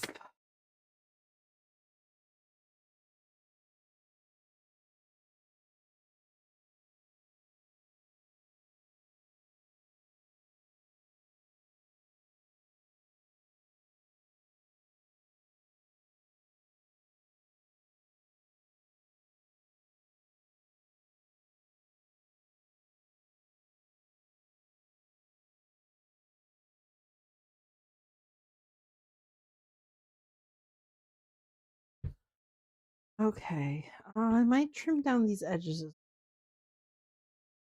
just because that's what's going into the very points. So the less fabric there's there, the nicer it's going to be, like the pointier it will be. And just take off some of that then.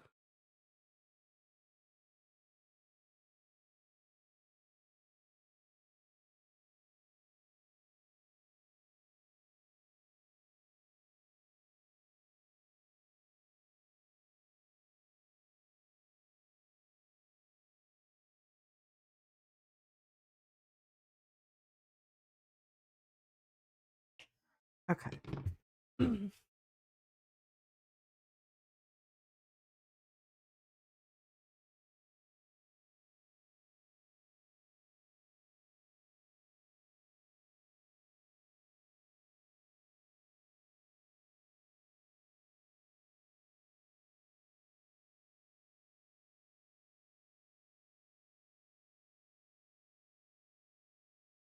I might need to iron this one. This is a stiff fabric. Okay.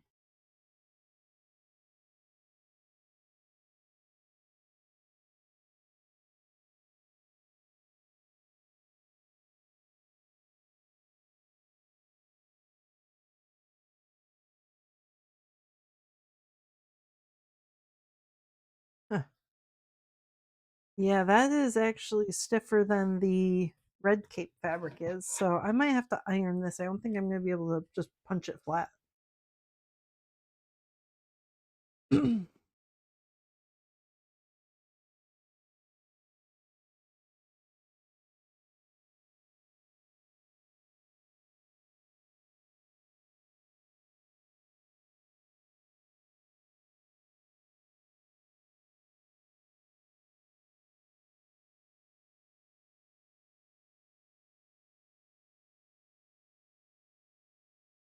Yeah, methinks this will be ironed.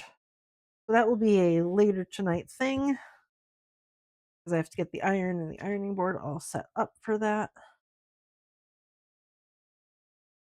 So I can't put the top edge on until I get this iron flat.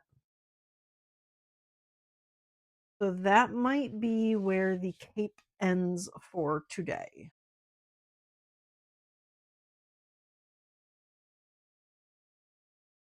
But I like the way that that light purple turned out. I think that was a good color, actually. I was concerned about it, but I think it turned out fine.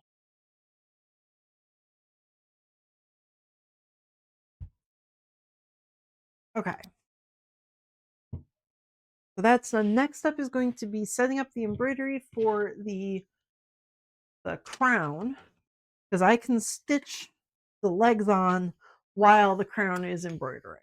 So let me find my crown fabric.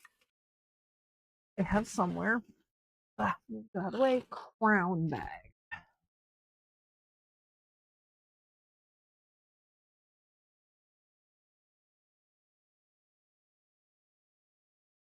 This is small stuff for the bottoms of crowns.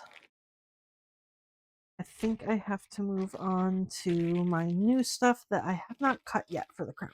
Ah, okay.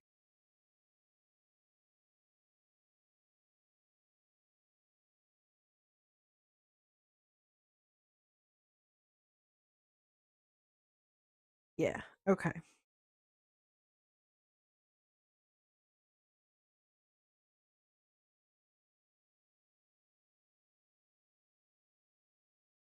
Yeah, I'll finish up the cape tomorrow. Um, after I have a chance to iron it and also pull out Emmett to work on the heavy duty stuff because I don't sew. So I've got three different sewing machines. One of them is Thomas just for embroidery. Bernard does sewing and embroidery for me, but he is very expensive. So if I'm going to be sewing on like little bits of metal, I don't really want him sewing over that because if he hits something and breaks, he's very expensive to fix. Emmett was, I think, $400, so a tenth of the price of Bernard. So if he breaks, I'm less concerned.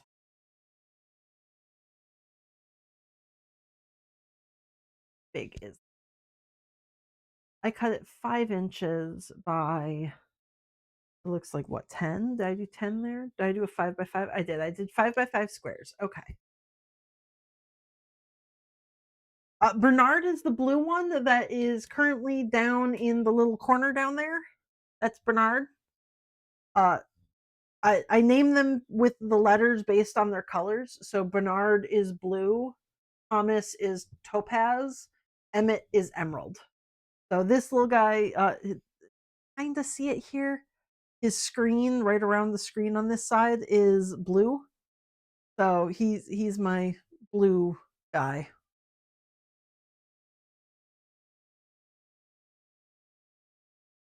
They do need name tags. I was considering making them name tags. Instead, I just put eyeballs on Thomas.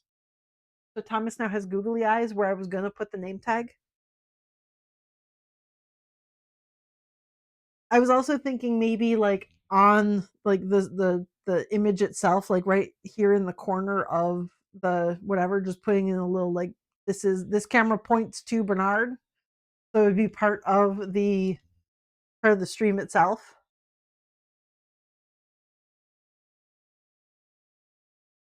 I'm gonna cut it out the other side. I think this is already flat on the table, so I'm just gonna cut there.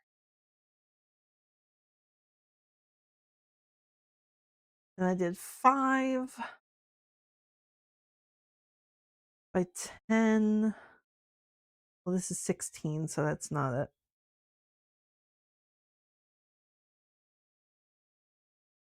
Oh, but I do want to get rid of the edge there, so that's my 10. Okay, I think that's off my camera because I'm right on the edge of my table. There we go.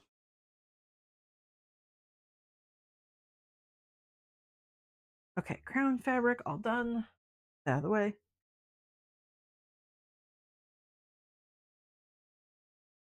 Ooh.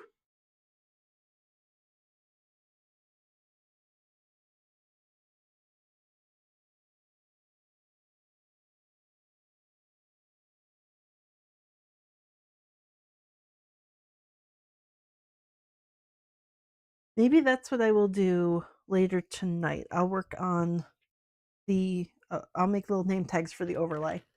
And I can just stick them in whenever I've got Bernard or Thomas on screen. They'll just have little name tags pointing to them.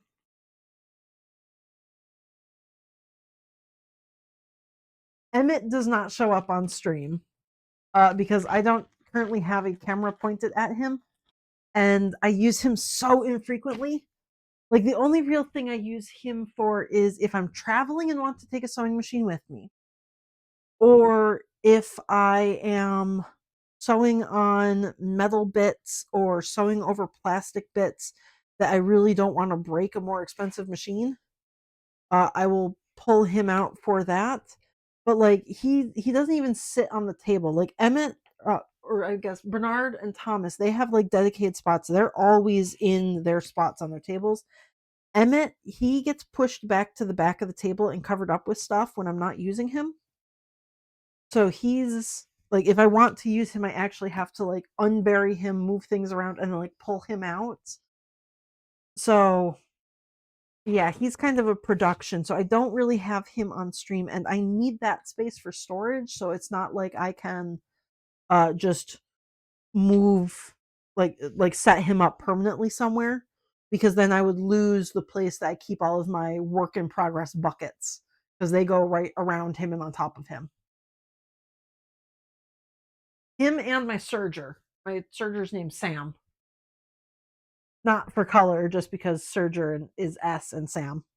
So but again, I use my serger maybe 2-3 times a year, so it's not worth having those guys set up.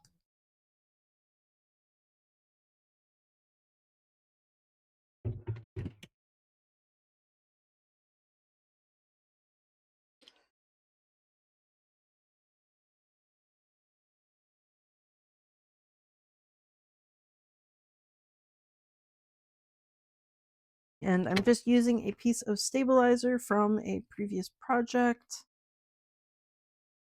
Let's see, how's it best gonna hold? I think like that. That would work.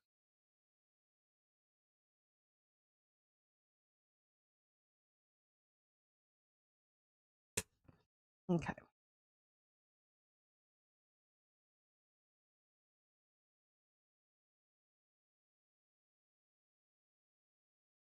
Where is center points? Right there and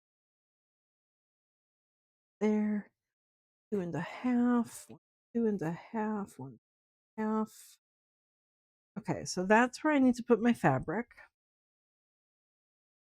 or that's where the center of my embroidery will be. Do I have the crown in here?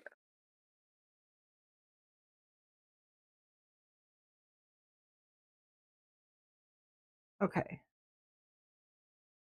Because I'm doing just the eyeball now. I am not actually doing all of the outline. I figured it was easier to actually sew it on Bernard than it was letting my embroidery machine do that. So, and I'm doing this the sew on crown, so it has to go down. Okay.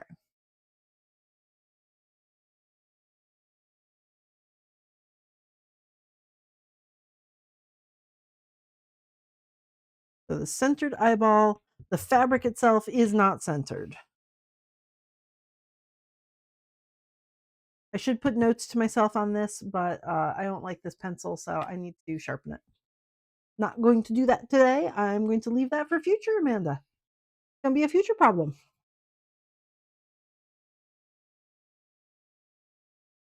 Okay. Oh, I need water soluble stabilizer on top of that as well. Oh, I don't have a pre-cut piece, do I? Oh, I do. I do have a piece. This is what I used for the cats. That is large enough that I can use that right there. Beans.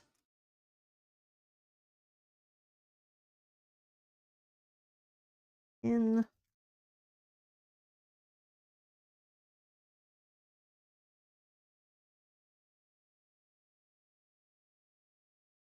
Oop. I'll stab myself. Pin, pin. And the pin down at the bottom.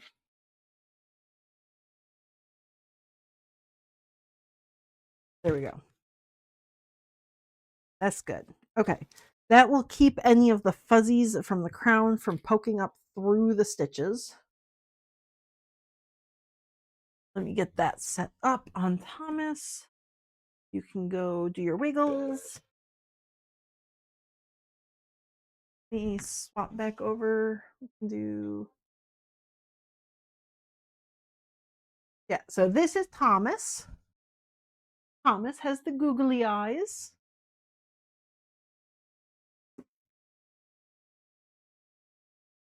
Change embroidery file to one singular eyeball. One eyeball, please. Oh, I need bobbin thread. Otherwise, this would not go very far at all.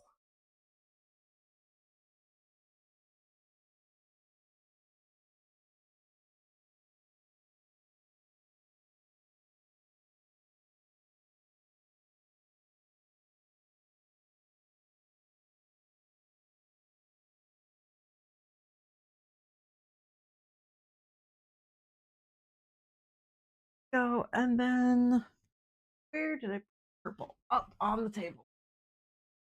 Boop.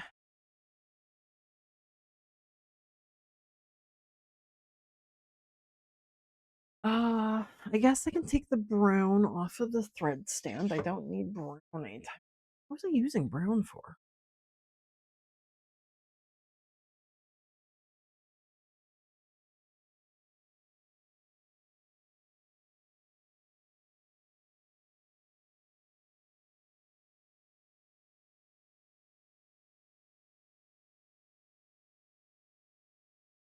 Okay. Hoop attached, do your wiggles. Ready to sew. And go. Okay.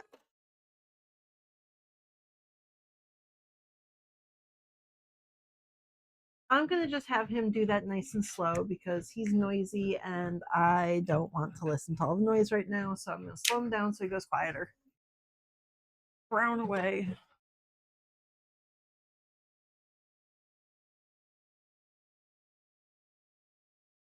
Oh, thank you for the eyeball. I will put it on the crown. Thank you.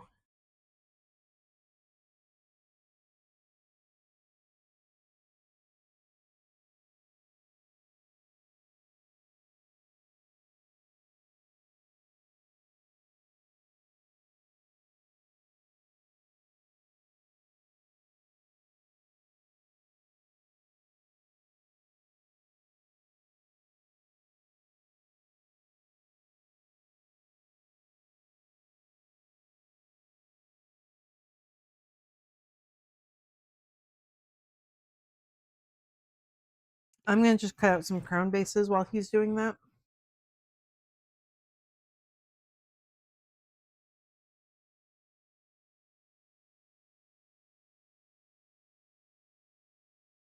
At least so I have at least the little rectangle shapes.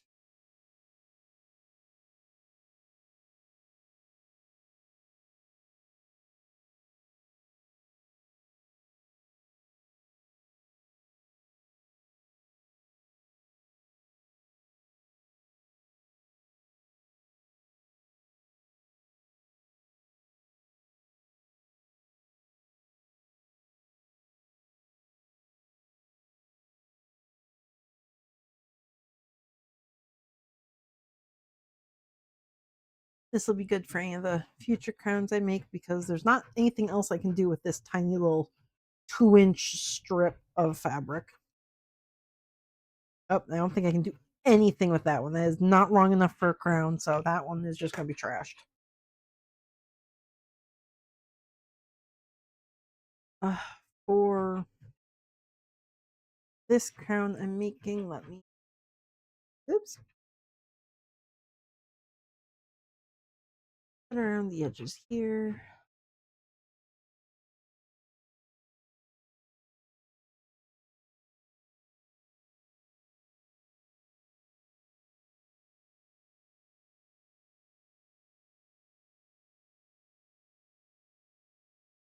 There we go.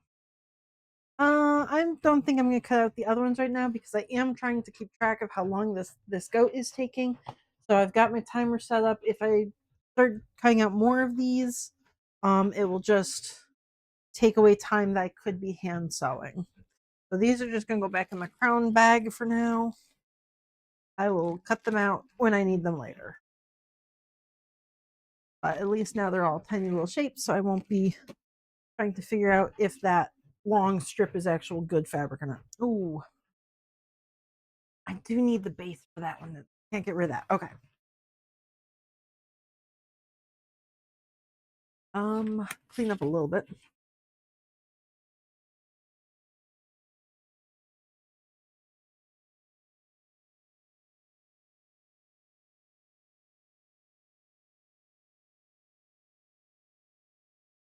There we go. Gorgeous.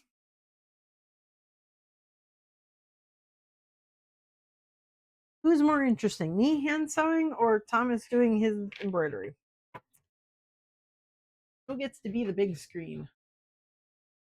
That is another thing I'd like to do eventually with my stream is allow it so that like mods or like VIPs or whatever can type in some kind of a command and then change which scene that I'm looking at.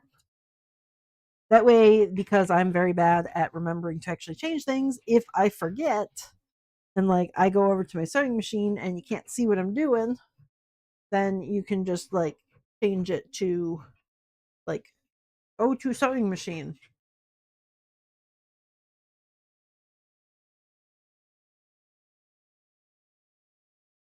Oh, I may follow up with Alt then. I know that it's possible. Like I've seen there's I saw this side. No, I only did the side ones. There was a post on Reddit of somebody saying like this is exactly how you do it. You just need like these things, like follow these instructions. And I was like, okay, I can do that. And then I haven't done it yet. But there are instructions out there that I can follow. And I'm very good at following instructions. I'm not good at troubleshooting when the instructions have gone wrong.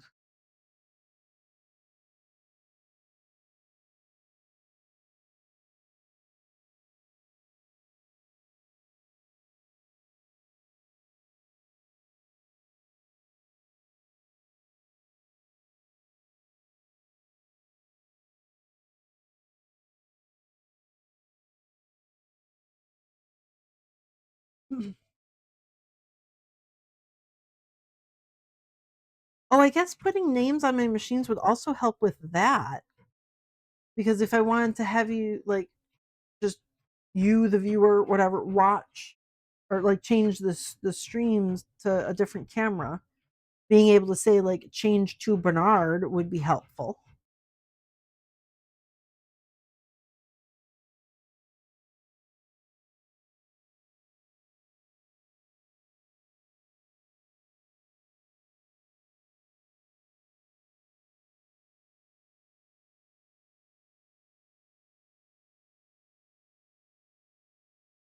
Instead of like just go to sewing machine versus embroidery machine, because at some points I will probably be using Bernard for embroidery as well. Last summer, when I was getting ready for my very first craft fair of the year and I had like nothing made, I actually set up both Thomas and Bernard to be doing embroidery at the exact same time. And then I escaped out of the room because two machines sewing loudly was just way too much auditory hell. So I just kind of let them do their own thing, then came back in, swapped out the bits. Um, and yeah, so the two of them were just working side by side, embroidering at the same time. So I can't just say like Bernard is just a sewing machine. He does do embroidery for me. Um, just not when I'm in the process of sewing things. Then I use him as my general sewing machine because he has the cool foot pedal that lets me cut the thread and reverse and do everything without actually moving my hands away from the fabric. So I like that, and I can't do that on Thomas or Emmett. They don't have the technology, I guess.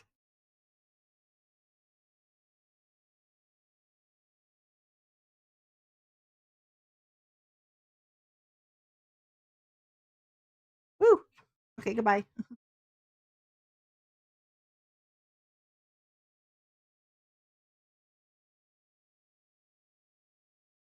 Woo. Okay, I'm gonna just loop that a little more. Okay. I can tie this knot off and then the foot's on.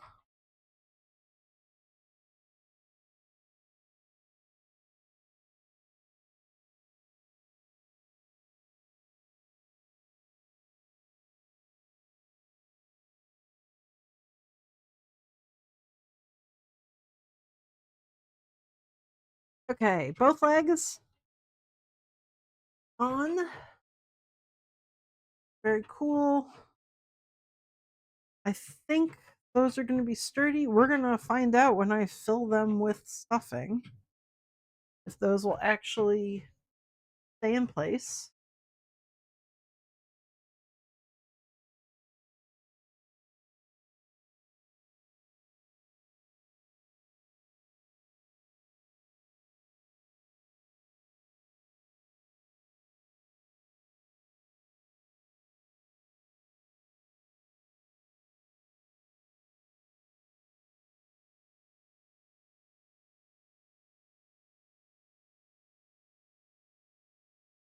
Okay.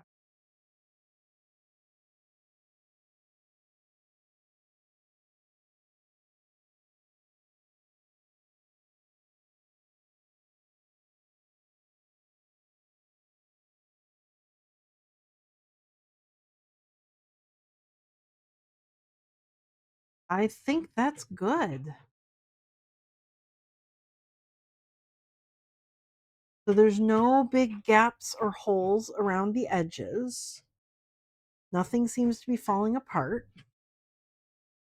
Hell yeah. Leg success. Let's see the other one.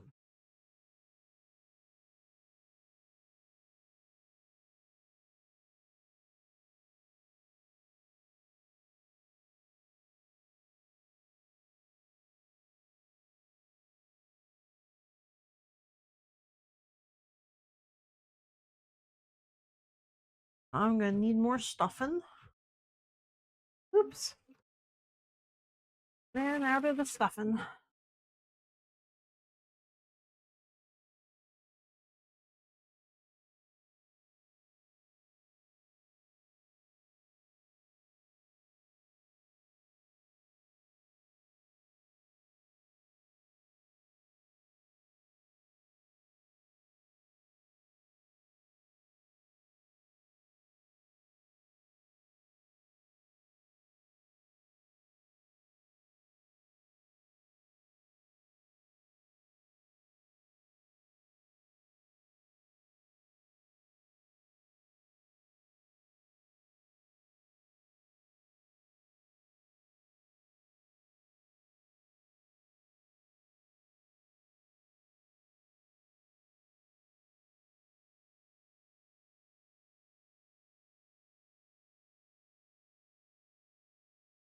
Okay. Legs. They both look fine. Fantastic. I wasn't sure how they were going to go. Oh, one stitch right there, but I might just not have pulled that one hard enough because every other stitch looks good.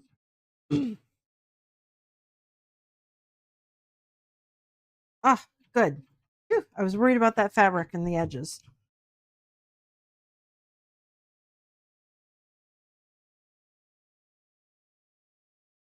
Okay, so there's my body. I do still have to put the arms on, but I won't be able to attach the head to the body today. That's going to be a after I get new magnets and put magnets inside. Yeah.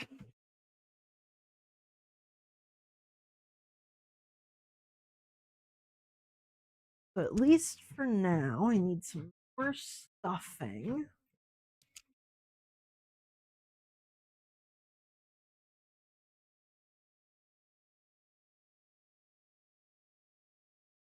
For the arms.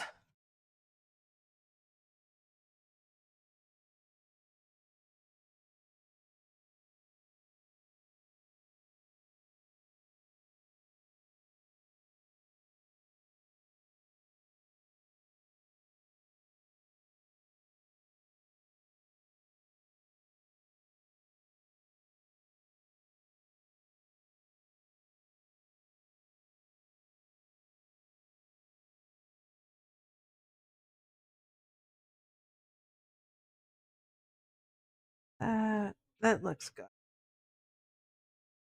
Okay. Little arm there.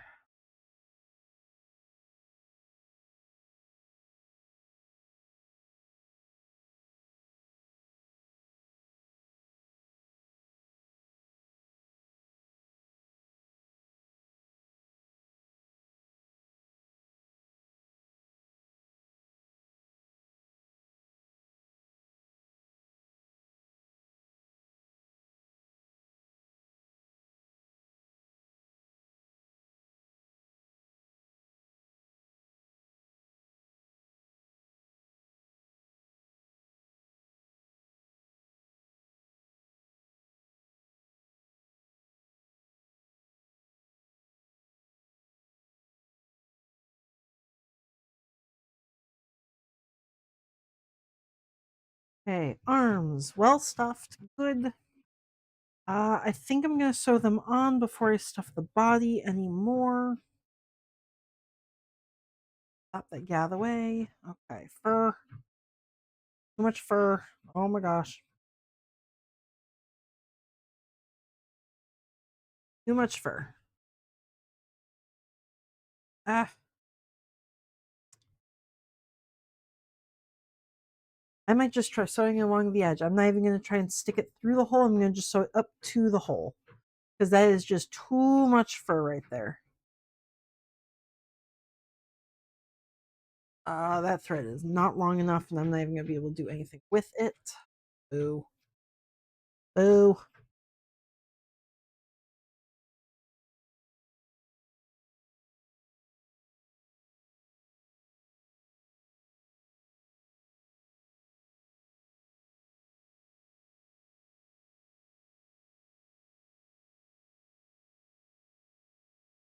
Thomas is done with purple. He's ready to do the black in the center.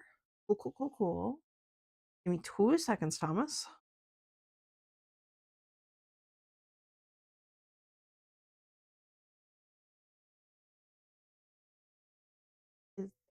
I don't need fuzzies. That's too much fuzz. Get out. Go away. Too much fuzz. Okay, Thomas. You did that eyeball perfectly. I'm so happy with you. You did so well. Good job.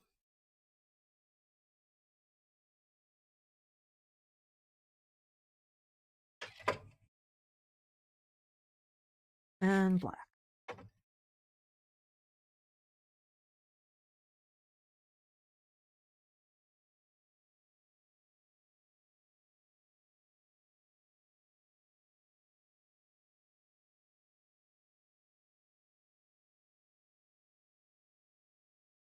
And go.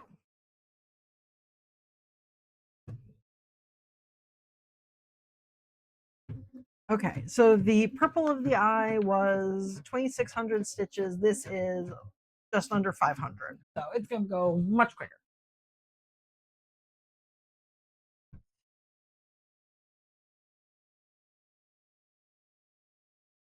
The arm.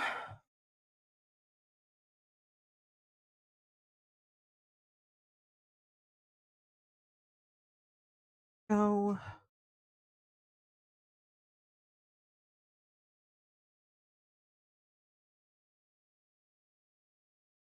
Your arm.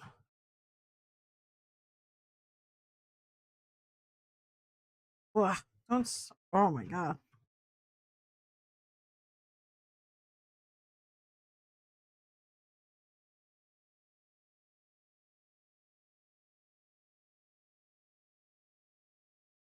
Well, this fur is definitely less fun to sew than Sherpa. I thought Sherpa was bad. Oh my god. Fur. Holy shit. Can you not behave?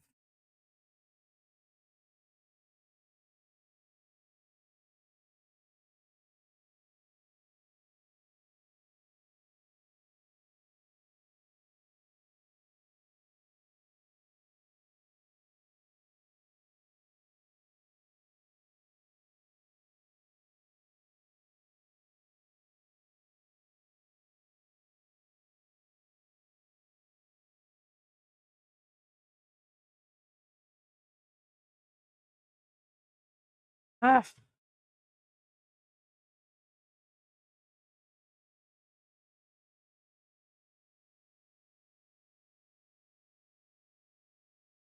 fur. Oh my god.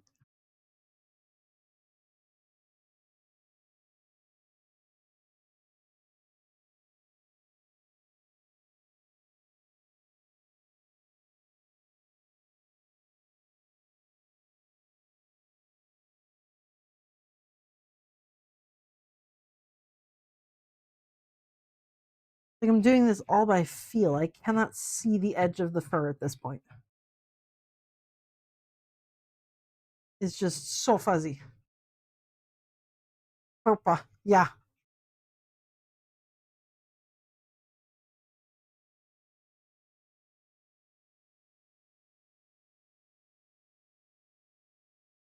I thought the Sherpa was bad, but then I used the Furpa.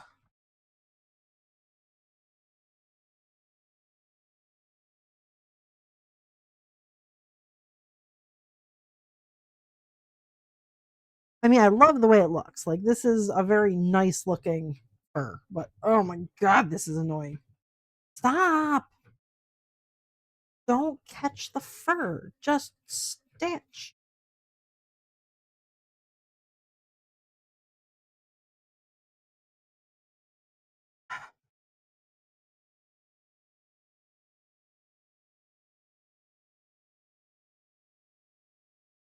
Like, every single stitch is just catching up loops of fur and it's just trying to stitch it down.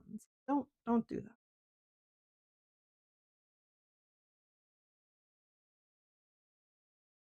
I'm going to go around that one more time because I am not confident about those stitches in the slightest.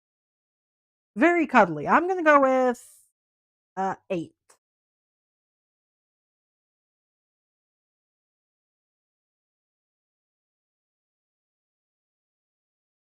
No, I'll give the fur a 7. I'll give the Sherpa an 8. The Mochi Minky gets like a 10. Like that stuff is just designed for snuggles. Uh Shannon Minky, I'll give like a 6. Not as snuggly as this fur, but it's also a hell of a lot easier to work with. So I think the lack of snuggly is okay. That's a good trade off.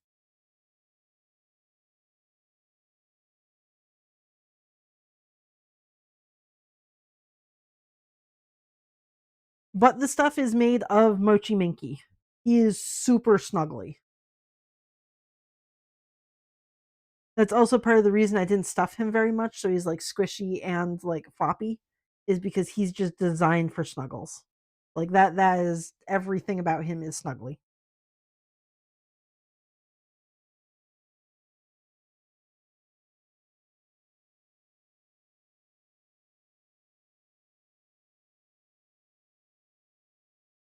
Ah, stop catching the fur.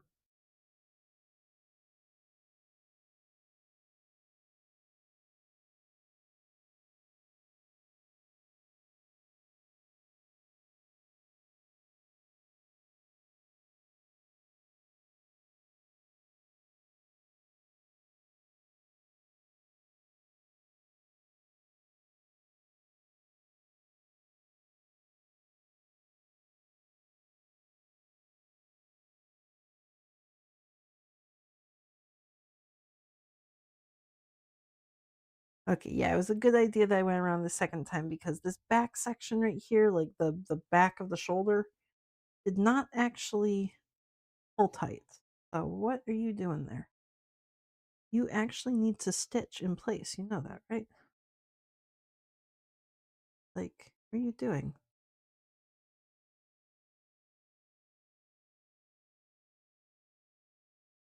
Tuck that raw edge inside where it's supposed to be. Should have been. Stop catching the fur.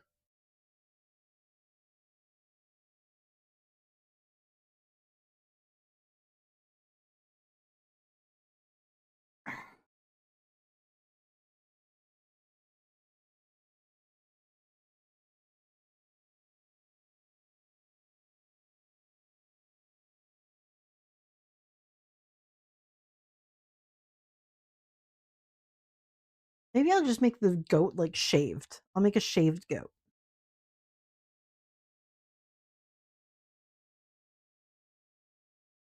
Solve all my problems, not have to use this fur ever again. Naked goat.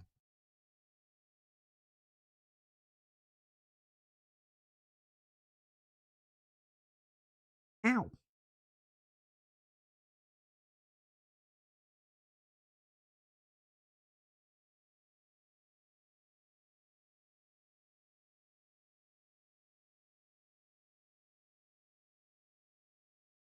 Ah, stab. Now what are you caught on? That's not the fur. What are you doing? Stop.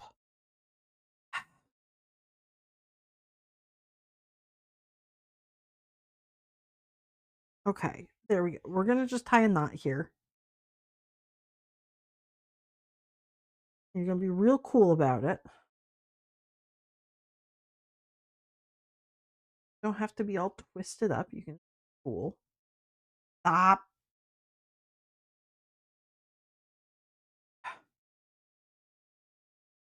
Oh my god.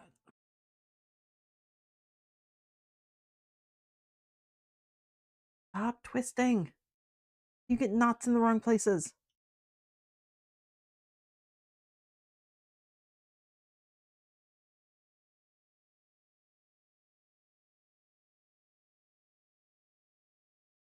Ah. Okay, one arm down. Holy shit, that took a while.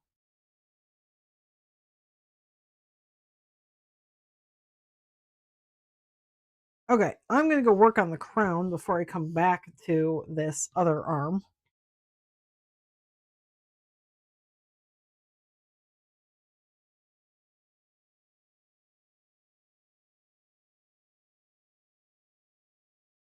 Ah.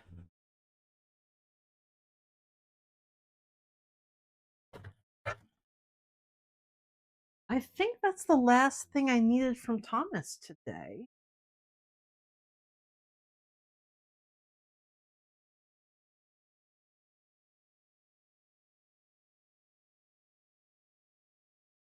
Oh no, if I'm gonna work on the cats, I will need Thomas to do the embroidery for the cat.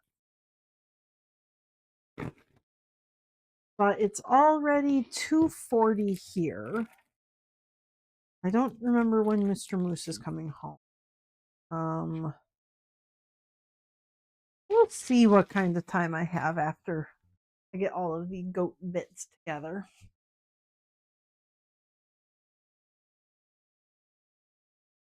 down this way, down this way. I need the crown pattern piece. Go.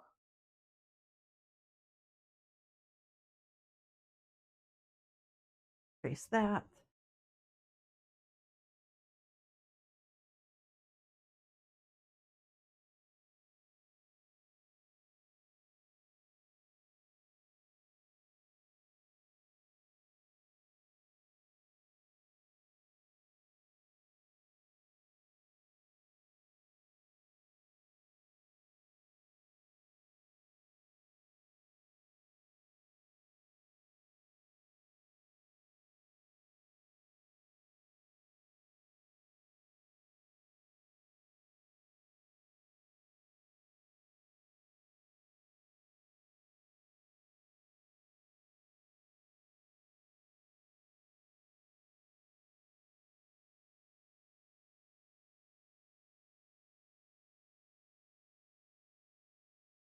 Okay.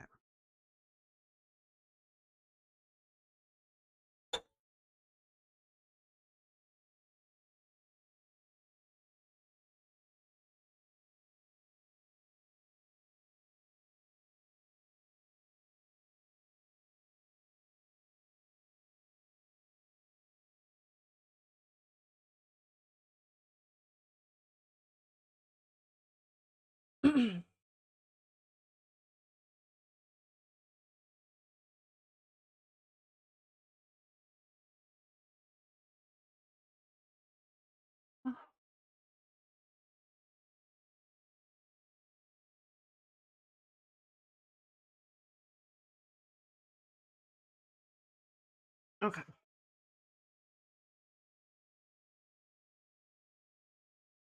I'll move you over slightly.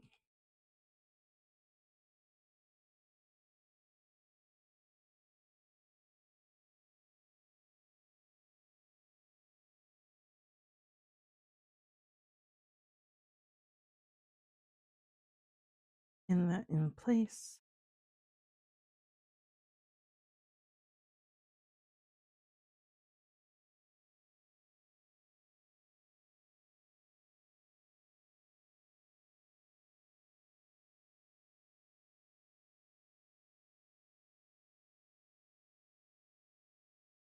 Okay, pins in place on that.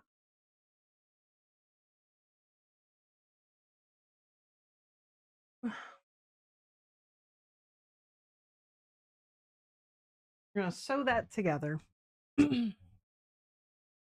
but not with the purple that's currently in there. I need black for this.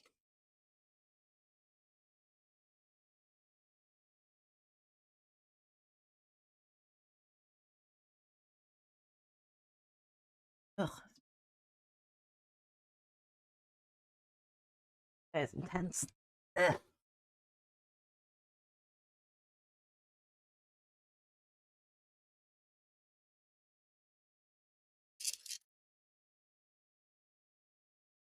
I'm still going to use my plastic foot just so I can see the lines I drew, but I'm not actually going to draw or like sew on the lines. I'm going to sew right in front of the lines, inside of them, for the actual pattern piece. Cool. Okay. Ugh. And tiny stitches.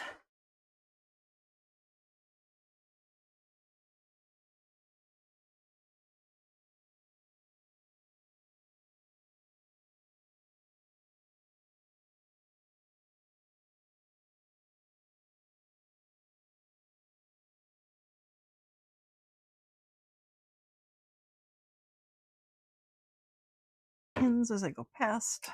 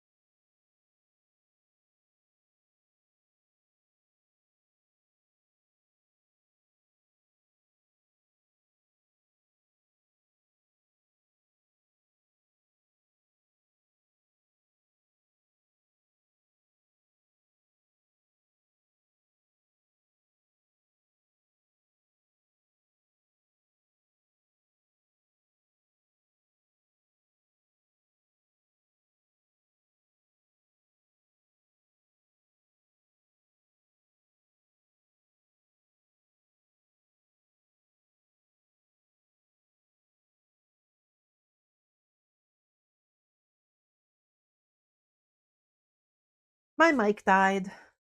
That's what happened. Thank you. Let's see, that's what? I'm like 4 hours into this, right? It's a good time to die.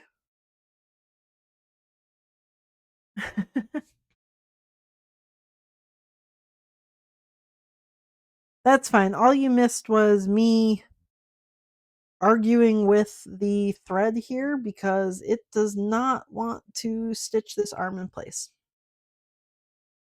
It just wants to tie itself in knots around the oops, sorry, don't do that. Don't do it. Tie itself in knots around the fur.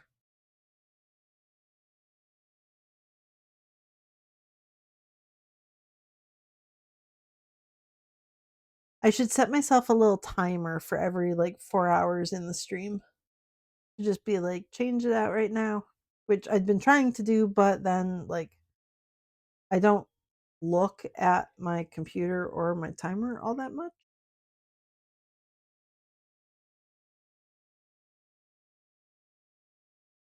Ah, don't do that. Okay.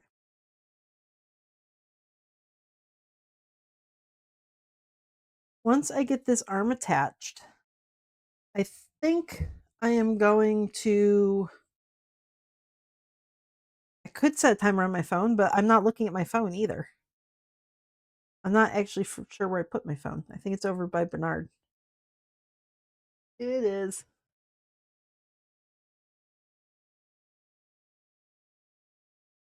After I finish this arm here, almost done, I think what I'm going to do is I'm going to stitch up the crown as if it was finished. Um, like even though I can't actually finish it because I can't put the magnets in because I don't have the magnets. I have to go get magnets or buy them online or something. So I have to get the magnets before I can finish the crown. But if I do at least put the bottom on it and temporarily stuff it, I'll be able to see, like pin it on top of the goat's head and see how tall it is. Because I don't want the horns to be a lot taller than the actual crown is. I want them to be shorter.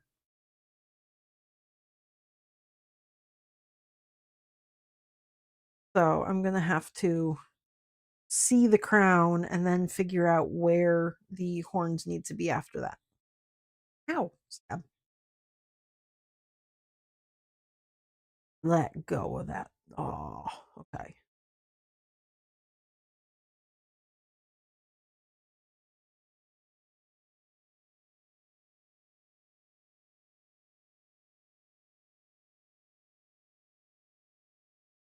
Okay, these are definitely some of the worst arms I've ever sewn on one of these cult dudes. But they're there. They is attached, and that's what matters.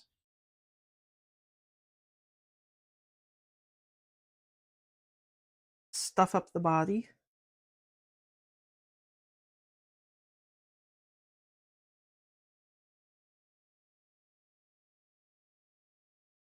I think that's all I need. Cool. Okay.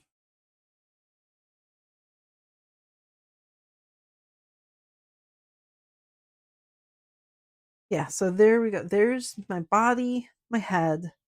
Can't attach them until I get magnets. Can't attach these until the crown is done. So if at least if I temporarily finish up the crown, I can pull the stuffing back out later on. I want you to go from front to back. Okay, there we go. I can temporarily finish this guy. Ow, stab.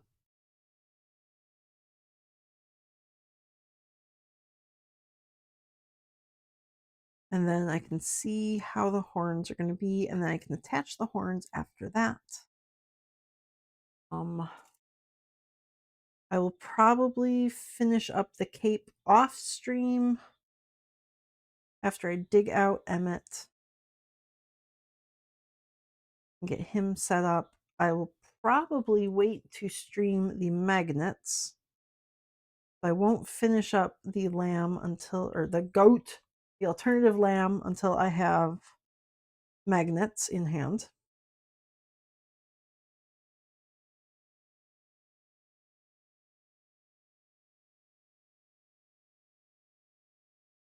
But I can then work on some of the Chilly Night cats.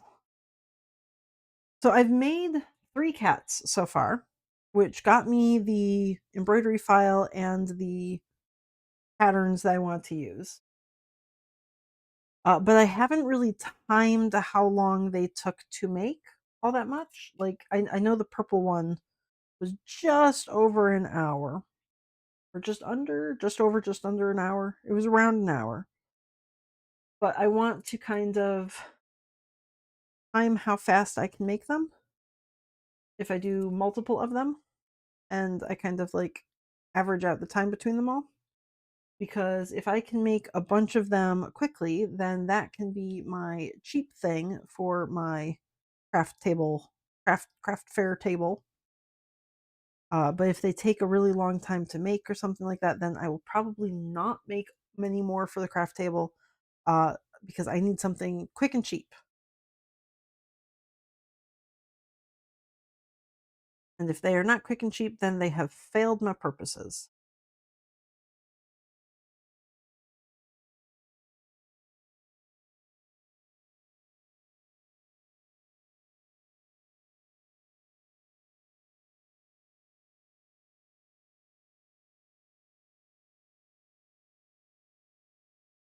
Ow! Stab.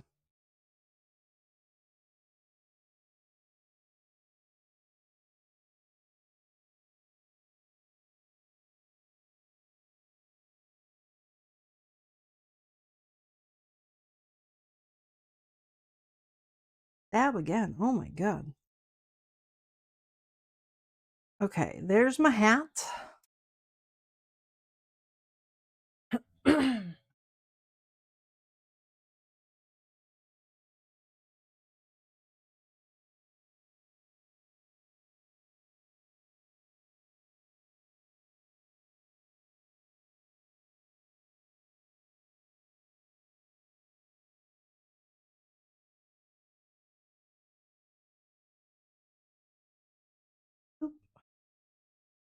Okay, give me 2 seconds. I gotta go check the mail. I will be right back.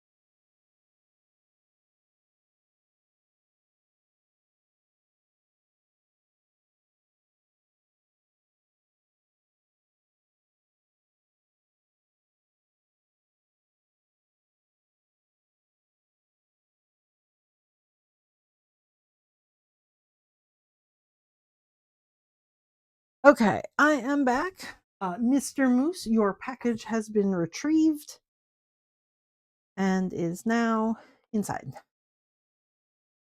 I'm going to go back to work on the goat.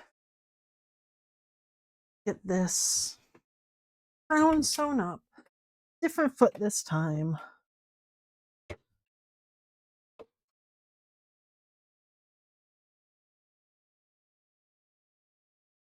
Okay.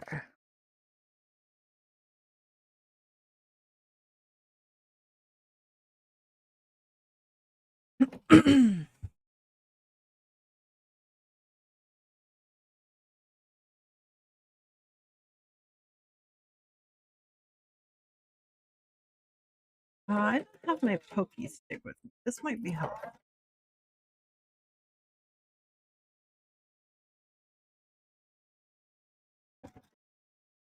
Where is my? I was using it for the dragon eyeballs. I put it away. I probably did.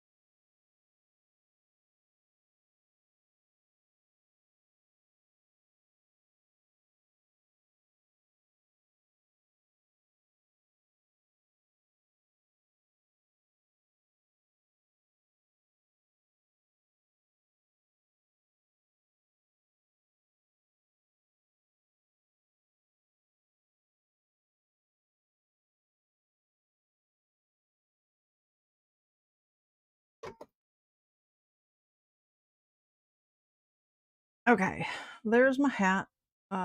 Did a terrible job sewing that front edge. Probably really could have used my pokey stick for that.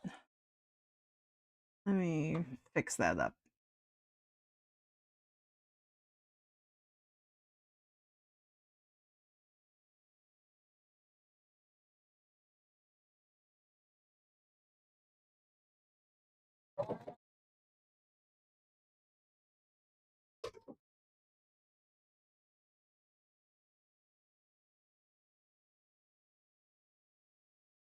Okay, that's better.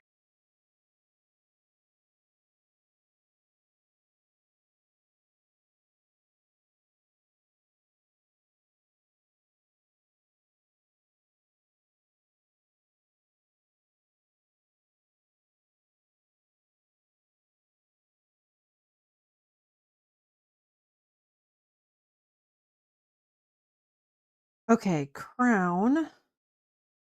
I'm gonna just temporarily stuff this.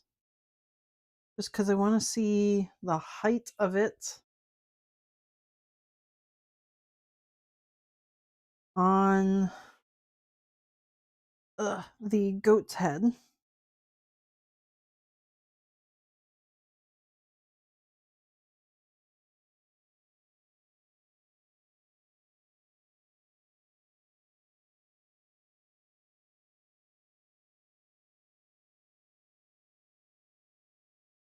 Okay. So that's not very well stuffed, but close enough for now. Man is headless. Or bodiless? Both. He is both headless and bodiless.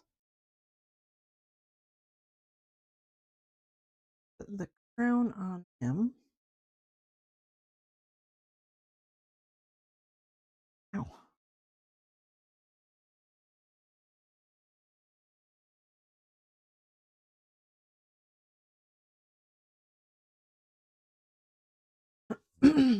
Okay, so that's going to be how his crown sits. That's actually not bad. That's a little bit shorter than his crown. I might still, I feel like I still want to take the edge in, so it's at an angle.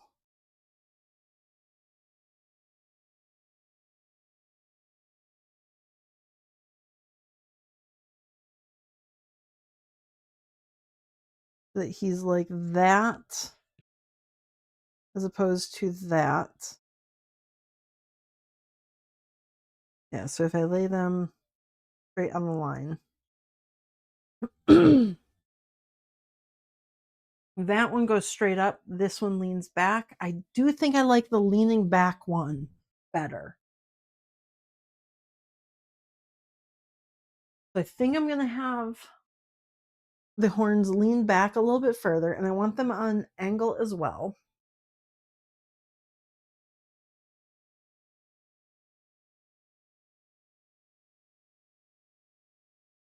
Do I want to put... Okay, so the lamb just has the tiny little horns. This one, the goat, has got the longer horns. And it also has like the, I don't know, lines through them. I don't know what those are called technically. Okay. But do I want to include them on there as well?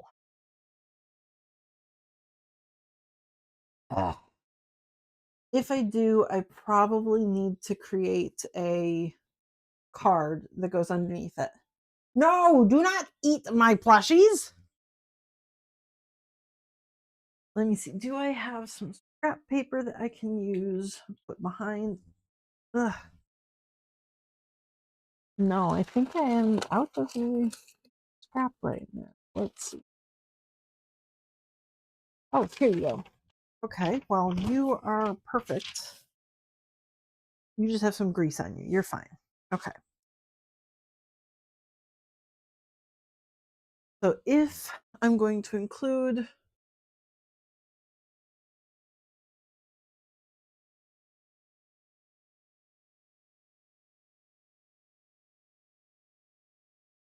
if that's where the edge is, and I'm going to come around like this,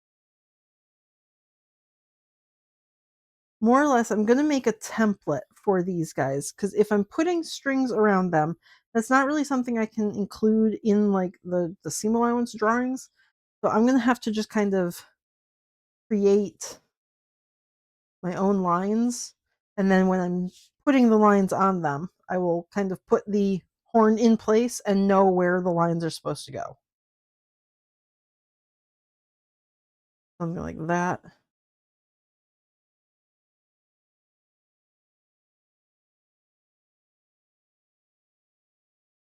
And I guess I'll do one right about here. Something like that. Okay.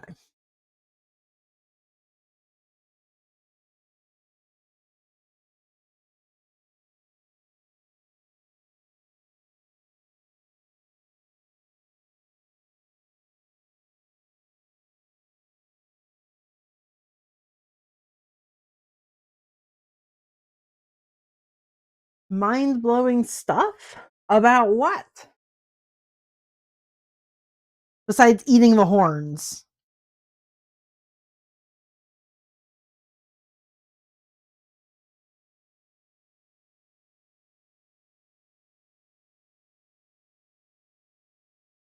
Okay, so that's going to be my first horn. I need horn colored thread. I know I have horn colored thread. Where did it go? Ah, right there. Is that the right one? Close enough. Okay.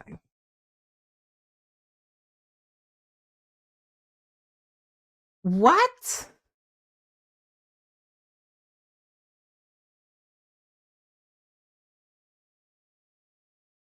That's some real Neon Genesis Evangelion shit.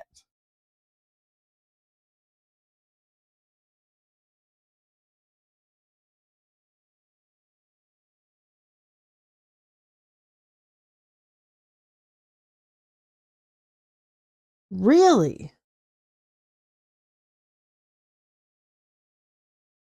That is fascinating.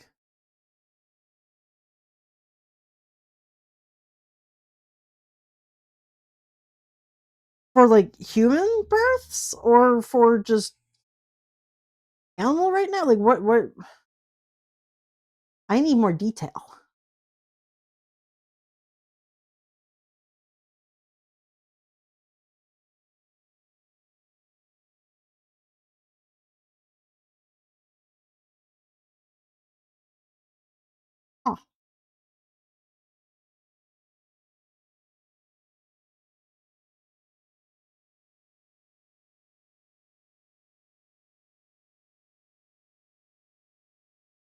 Okay, so with my template,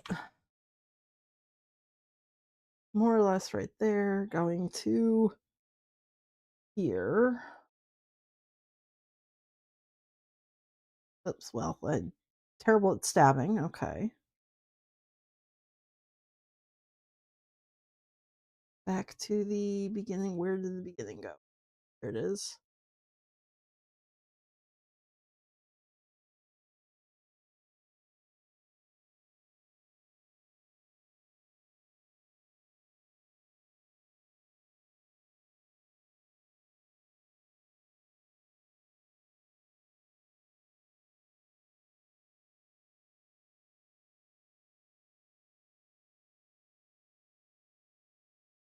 Are they piloted by a fetus?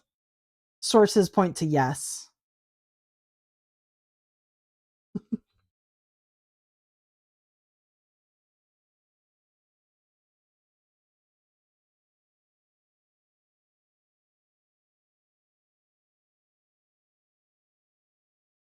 Okay, so there's the line.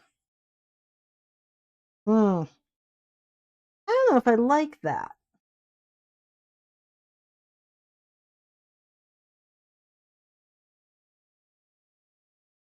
Where's the next one? It goes to right there.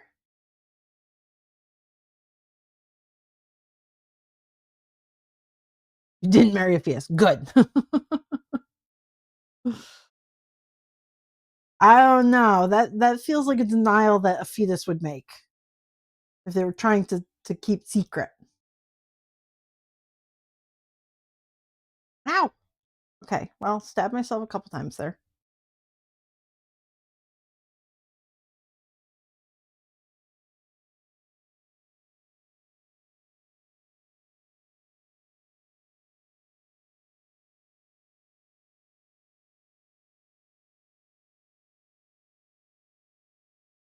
Yes, must remain vigilant.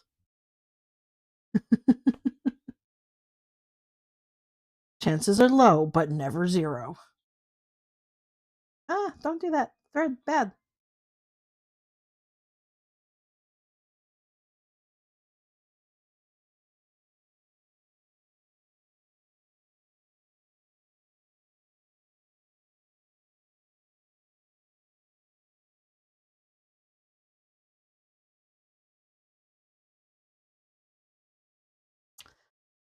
Ah, I don't think I like this.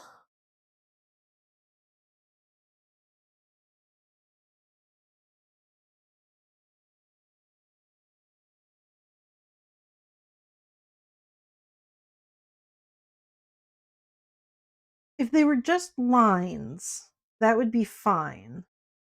But when I'm kind of pulling it in to give it that shape, I don't think I like how that looks.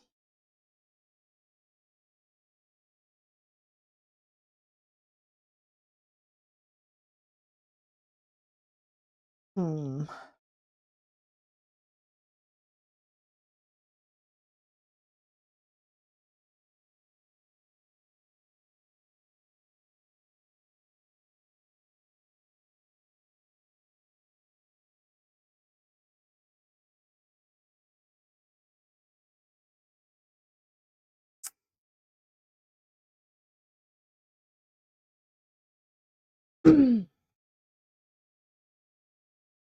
I kind of want that to just be like a line across them, not pinched in.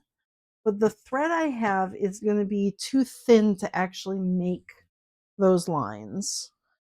And I don't think I have anything thicker that I could use. Uh, it feels like it would be a yarn situation, either a yarn or a. I don't think I have anything that right color.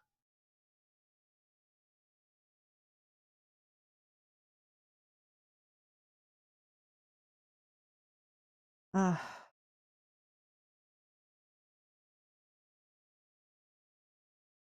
no, I don't like that either.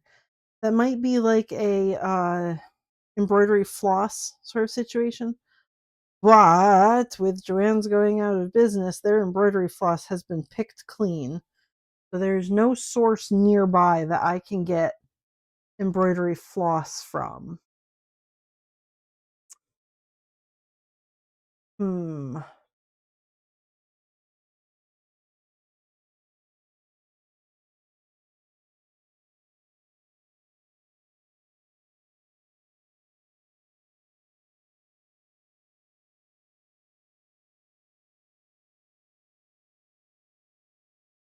Maybe I could just do the violent lime green. That'd be another option.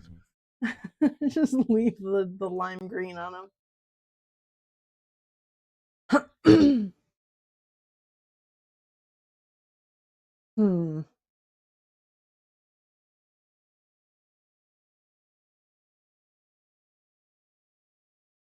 I think for this goat, I might just leave the horns plain. I won't add any sort of decoration to them. And if I sell this one, then maybe I will look into cooler things I can do with the horns.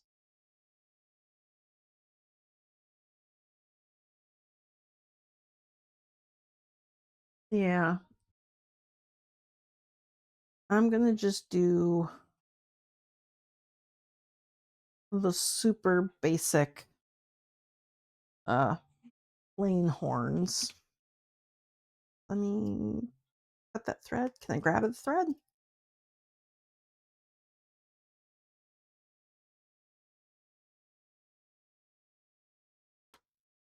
Okay.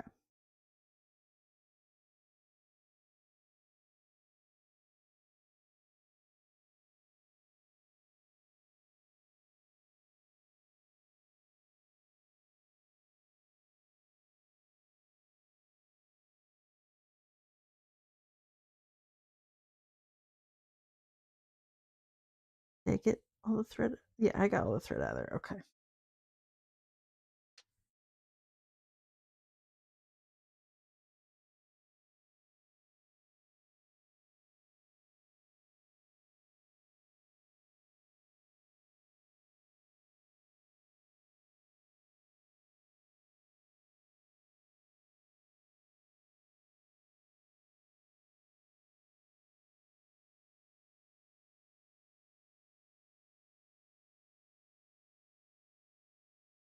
Mhm.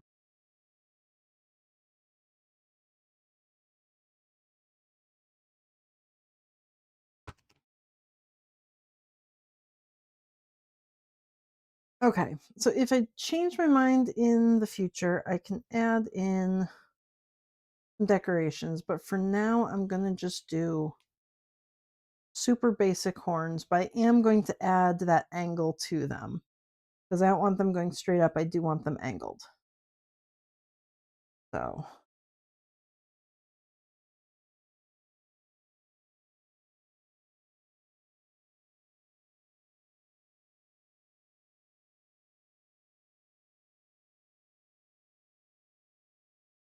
ugh, come on, thread. Really? Don't not. Don't do that. That would be very rude.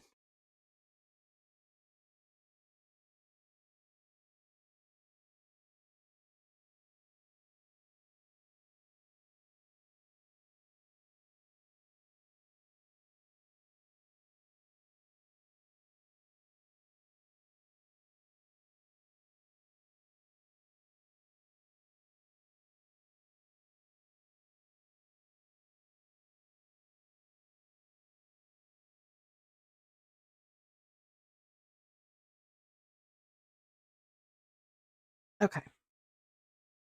I've got the crown.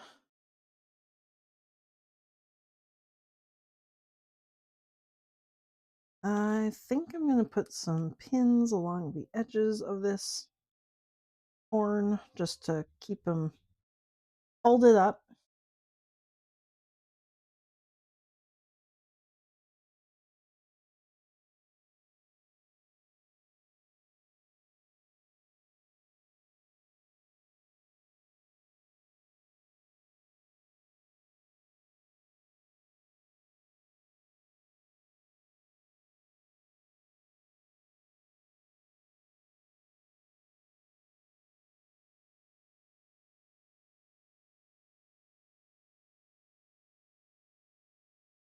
all the fur out of the way. Oh, there's so much of it. Okay, put you elsewhere. Where's my seam? Right there? I'm doing all of this by feel. I cannot see the fabric underneath any of this fur. This is crazy. Okay, you go away.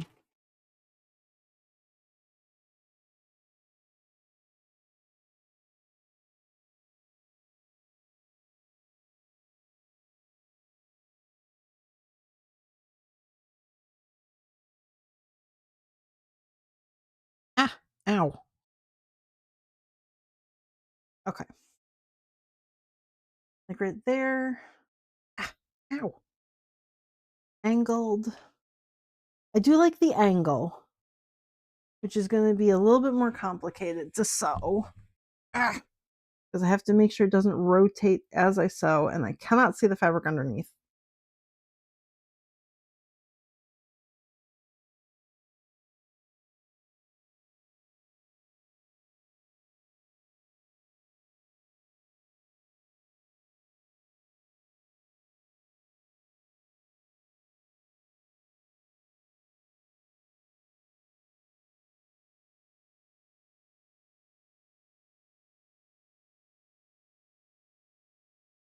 Like that. Okay, let me take that yellow pin out.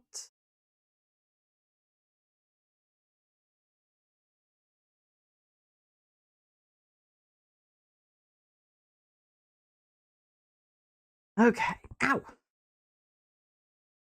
Too many pins.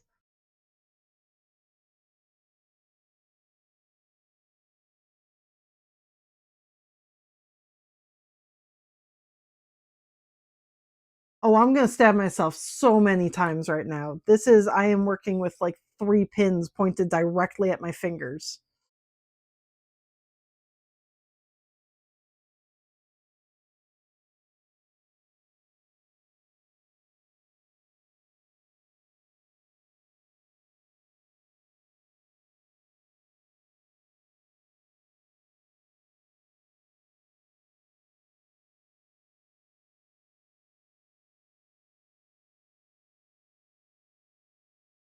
Stop grabbing the fur. Release. Let go. Thank you. Ow. Okay, pins are coming out. I'm going to take the hat off.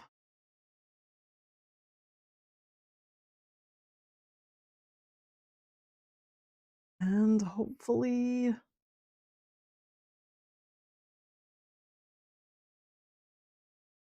this should stay put.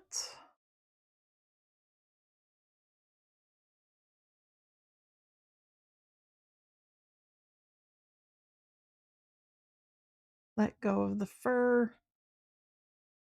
Oh my god, let go.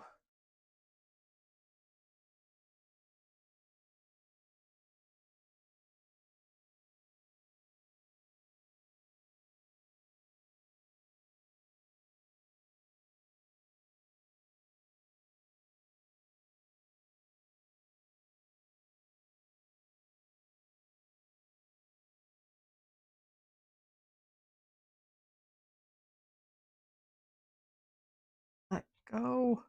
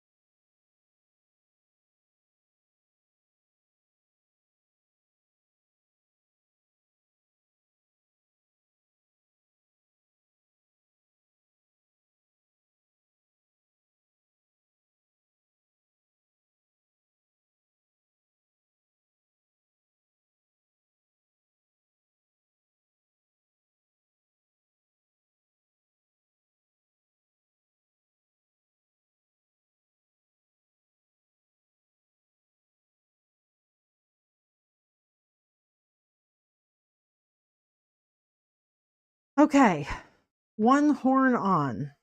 Let me just tie that knot without tying up any of the fur. Oh my god.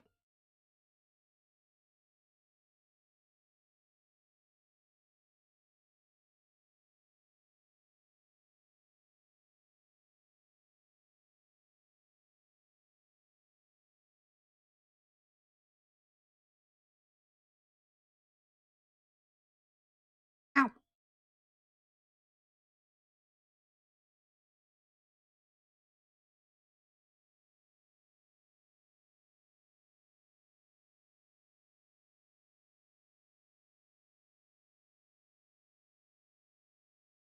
Ah. Oh. Okay. There we go.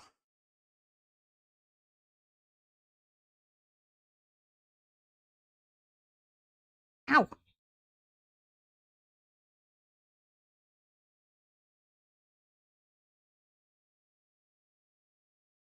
Ah. I am Mrs. Moose, but Miss Moose just sounds better, I think.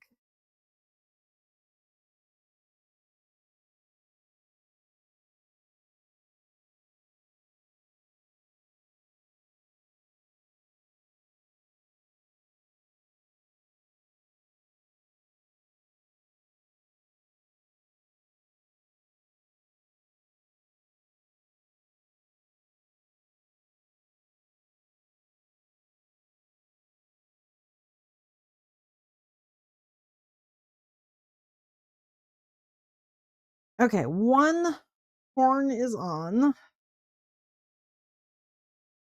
I like that angle. I think that looks good. Instead of going straight back or straight to the side, I like that like 45-degree angle there. It's going to be a pain in the ass to replicate it on each and every one of these little guys.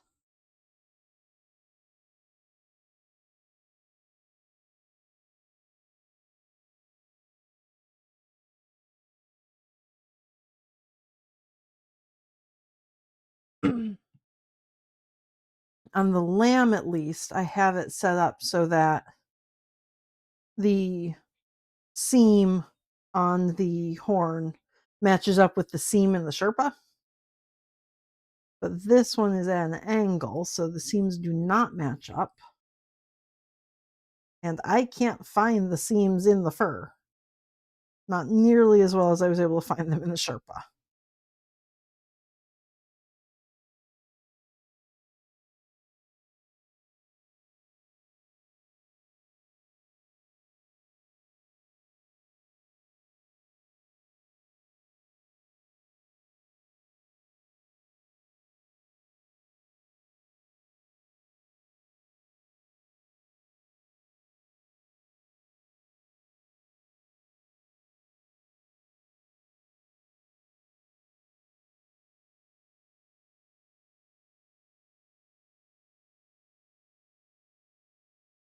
Okay.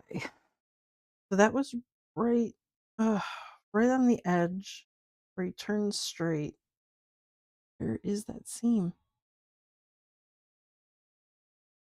Right there, maybe? Maybe that's the seam?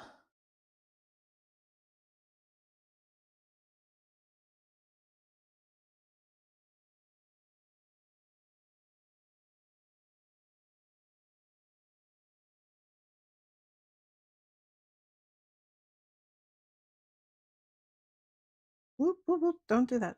Stay where you are, please.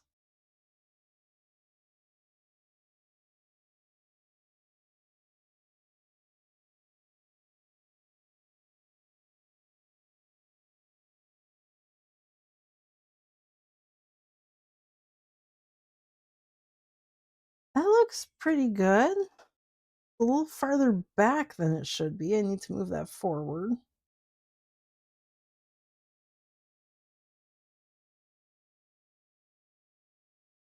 But I think I got the location right on the side of the face.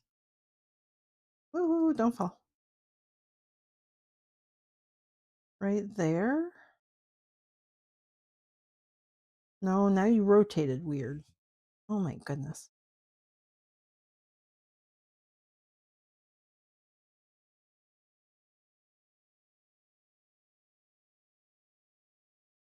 Right there, maybe? Ow. Do place right there. Does that work? No, because you're at the wrong angle. Oh.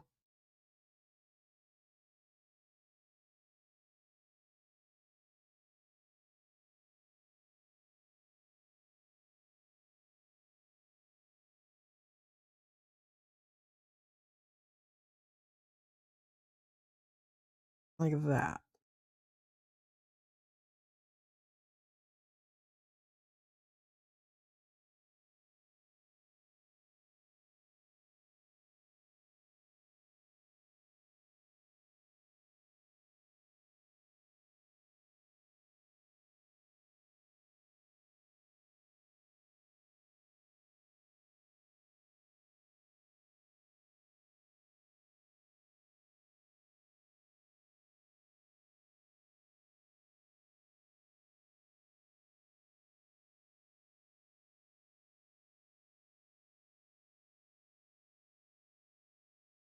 I think that's good.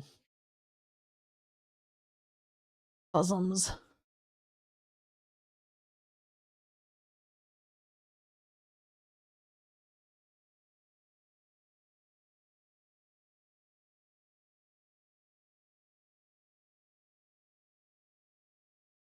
I think that's where the horn's going to go.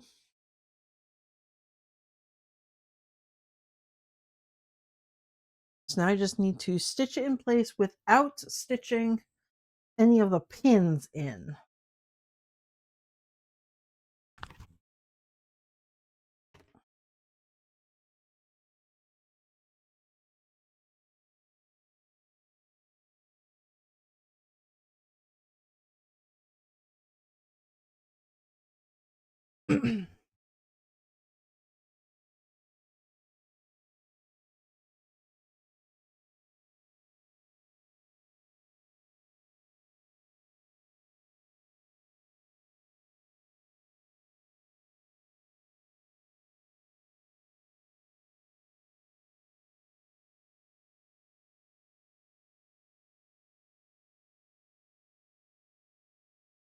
Come on. Come on. There.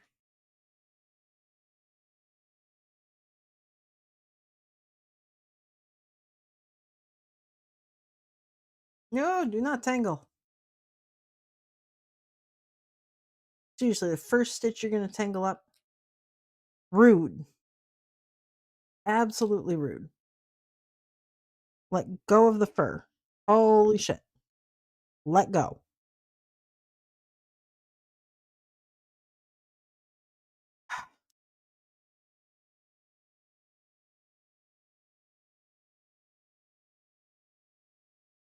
What is that? I don't need a clump of fur around my thread. Unnecessary.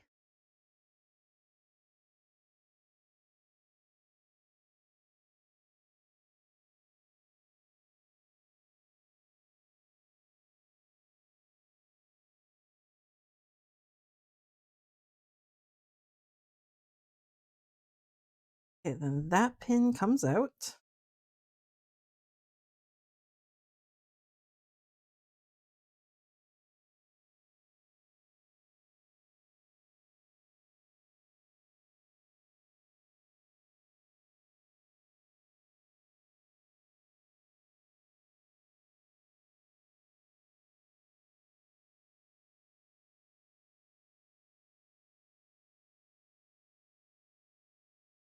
Oh, stop grabbing the ouch.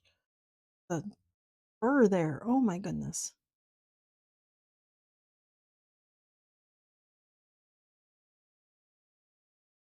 Let go.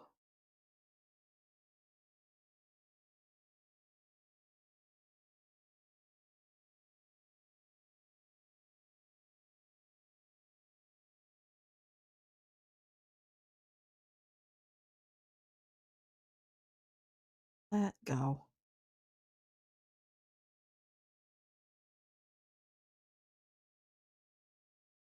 I do not have this problem with the Sherpa at all.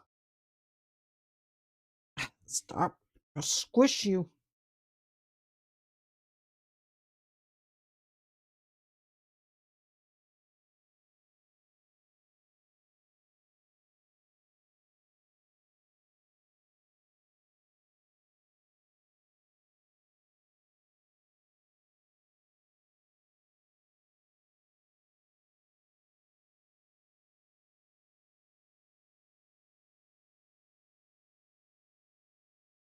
Ow. Goats are hard to work with? Yes. Yes, they are. Be they real or stuffed.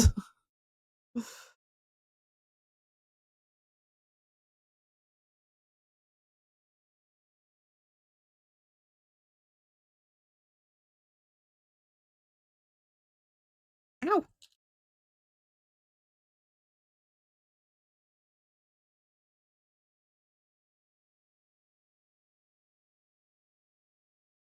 You need to come out. Otherwise, I will not be able to get you out later on.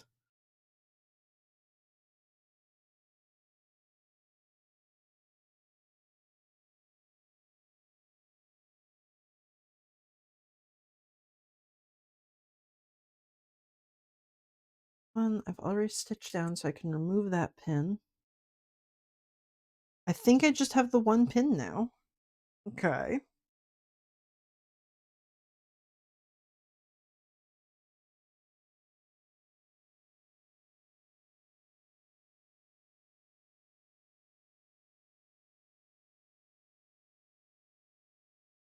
Leave the fur alone.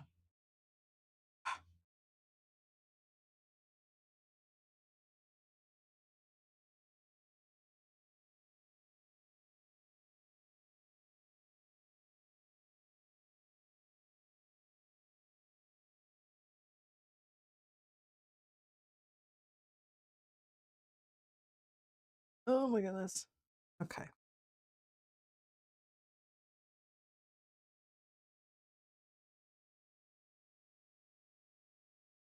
I have to like brush out every single stitch to keep that thread from looping around all the furs there. That's at least in the right angle and everything. So the pins worked. They are actually in the right spot.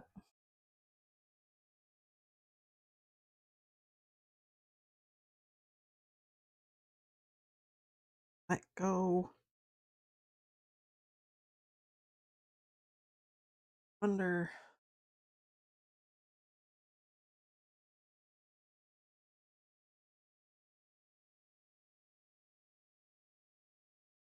Let go. You don't need to do that.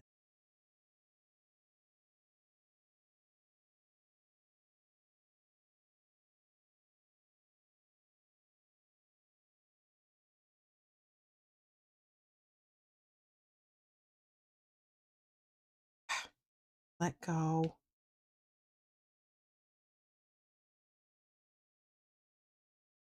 Almost to the end. Tuck that underneath.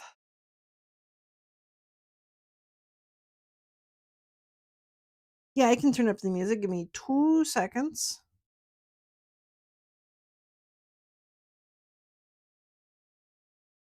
This one's also a very quiet song.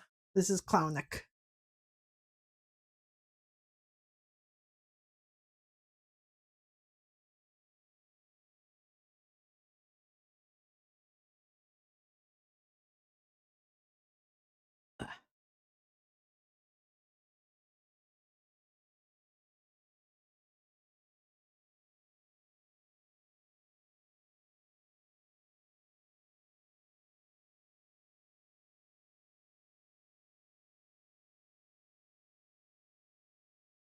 Let me just tie this knot and I'll go fiddle with the musics.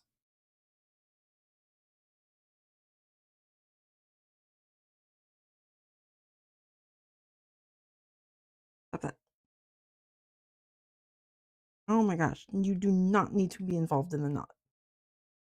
Oh my god.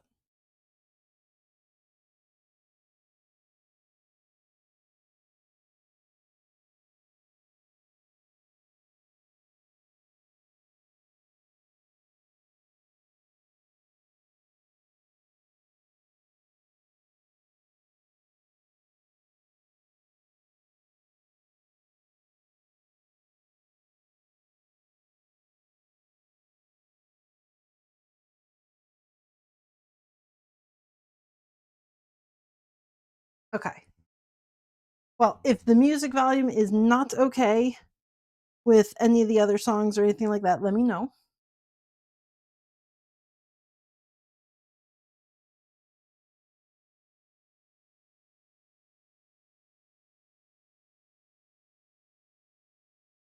Okay. Tie off this knot here. Go through the horn to the front. There we go.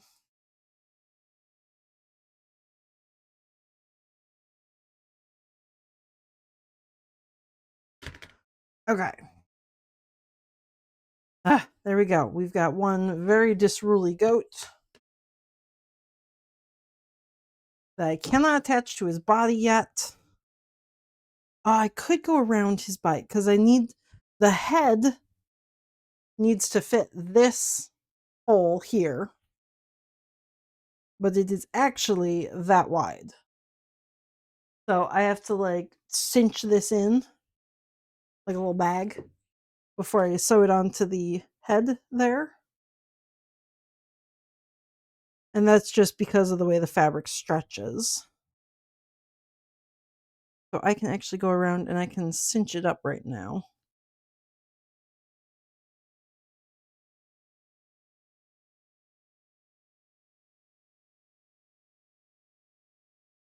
Oops. Or I can cinch his whole arm up, I guess.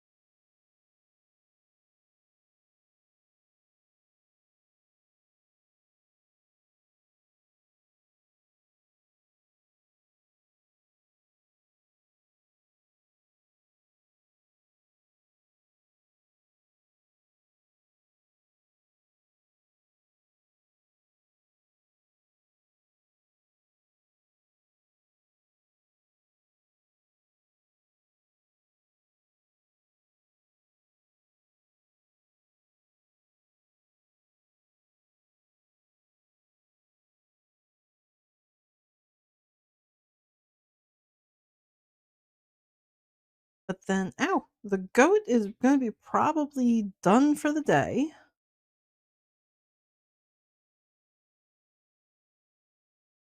After this, a little bit. Just pull his body together. There we go.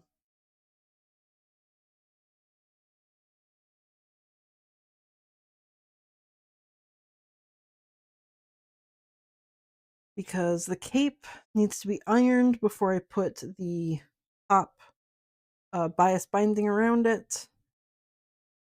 The bias binding needs to be in place before I put on the hardware or the bell. I need magnets for the head before I sew the body on. There we go. So head and body will now attach. They're both the same size, or close enough.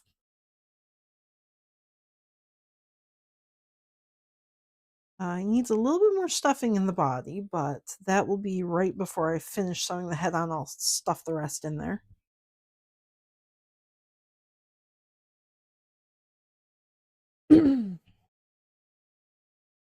And I've got the crown partially stuffed, but just temporarily until I get the magnets. So I can't do anything more with magnet crown until I have the magnets. I can't do anything more with the head until I have the magnets. Can't do anything more with the cape until I iron it. And then stitch the rest on with Emmett. That'll be off stream. I'm going to count that as 3 more hours of work on this guy. Let me find my... Here we go.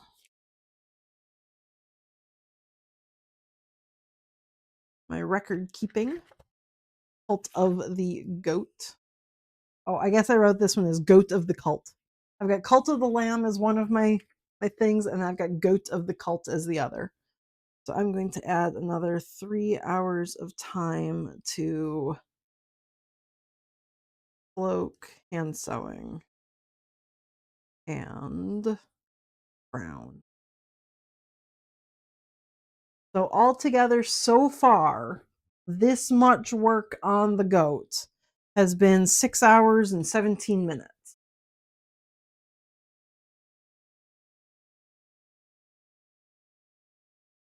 So that's where the majority of the cost comes from.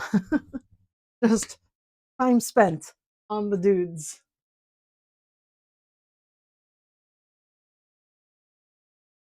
I've got probably another maybe hour and a half to go, I would guess. The magnets don't take too long. Hand sewing this won't take too long. Putting the entire cape together is about 45 minutes. So the lamb, it's the lamb version takes a total of about 7 hours. I'm gonna guess that this goat takes 7.5 to 8 hours of work. So a little bit more. But I will probably be able to price him at least similar-ish to the lamb. So the lamb, if I just sew the hat on so that I don't have to do any of the magnets inside, is 180. If I have to sew the magnets in, I raise the price up to 200. I will probably be able to price this guy around 200 with the crown sewn on, or like 220 with the magnet crown.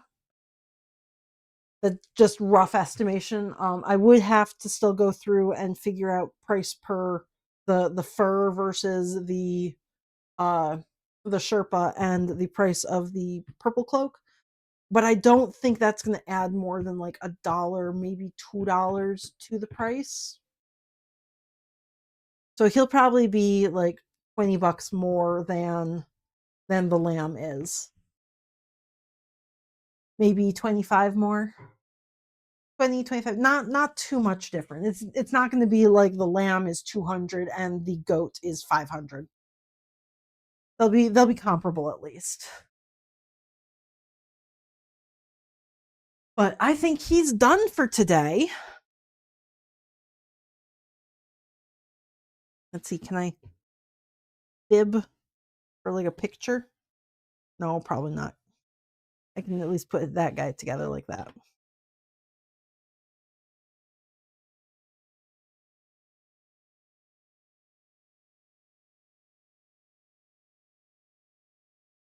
There. Put him down like that. I'm going to take a quick picture. Let's see.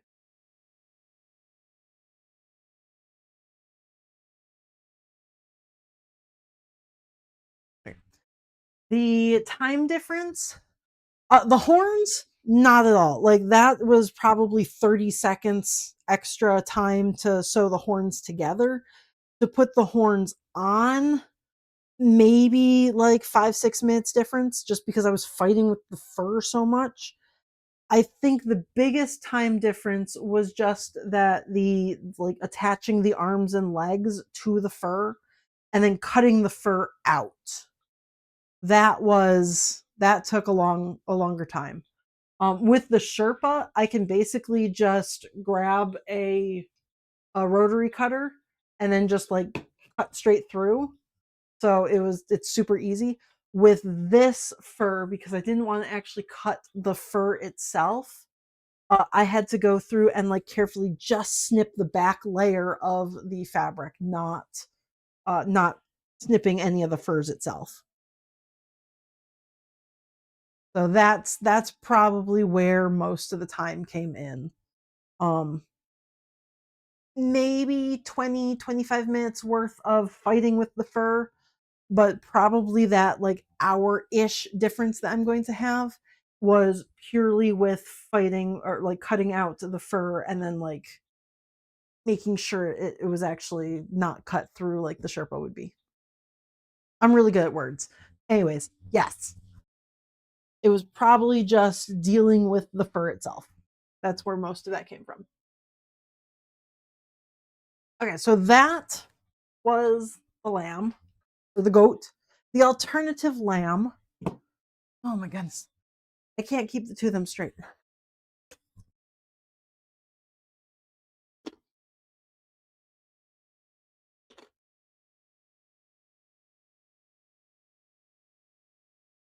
I'm going to set this guy aside for now. He's going to go in my work in progress bucket.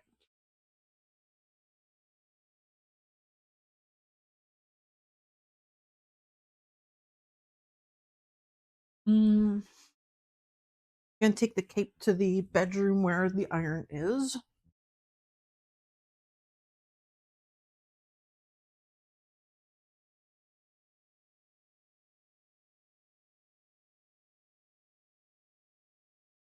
That'll remind me that I need to finish that.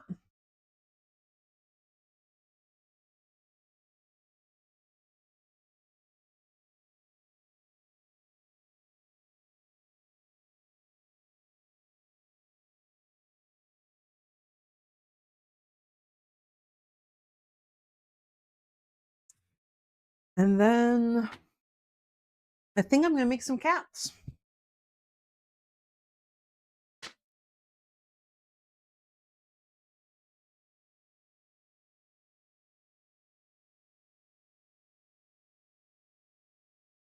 Okay.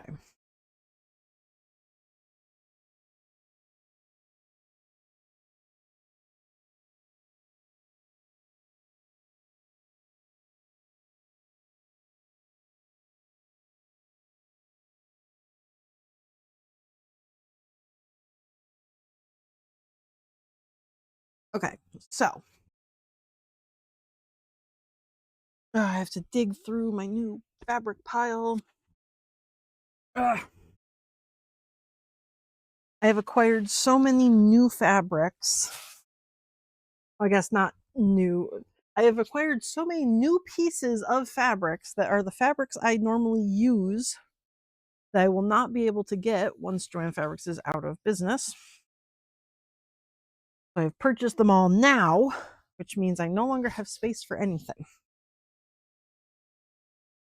I have pile upon pile of fabric. Let me unpile these.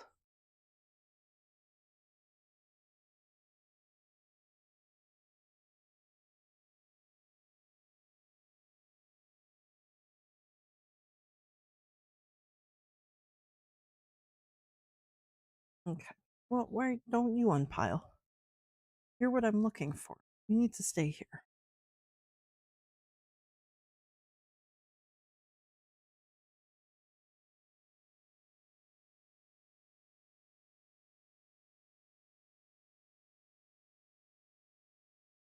You guys go there.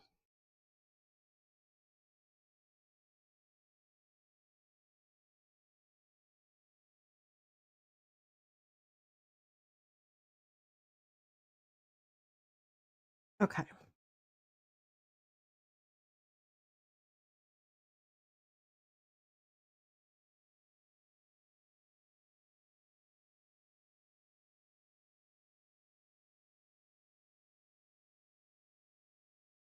Mother Moose got me some really fun the ultra plush fabrics that were remnants from Joann's. So I have some dark blue and red, very, very fuzzy fabric. And then this fabric bucket.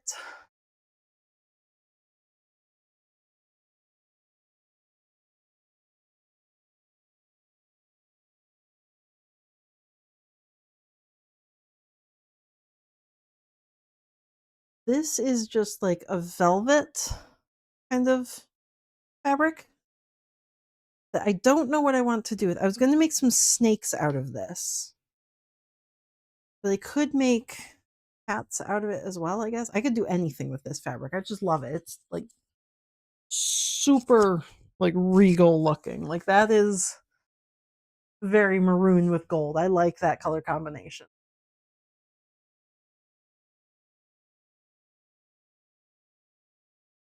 Mother Moose has been fantastic for finding me fabrics at Joann's. It has been amazing. I have this one bat that I make with like the I even know how to describe it. It's like the waves from that one Japanese wood carving that I always forget the name of, but it's got some really, really nice waves on it. And I make a bat with that, but I ran out of that fabric.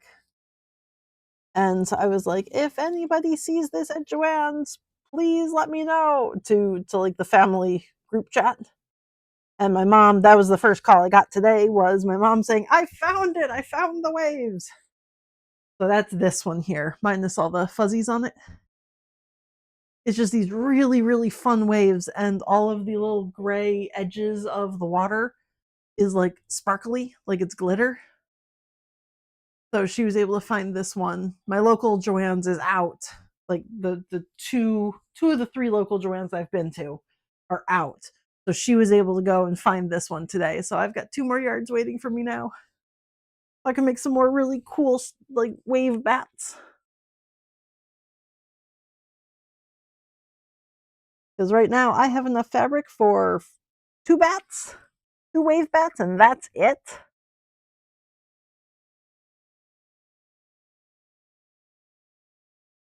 Okay, put those back. Okay.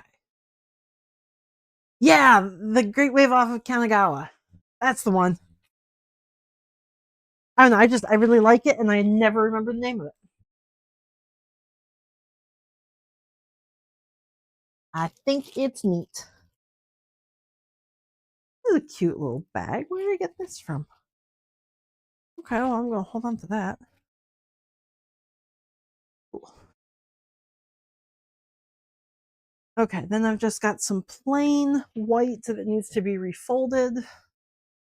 This is the purple that I used for Sir Butt the Stuff, or whatever the dragon's name is. But the stuff butt. This guy, he's this purple. His belly is this purple. Kind of off the camera, but whatever. I'm not doing anything in my embroidery machine right now. So there we go. That dragon, those colors, with some little maroon bits that was just a leftover.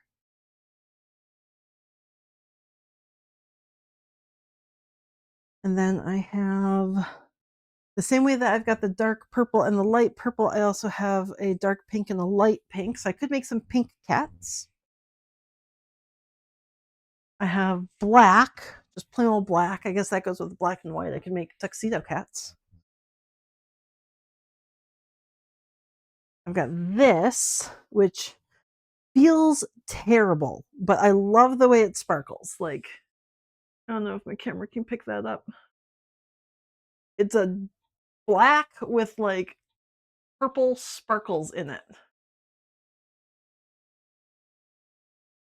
It is lovely looking. It feels terrible.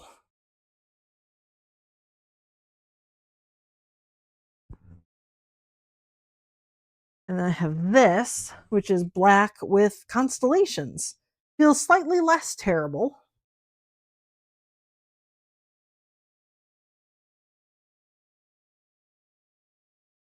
This I think I need to wash because it was underneath the black and now it has stains on it. So that's fun.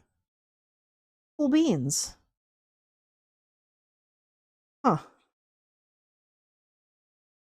Fascinating. Okay, so this white needs to be washed. And now I know keep the black away from shit. I've got a little bit of brown. I've got some peach, which is not the same as the pink. I've got some dark green. I've got another bit of the bright, bright, bright pink. Got lime green. And I've got dark blue that matches that dark purple.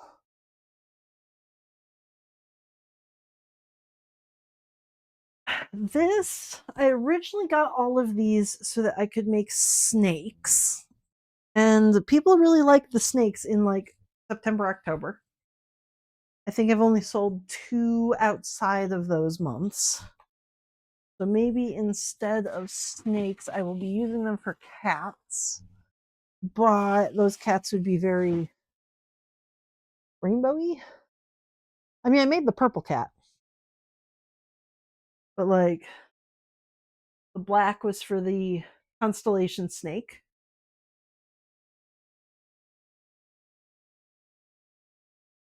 He is not stuffed yet, so he is very chunky. The dark blue and the dark purple were for the non-glow in the dark constellation snake.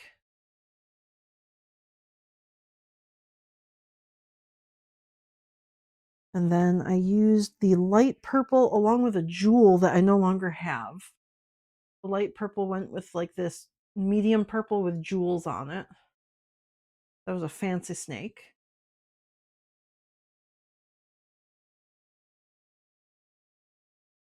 I didn't make any other colored snakes. So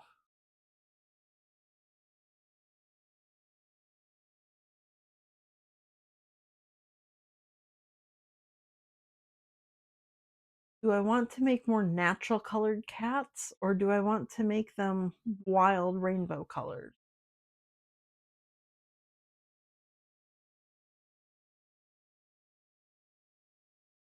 I do really like this one with the rainbow colors and then the ears, like all the stripes and everything. But that's just on white. This one is just solid purple, which I kind of like the solid purple. Like that one's nice.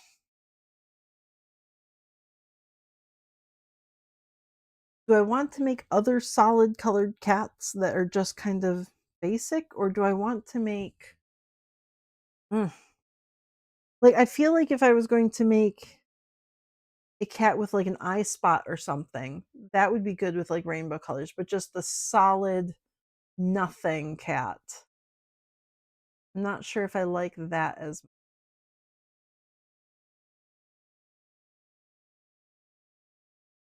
hmm.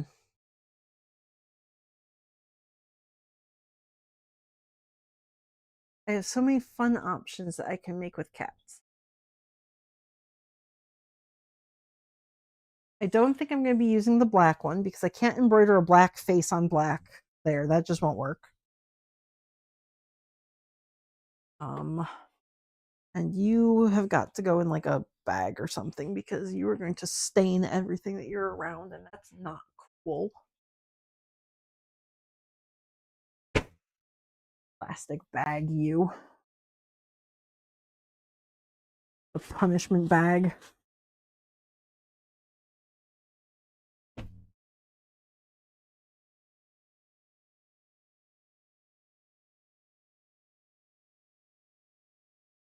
Hmm. I could make. I'm going to try and make a lime green cat with a dark green spot. I think that's what I'm going to do. I think that's just wacky weird. We're gonna try that. Um, snacks go in the bin of things that need to be stuffed. I could make a pink cat. I've got lots of this pink stuff. I'm gonna try that. I'm gonna make a pink cat. I'm gonna do the lime green first because I want to use the lime green for something. Normal colors here. This peach.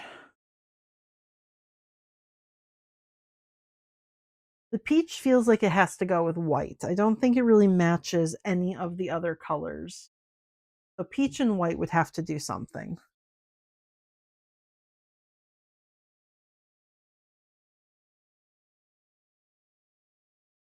Maybe the peach and the black. What about the peach and the brown? No, I don't like the way they work together.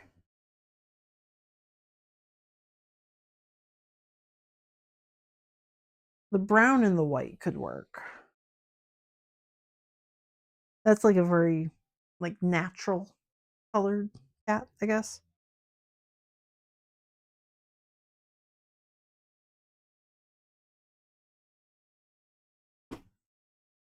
Okay, let me put, oh, I'm going to put you in next to the black bit.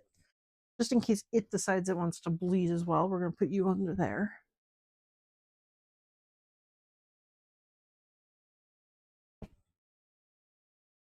I really need to find a better way to store all these guys other than stack them in a bin. Oop, more purple. Okay, cool.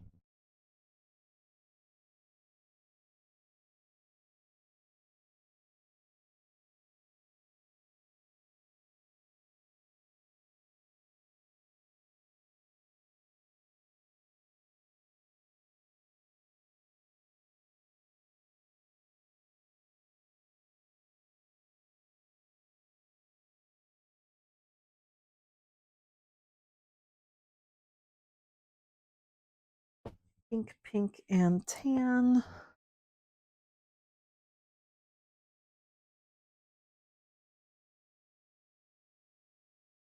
Super fun regal print.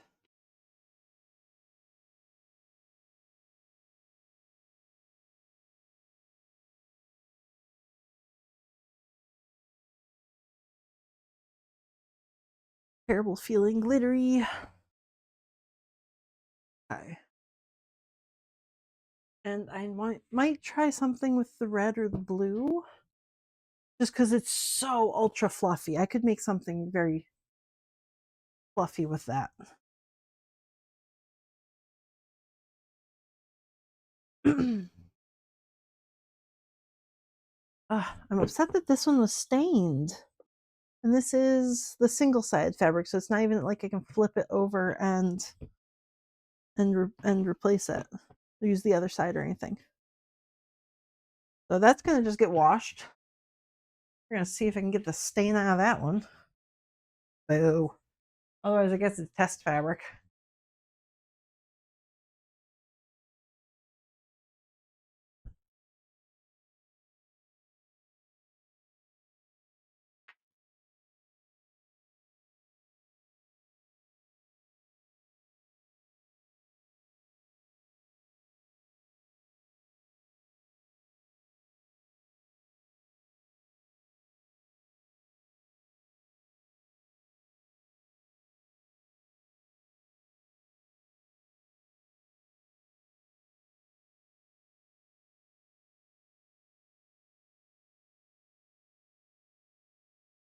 Okay.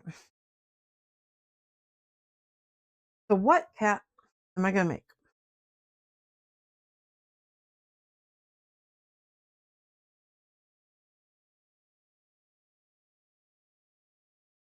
I think this is actually gonna be a situation of I have to go back into my folder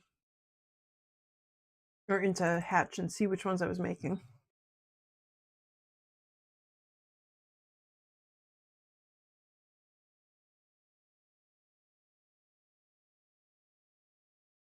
And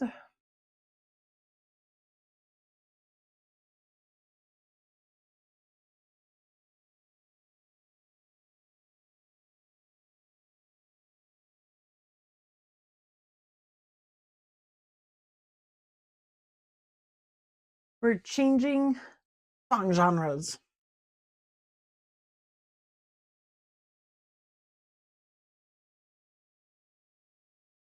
Because I am all done with lamb for today.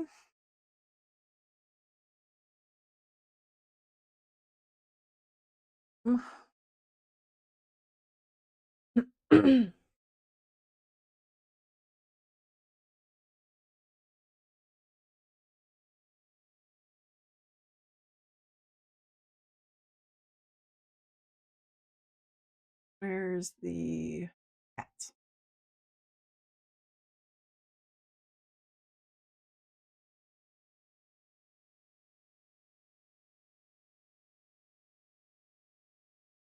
I think this is the one I want. Okay.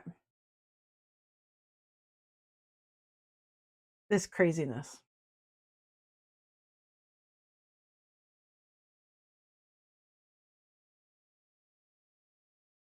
I don't need any of these stripes, so we're going to get rid of the stripes.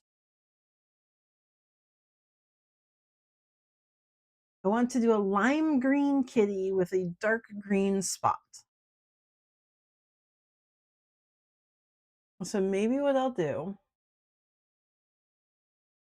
is on the left ear, I will do this spot.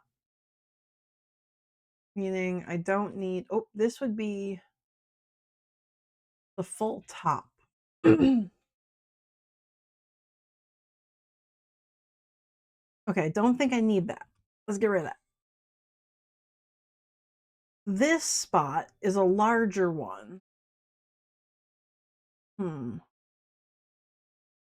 Maybe I want to do this spot and the little tiny cheek spot. So I'll have 2 spots on the cat.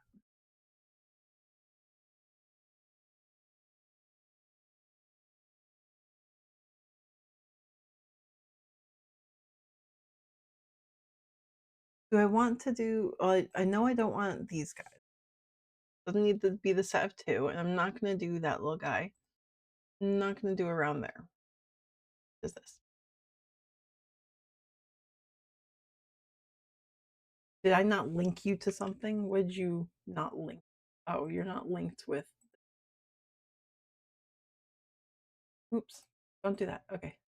Select those ones. Why did you? Okay. This one. Plus this one. Group. Did that work? Did you select it now? Okay. Now I can get rid of all of you. Same with this. I want to get rid of all of you. I'm not going to do this one that's just underneath the face. I want to do the spots. But do I want one big spot? Do I want smaller spots? How do I want to do this? I think I want this big spot maybe. So I'm going to do that big spot. Do I want a spot on the cheek down here? Because I'm going to have one big one around the ear. Do I want one underneath here or do I want one on the ear? Did I get rid of that one?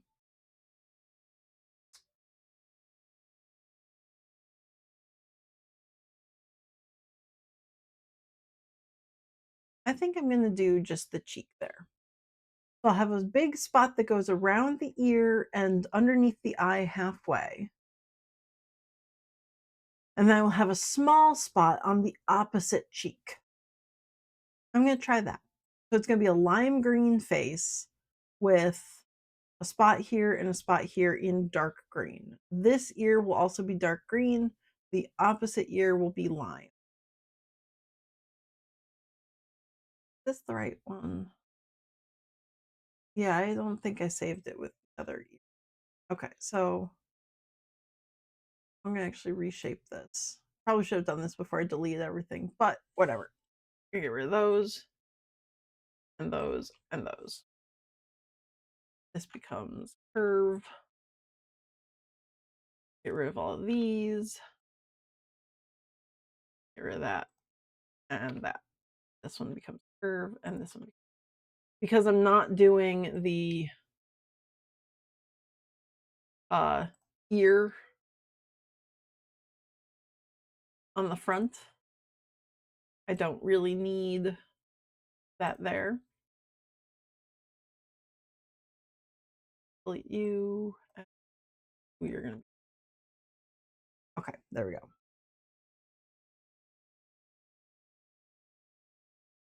Because I changed the way the ears on the front work.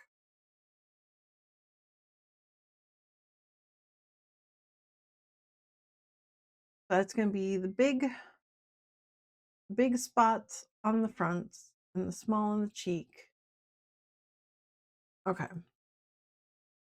First thing it's going to do is stitch out the entire outside. Then it's going to put a placement line right here and right here, so I know where to put my green fabric. And then it's going to, what are you going to do? You're going to stitch down What are you doing? Are you stitching down? Oh, you're stitching down twice. Okay, well, why don't you go from here back? I want you to go from here around and then here back. Okay, so it's going to stitch down this piece here. Then it's going to come over here and do a placement stitch. I don't think I want you to do that in that order. I think I want you to do this.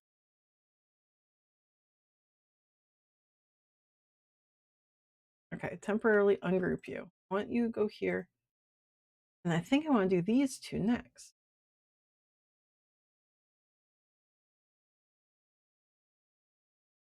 Yeah.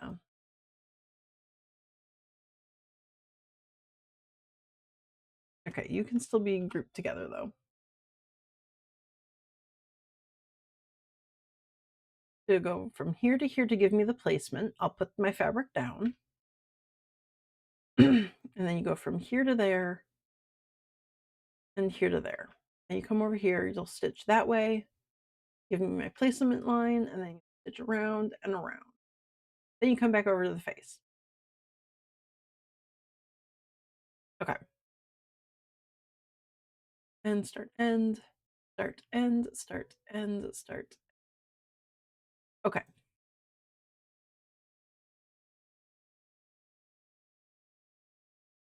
Save design as, this is going to be Spot the Cat because I am very good at names.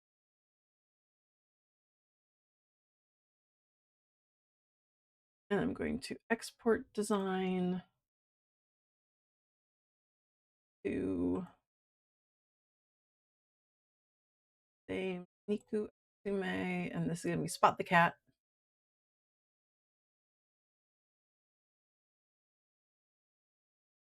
Okay, did you save? Well, there you are. Can I get you fresh? Yes. Okay, so I've got Spot the Cat here. Now, if I go into my folders,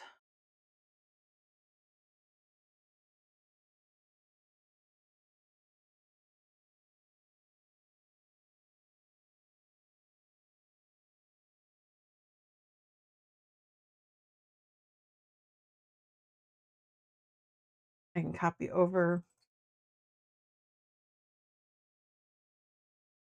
Spot the Cat.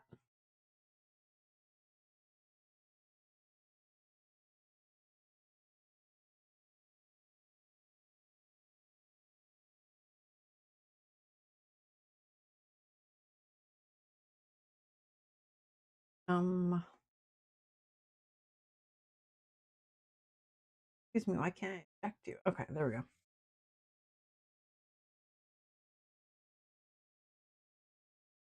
Yeah, you hate doing.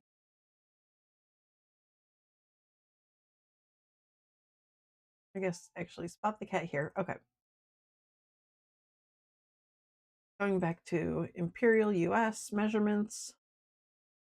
I need this to be 8 by 15, although I realize that the fabric rolls. So I might do 9 by 16 just to give me a little bit of extra working space. So 9 by 16.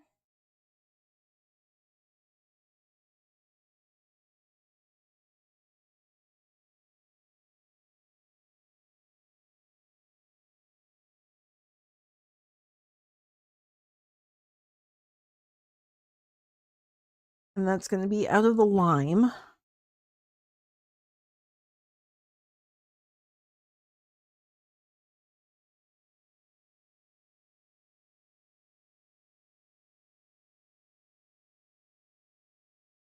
Ooh, there's a dirty spot there.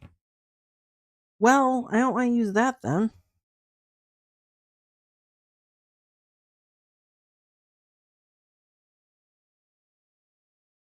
Ugh, and there's damage there. Oh, that goes all the way through. Cool. Well, how wide is that? That's right where 16 is. Ooh, that would actually be good. I can cut this at that 16. Because 16 was already giving me a little extra space. That wasn't what I need exactly, right? It was, let's see. Yeah, technically I only need 14 inches. So if I cut it at that 16 line, then I avoid that damage anywhere else. And I need it to be 7.1 up. So if I go to 9, that is to right here.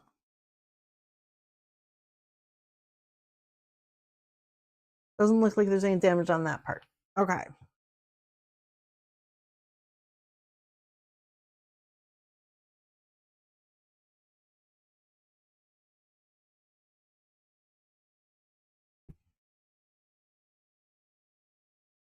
So 9 up, 16 across is right there.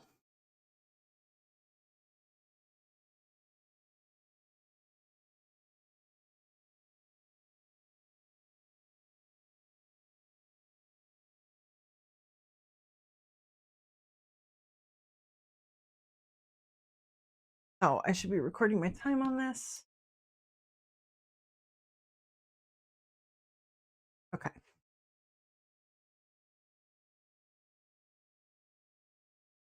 Grid back up.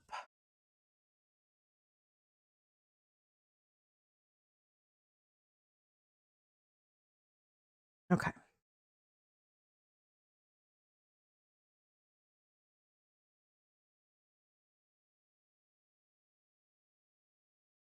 Okay, well, don't fall off the table.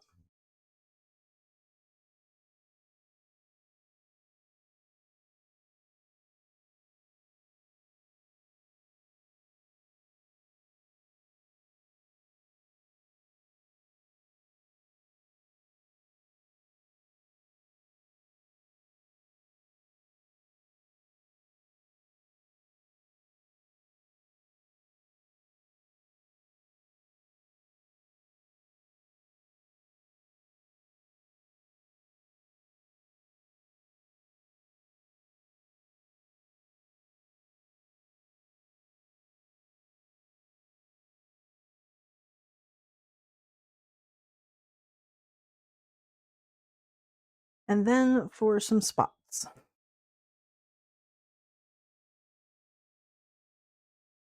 Okay, that's going down. For the cat spots. That first middle spot, I'm going to need a piece that is 5-ish wide and 5-ish tall. I'm going to do 5.5 by 5.5 just to give myself some working room. Luckily, this ruler is 5.5 wide.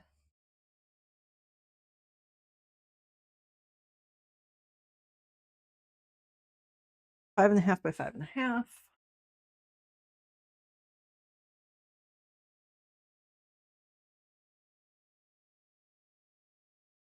That's going to be the spot in the middle, although, oh, we'll see how that works out.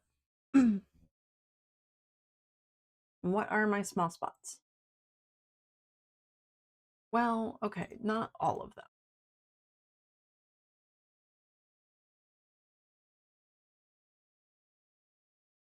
Problem with grouping, then you can't actually see. 1.6 wide and 2.1 tall. So a little over 2 wide and 2.5 tall.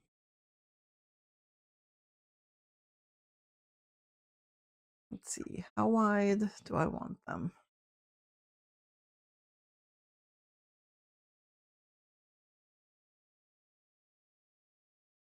Maybe 2.5 by 2 tall? No, it was 2. I'm going to do 3 tall and 2.5 wide. Although, there we go.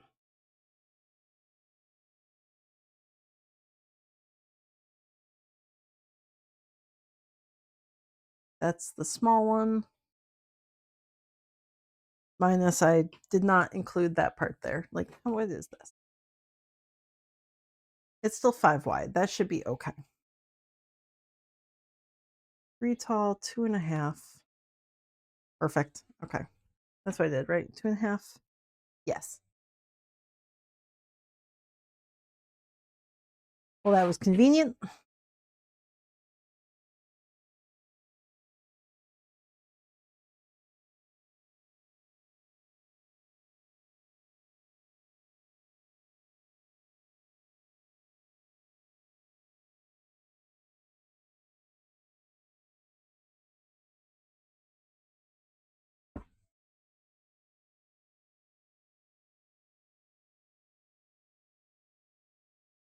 Okay. Now I need a stabilizer for the big hoop.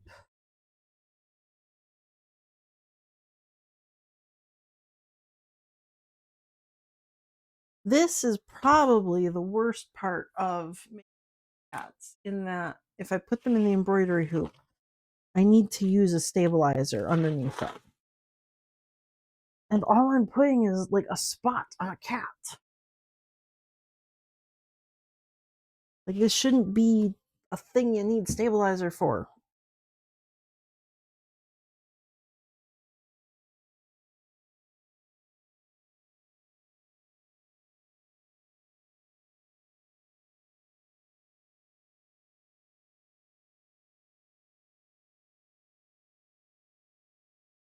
Okay.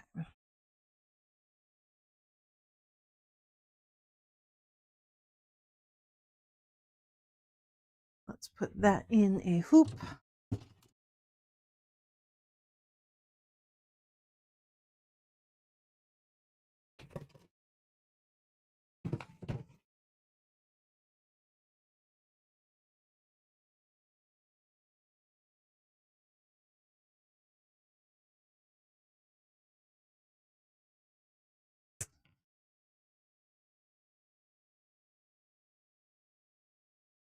Goes down that way.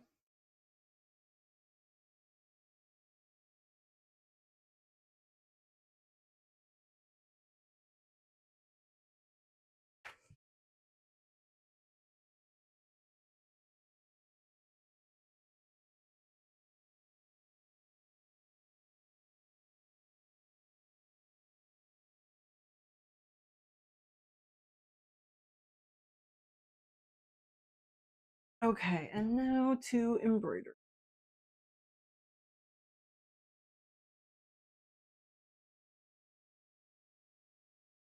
You can wiggle back. We're done with the eyeball.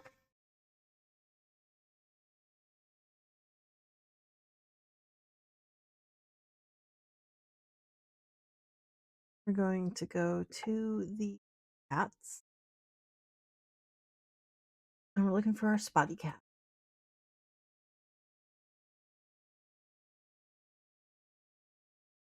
Ooh. Well, I messed up that file, so we're not actually going to do that. We're going to go back to the computer.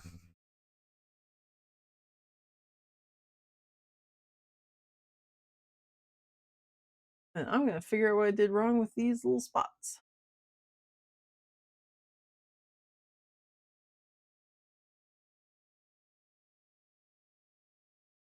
After this one, you should trim it. After this one, you should trim it. After this one, you should trim it. Why are you not trimming? Weird.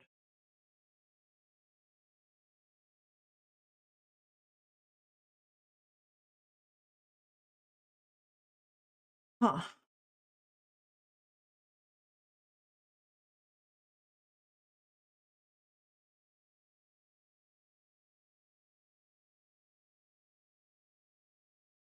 You seem to be working fine everywhere except for on the embroidery machine. Ungroup thing. All of these stitching, tie in, tie off. And trim if I need to go back to metric, if you're more than 3 millimeters away. Yes.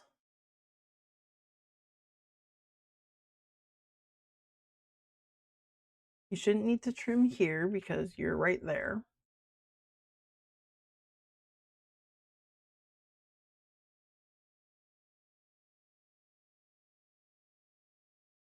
Okay.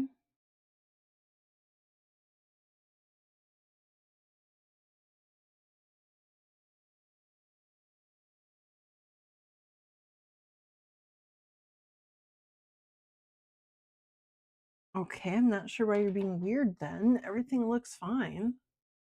Oops, not new. File. Save.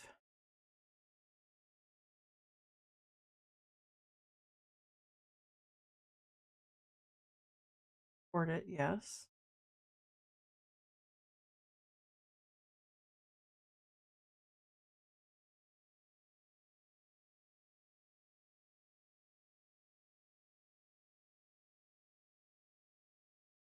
There you are. You look fine, right? Nothing wrong with you right here.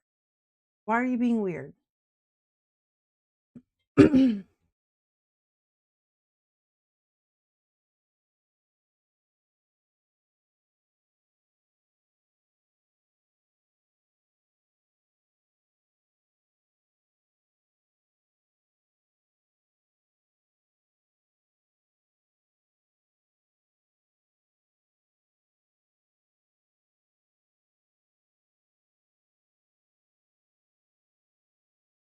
Okay, so Spot the Cat is going to put new Spot the Cat in.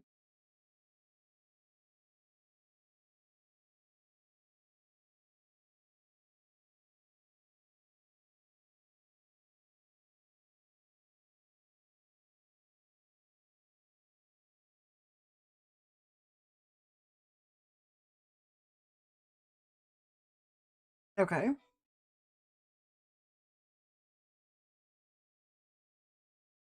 Let's go back and see if it worked this time.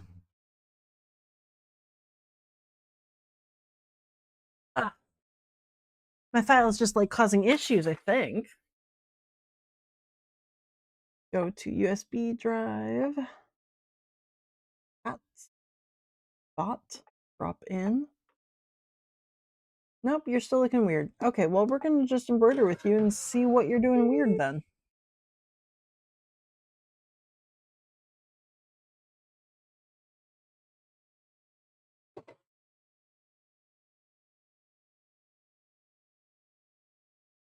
Clicks in place.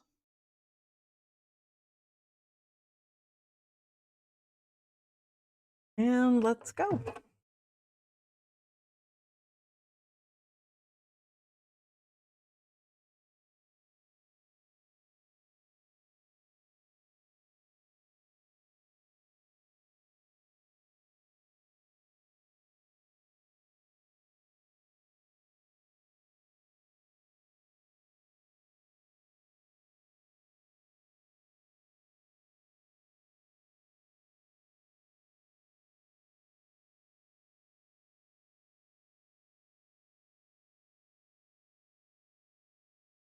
Oh, I wasn't supposed to change the ears on the back of this guy.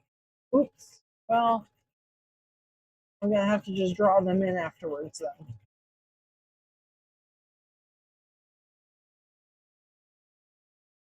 Only the front ears were supposed to change, not the back.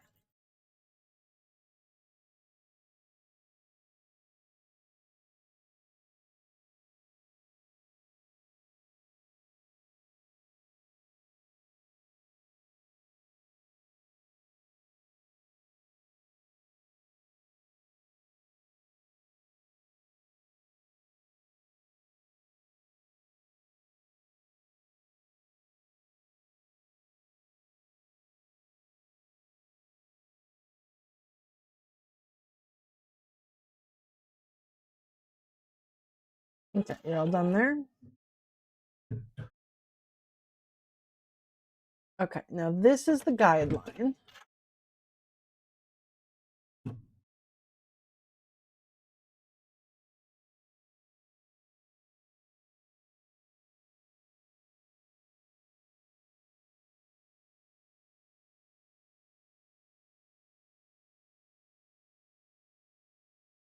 You're going to snip. Probably didn't have to.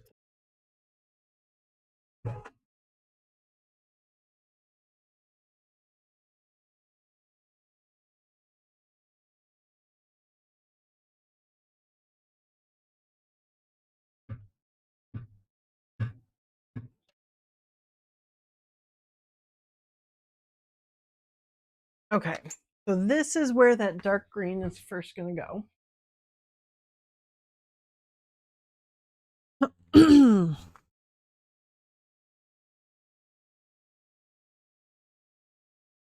Whoops, I just dragged fuzzies everywhere. It's cool. Okay, let's see how this works. Oh, wait, no, wait, you're using black. I want you to use black. I want you to use dark green. Please stop.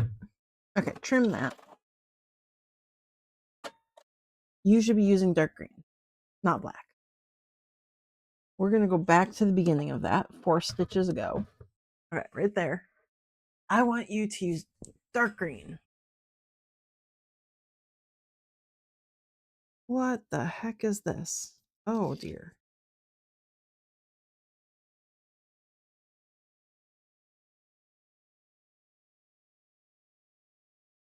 What the heck? Okay, well, that's not great. What have you got a knot in here?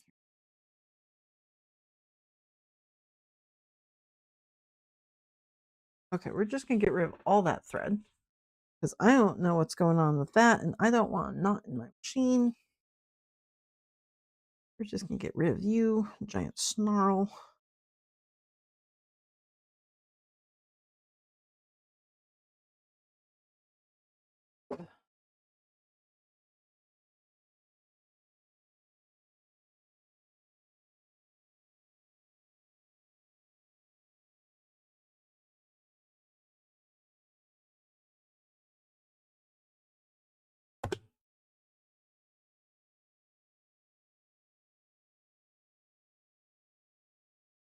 Okay.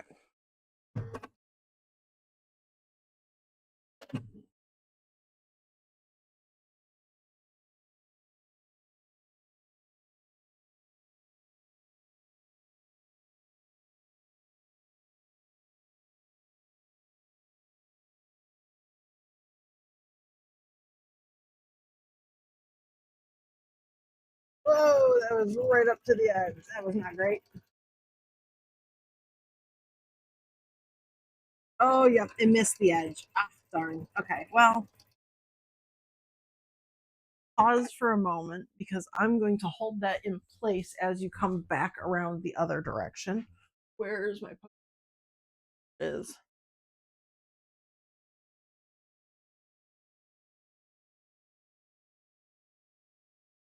Okay.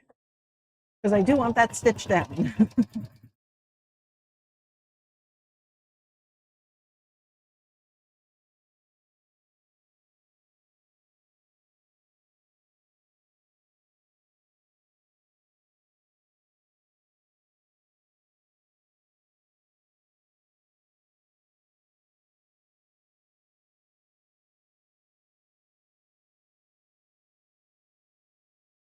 Hang on.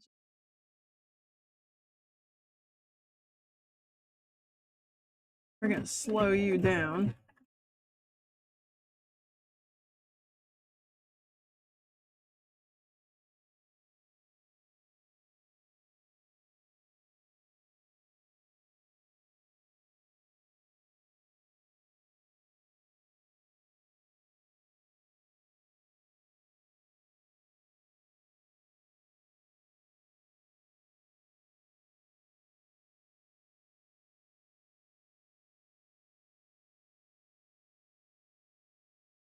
Okay.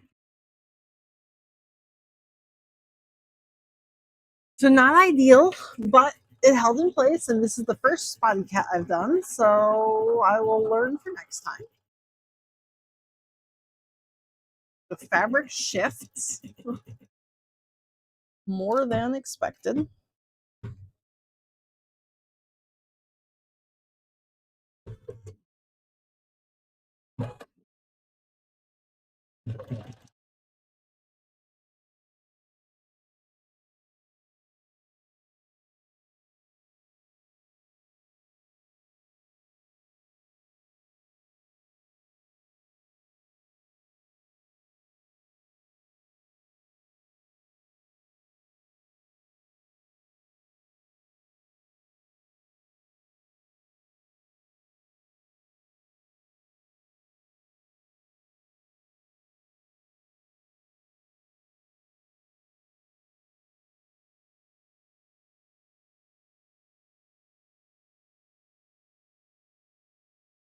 Okay.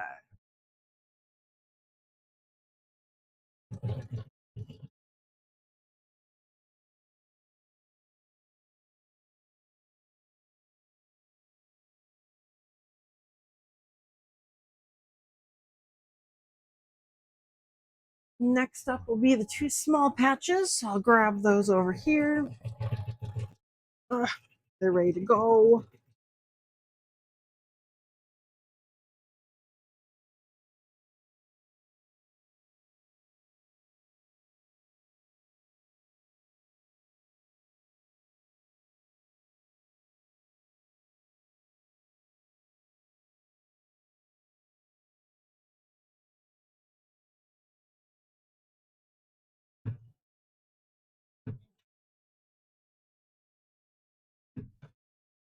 Okay.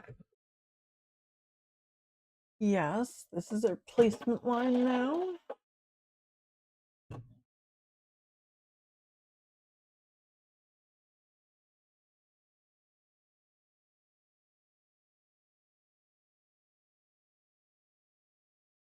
Okay, now this is where the picture on the screen is being weird.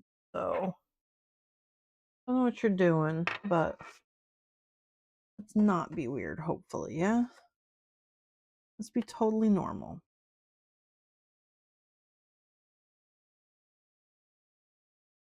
Okay.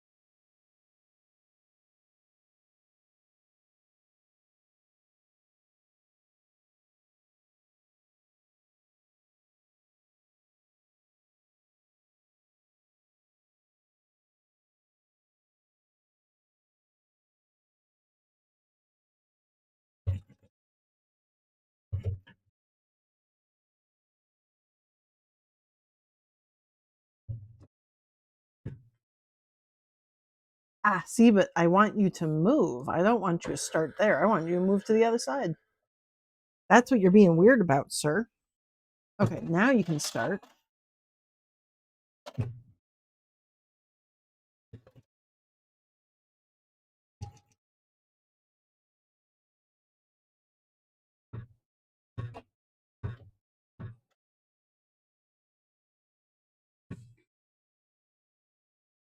Okay.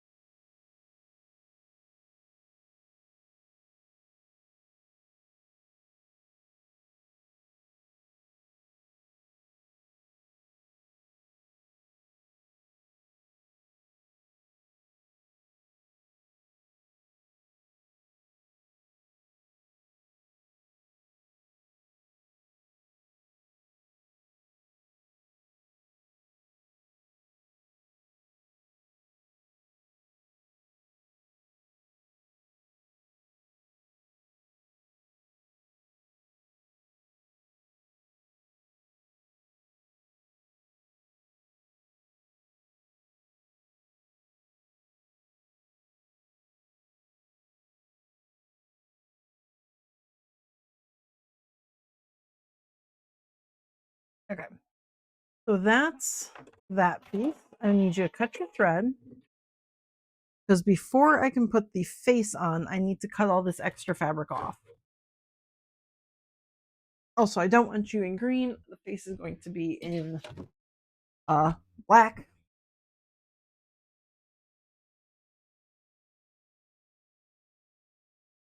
Okay.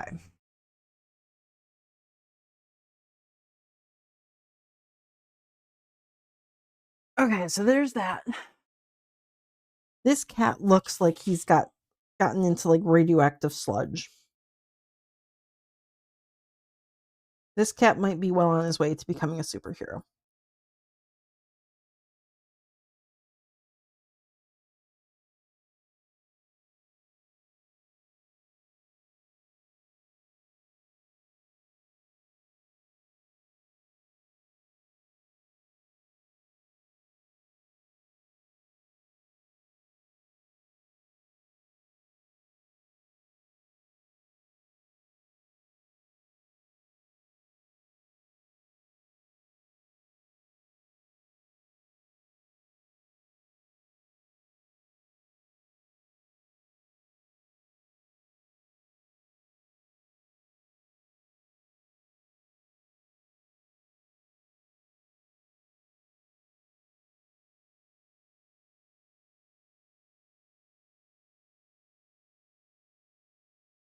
There we go. Fuzzies everywhere. Cool. I'm going to definitely have to lint roller this.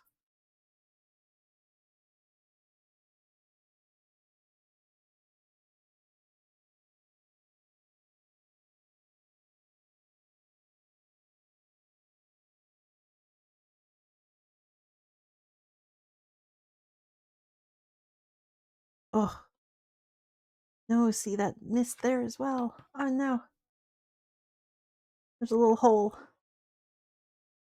Maybe I will have that stitched down a second time around, just on this piece. Or I'll do that by, I think Bernard will have that sewn down. I'll do that just on Bernard. Are there any other pieces that came up? Nope. Okay.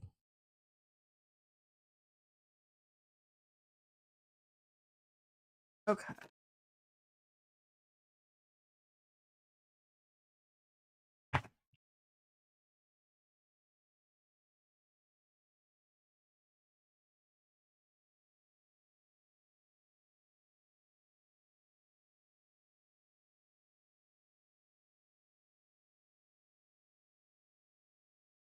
Ugh, that's a lot of flisms.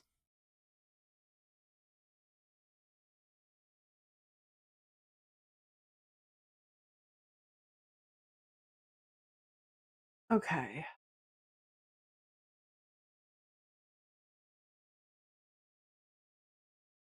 Still fuzzums.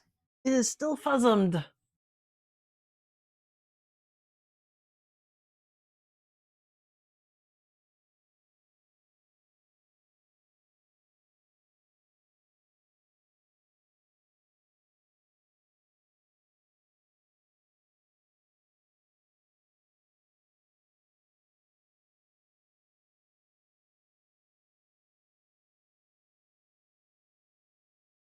Okay, do I have my water soluble stabilizer? And is there a piece large enough for the cat face? There is, right there. Okay, pins.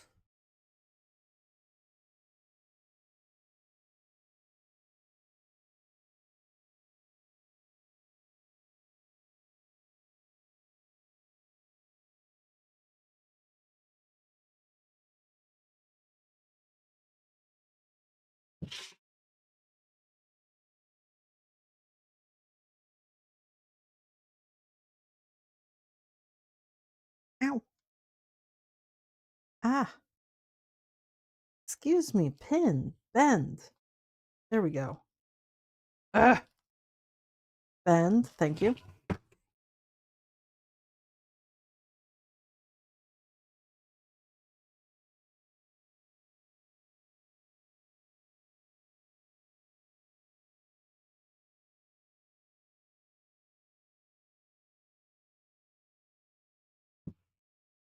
Okay. I'm going to get the face on there, but it needs to be in black, so I'm going to swap the colors.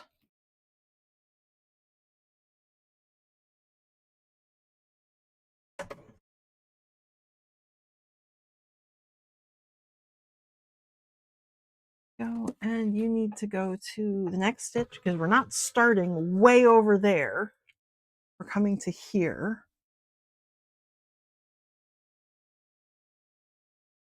And we're using black, not dark green.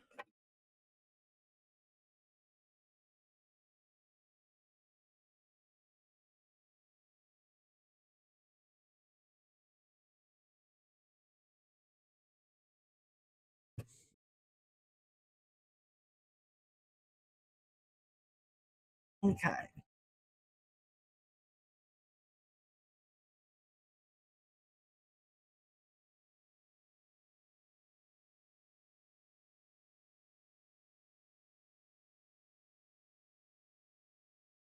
Just slow that down a little bit.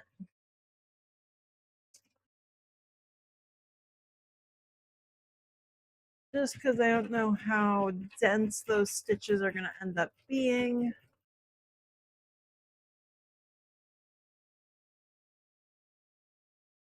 Okay. I'm going to pause my timer right there. That's about 30 minutes just working on that cat.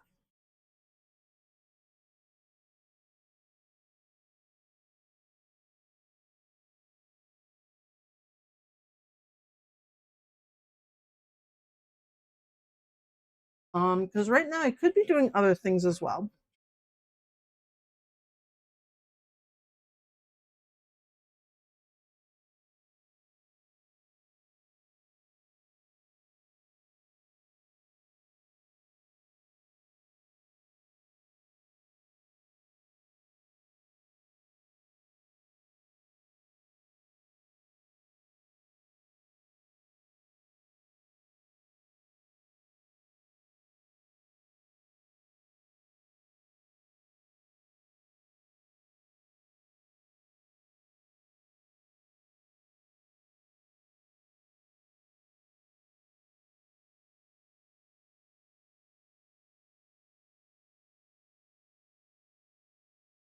Um,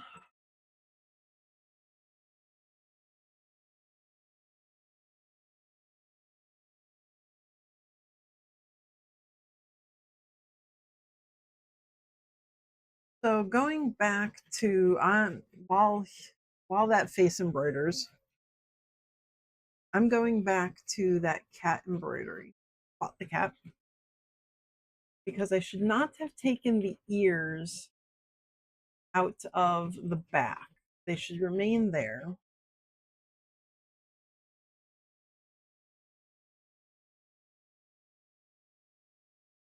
And I think I need to move a couple things around.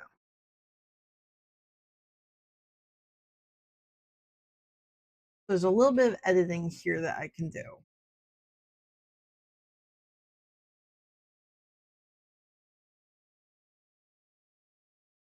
So I'm going to do that while Thomas continues to do his thing.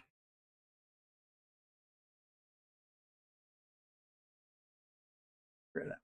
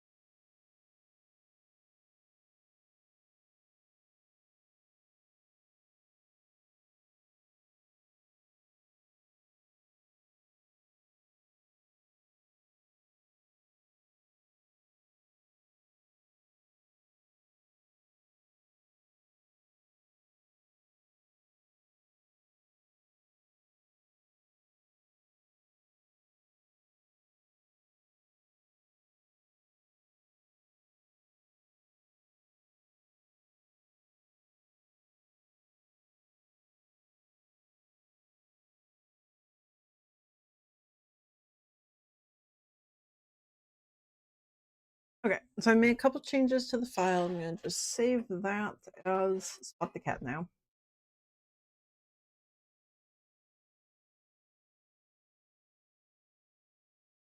We are moving on to the eyeball. Yay! Good job, Thomas.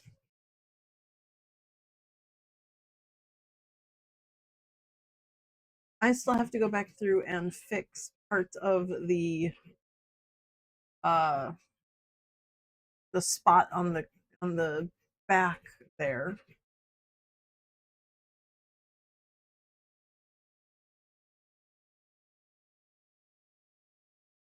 Because a little bit did not stick down.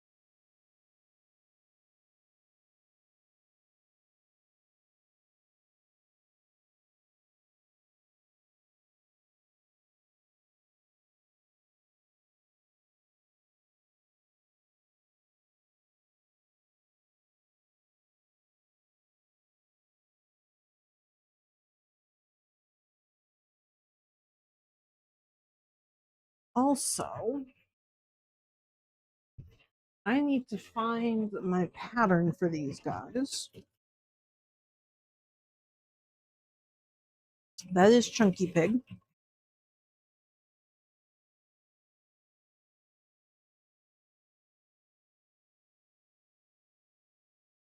Meow Shroom. Oh.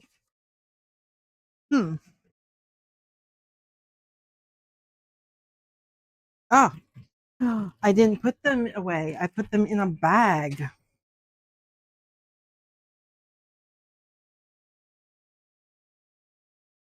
Okay, well, I need to find the ear. Because, yeah, there we go. And is that the other ear? Are those my ears? Did I label anything? No, I did not. Why would I label things? That would just make it easy.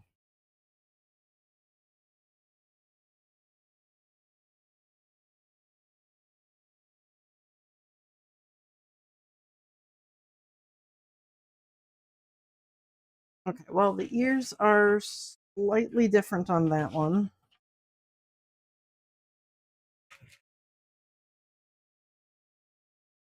Of course, I also made a change. Okay. It's fine. Let's see.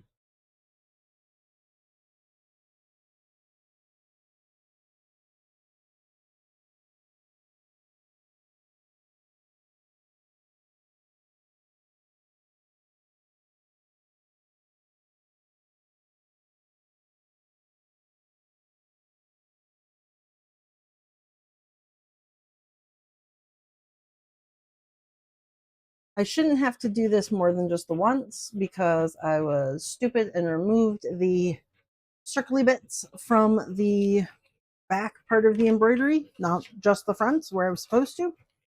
So I have to correct it on this one, but I shouldn't have to correct it beyond this one.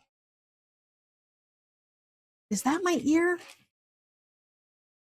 No, because my ear, here we go. That should be my ear. Yes. Okay, that's my ear because I put in the 2 lines on it. But where is the front ear? These are just extra little bits. There, that's the front ear. Okay. Not these guys.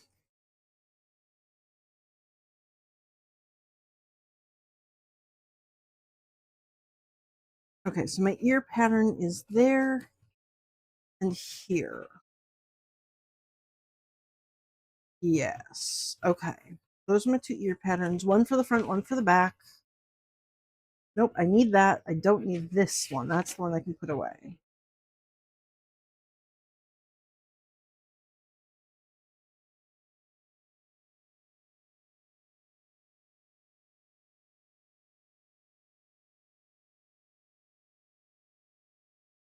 And just temporarily,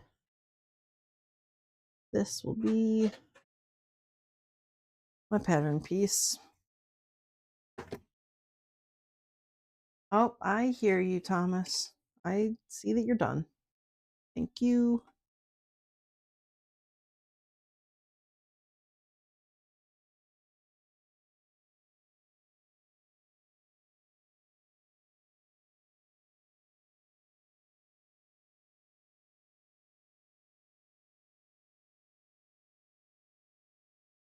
Oh, I do need this back out because I didn't put my side notes on it. Okay, right. Where are you? Right here and right here. Okay. I see it through the back.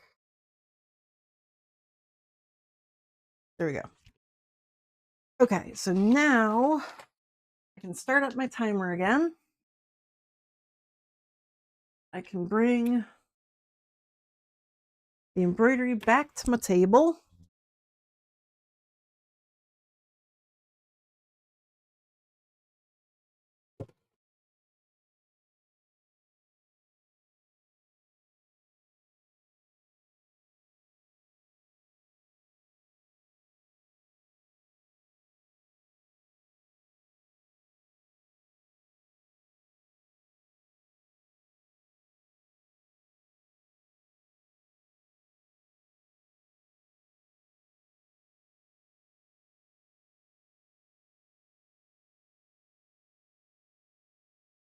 Okay. Well, you've got some fuzzums happening here, so let's clean up those fuzzums.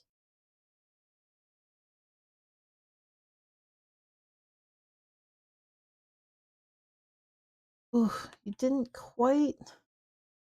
Okay, that satin stitch has issues. That's just what that is.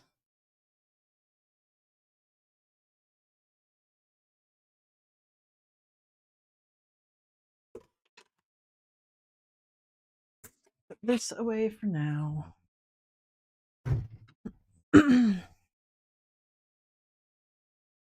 Missing the kitty ears on the back. Is that where you're supposed to be? What? Right? I did this right? Nope. Okay, it's this way. Ah, this is the top. Okay. So the ear should be right here. I just failed to actually put it in. And then this ear should be right here.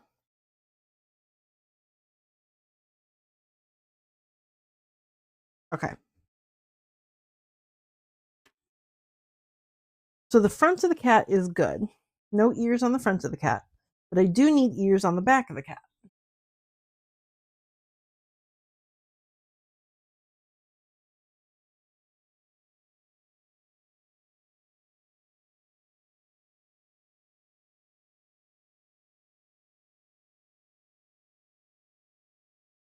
I think I'm just going to cut along the bottom because I can't use that bottom section for anything. I'm going to try and cut the green ears, the lime green ears out of this fabric though, instead of having to cut another piece. I will have to bring out the dark green again for the ear because there's not enough dark green to cut an ear.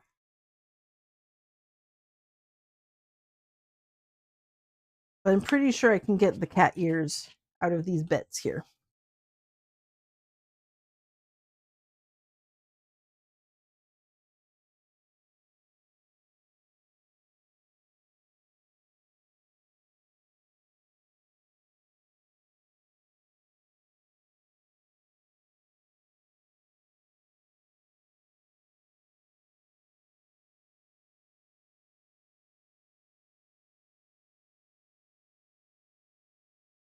That's good. Are you folded under? Okay, don't fold. That will cause problems.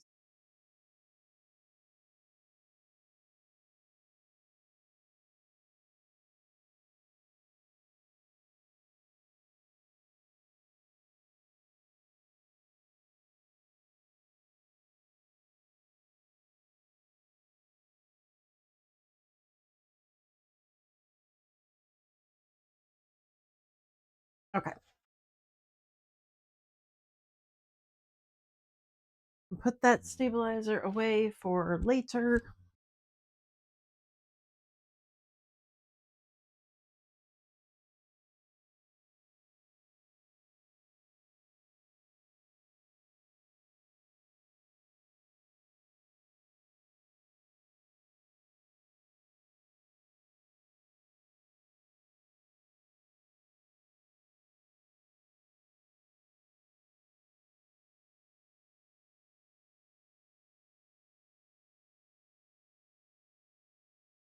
Okay.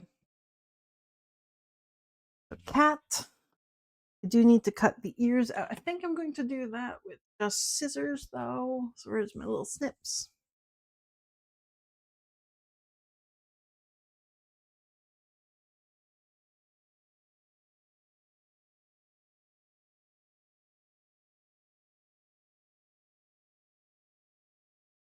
Okay, little snip circle there.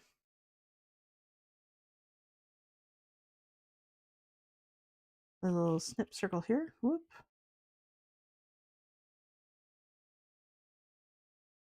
Okay.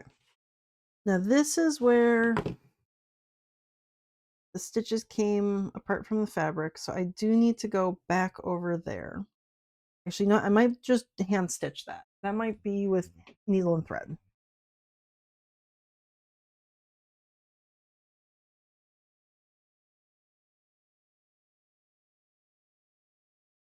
I'm not going to count this as time towards the hat itself because theoretically I will not be making these mistakes if I'm making lots of the cats.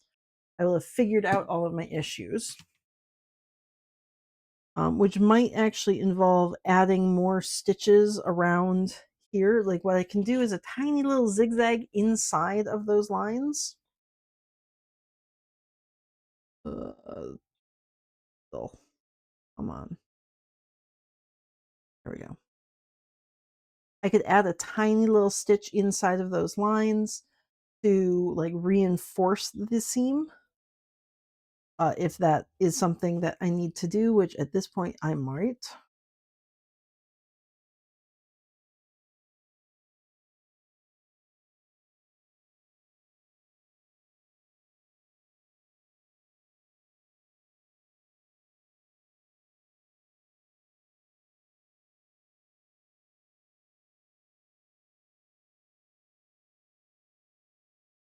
Come on. Tiny stitch.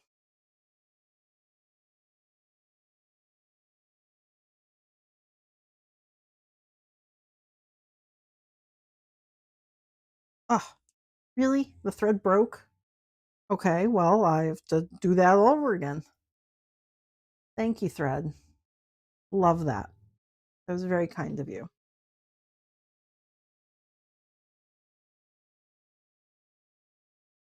Ugh.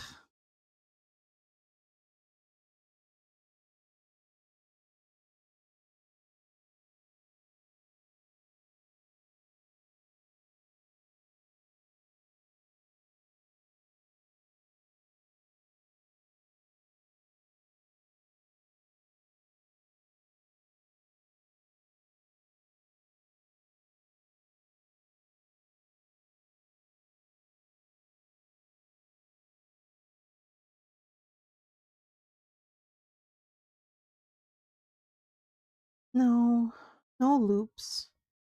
There's a tiny little knot there. Really? Where did you get that knot from? Oh my god.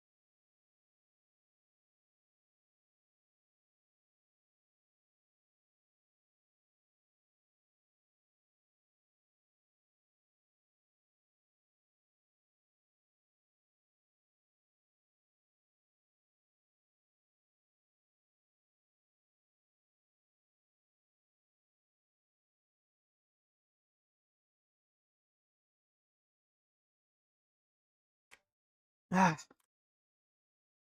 Okay, I'm gonna just give up on that. That is good enough. That's getting some glue on the back of it, I think.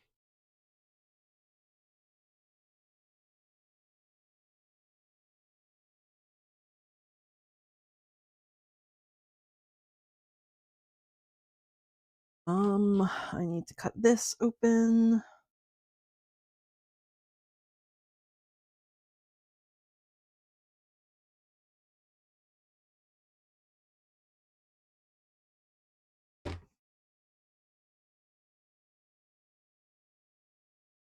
Before I take that away, I do want a little mark where the ears are supposed to line up. Right there and right there. There and right there. Okay.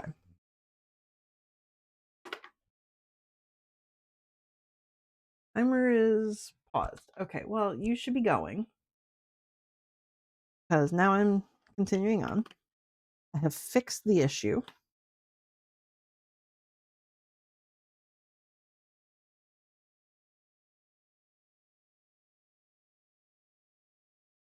Ah, come on.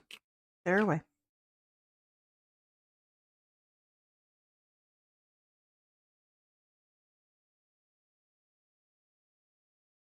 Okay. There's the back of the cat.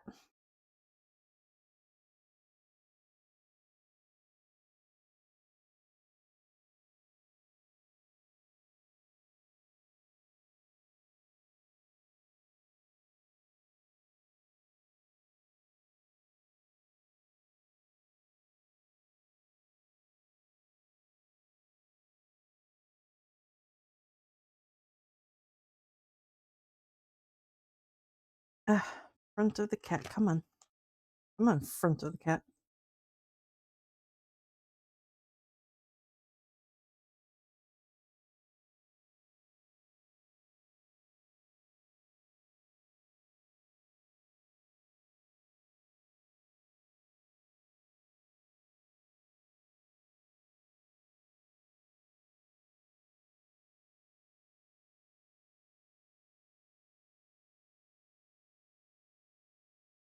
Back of the cat, front of the cat.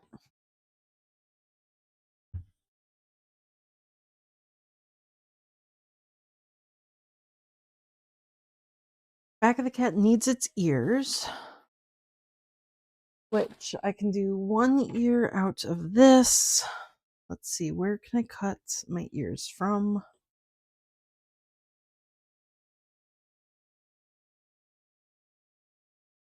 Brushes down that way, so I can get one ear here.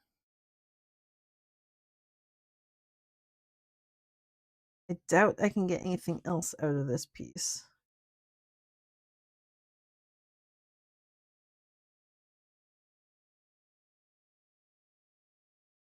Ugh.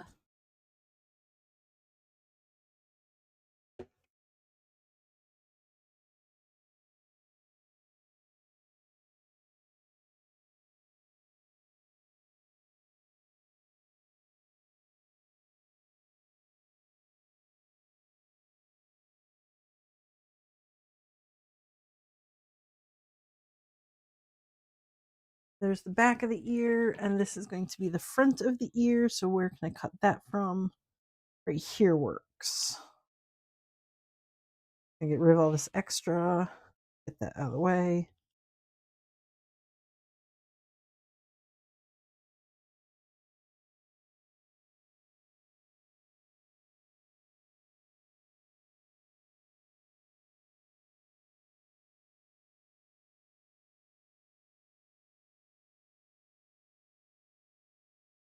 Okay.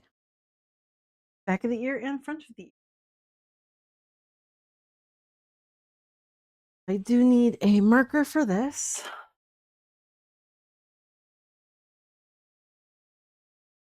So dot right there and a dot right there. Go. I can match these up, pin this in place. Good sides together.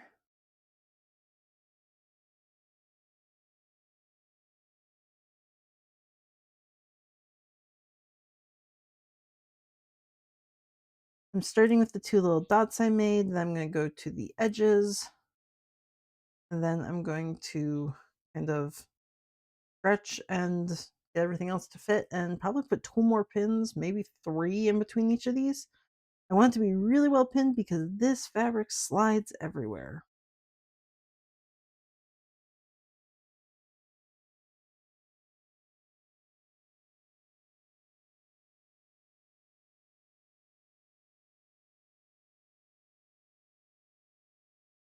Yeah, I think I'm gonna end up putting 3 pins in between each of these.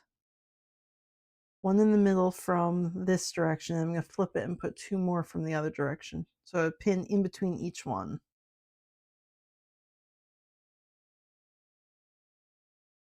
These ones are just gonna keep that fabric from rolling over on top of itself.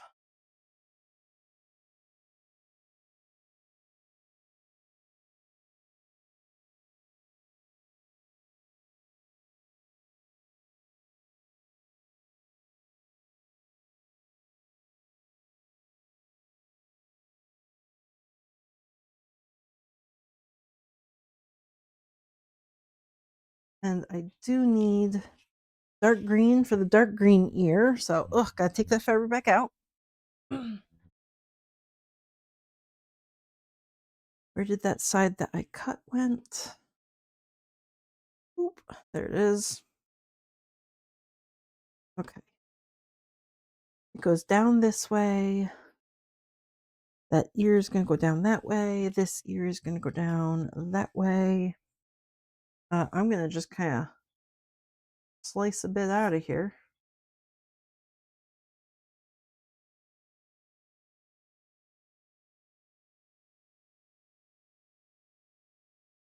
Stop catching. Oh my god, this fabric is terrible. I love it so much though. It looks so nice. It is a pain in the ass.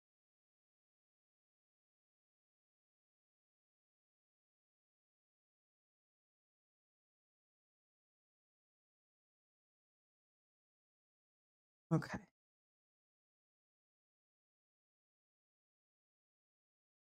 Good there.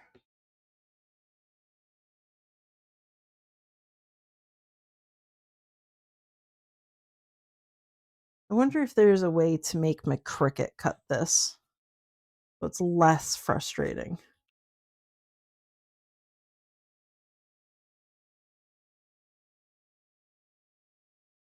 Ugh, it makes so much fluff though. This would probably like 1 cat per cutting mat, and I'd have to be cleaning them in between every single one.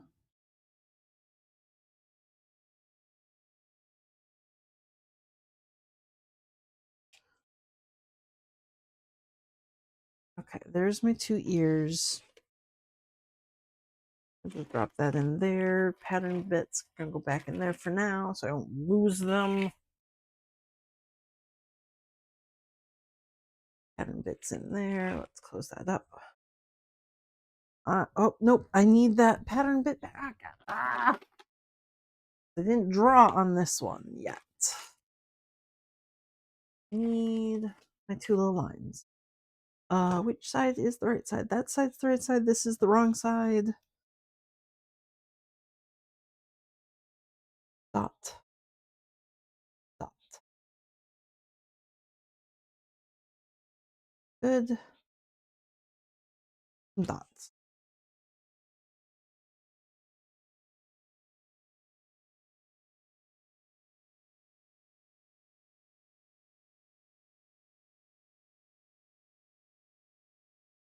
Let's see. Dot line up with dot. Good.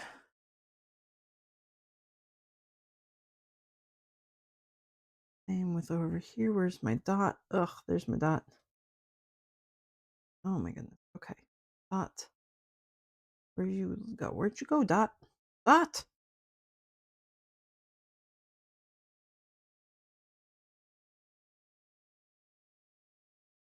Okay, there we go.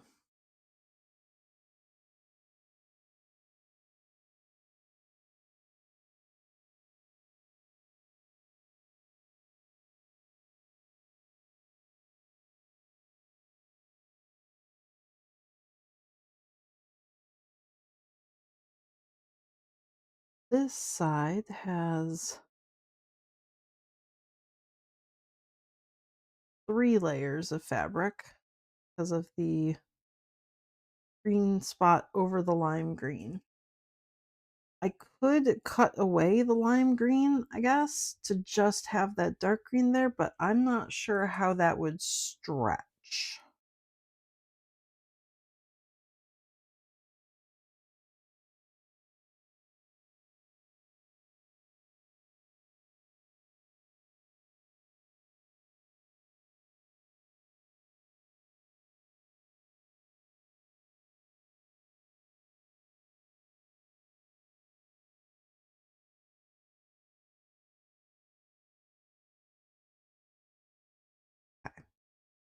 Those are all pinned. Now I'm just going to go through the back, same as I did on the other side, to pin every other one.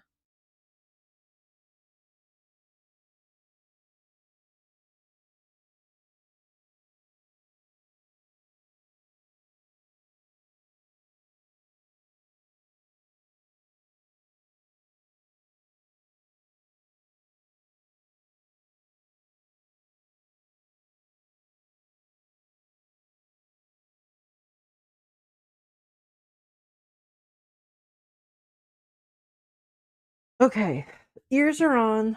The front of the ears, I'm actually going to attach to the back before I sew the two halves together. These guys don't really need to be pinned because they are just going to be sewn in half. Oh, I do actually want to pin this, but I'm just going to pin it way up here. This is just to keep that mouth flat right there.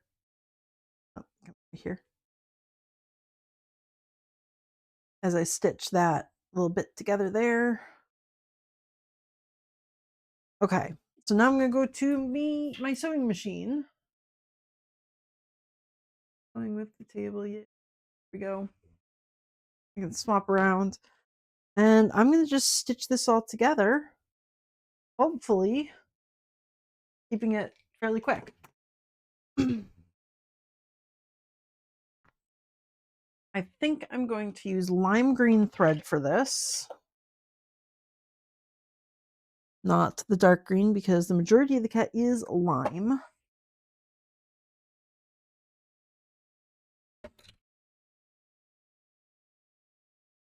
Black thread away. Lime thread, here we go.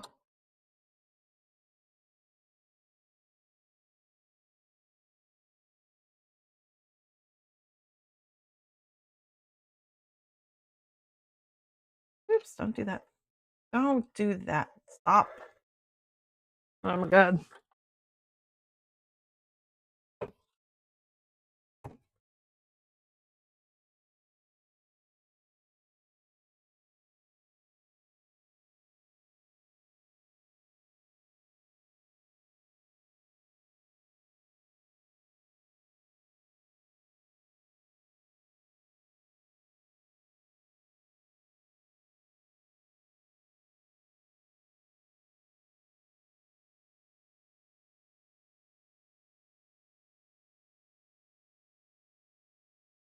Okay.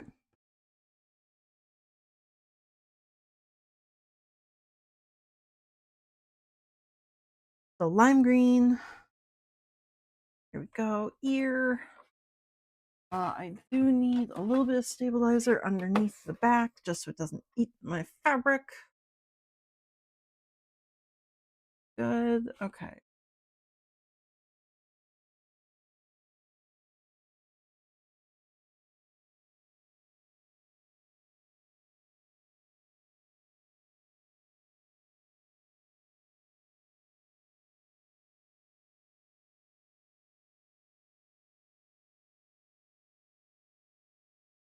Okay. And even though this ear is on dark green, I'm not even going to change the thread color. I'm just going to do lime green through.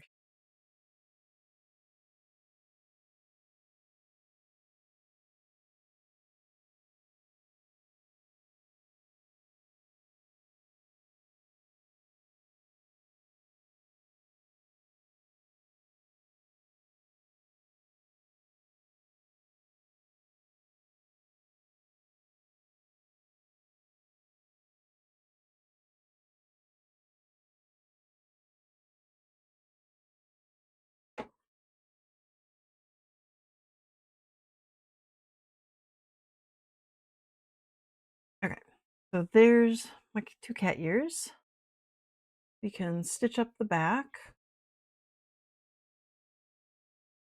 Put that dart together. Come on, fold properly, please. Okay, please. Maybe not. Okay. That's cool too. We don't have to.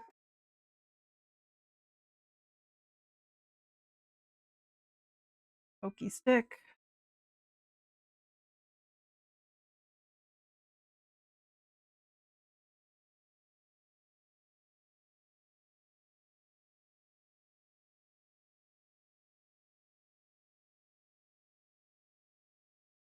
Good.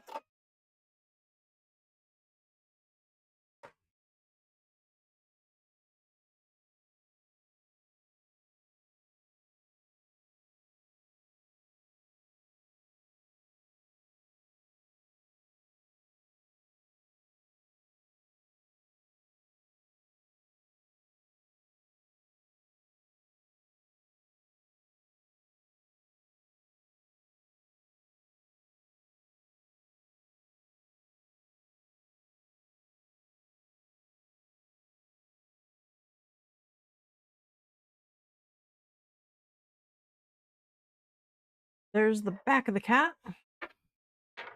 I'm going to actually pin the ears on right here, not even going back to my table.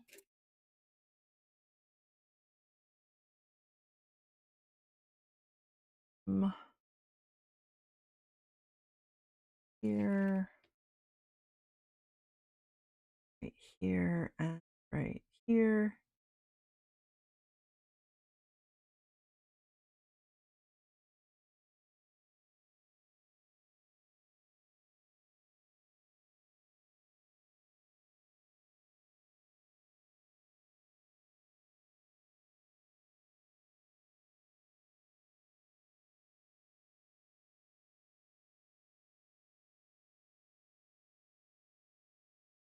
Okay. I don't need the stabilizer this time, I don't think, because I am going to have the fabric behind.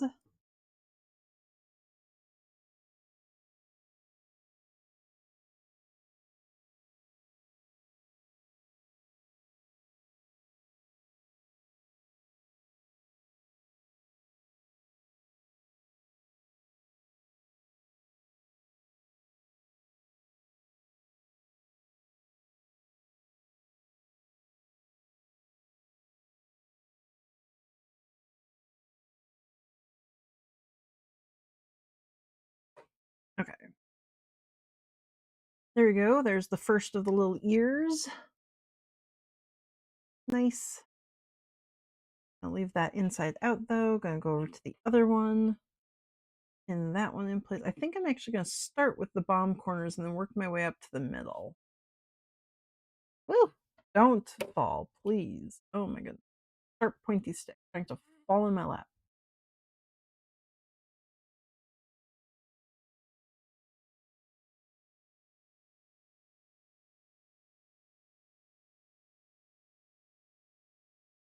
Yeah, I think that worked better. Because the curve of both ears is different.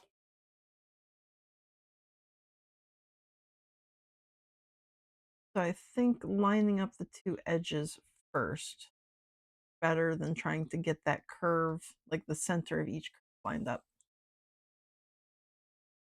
Up.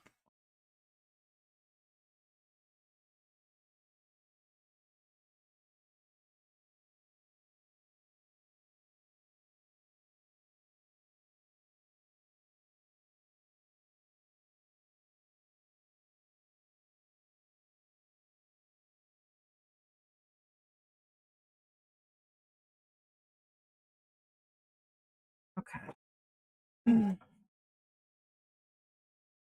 There we go. So the back of the head's done. I've got the two ears sewn on to the back of the head. Those ears I think are going to be where I stuff it through, so I don't really need to leave a stuffing hole around the outside edge.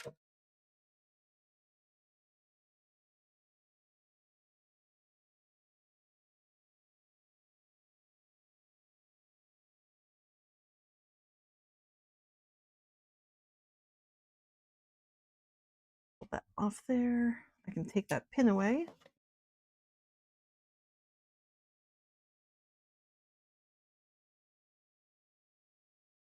Right here.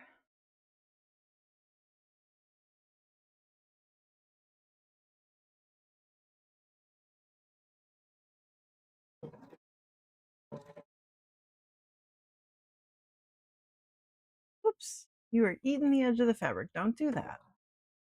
Uncool.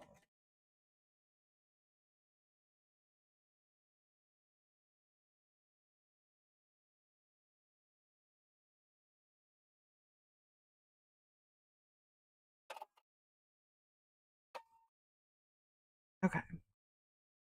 There we go. Okay, now I can combine these two together. I'm going to just line up the edges of my circles. I think these might get yellow pins. I've got 3 yellow pins over here. I think I'm going to use the 3 of them first to line up the edges of the green.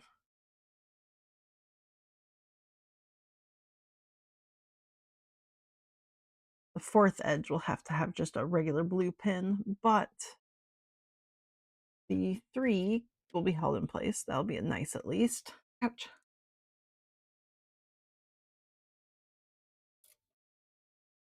I do have a 4th one. I was buried. Perfect. It's exactly what I needed. Perfect. Okay. And then these 2 seams get pinned. Top and the bottom, they line up. Well, kind of. Okay. Well, I'm going to try and line those 2 up. There we go. Goes to here.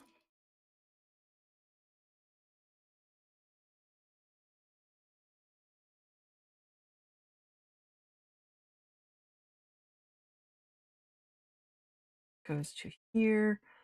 I think I'm going to sew from the back side so that I can line up the ears and like stitch right to those last seams that I had.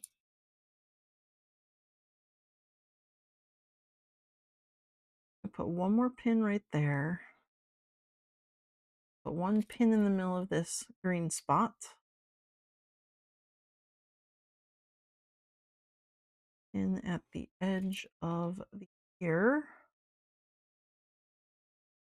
A pin at the edge of this ear. Okay, so I'm gonna sew this side up. I'm going all the way around except for the ears. So, ooh, should I really start at the two up in the air? Okay. Maybe, yeah. Go back a little bit, reinforce that one right there. Okay. And then I do not sew over my yellow pins because they will break a needle.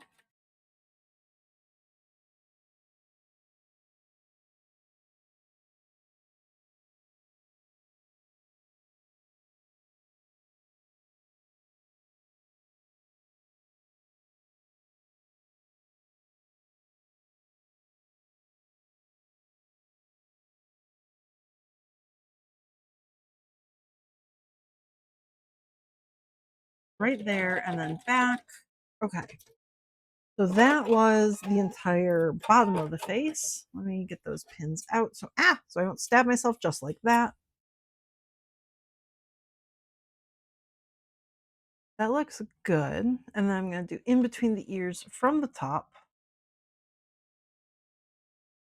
Starting right here. A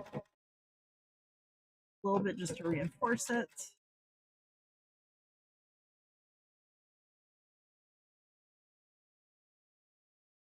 Here. I might need to push you in there. Okay. Then yellow pin out. Right up seam and back. And back. Okay. So there's the cat, stitched all the way around except for the ears. Let me swap that out.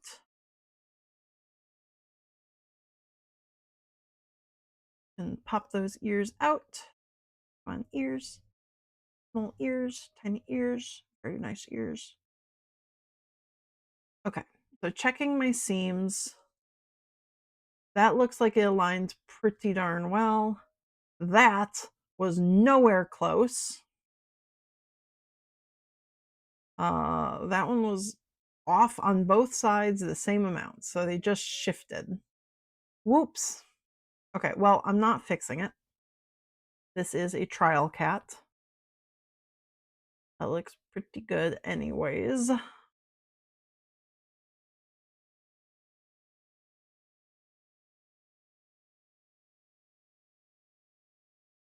And that's right at the 1 hour mark. So I still need to stuff and hand sew, but I'm at 1 hour. So let's see stuffing, how long that takes.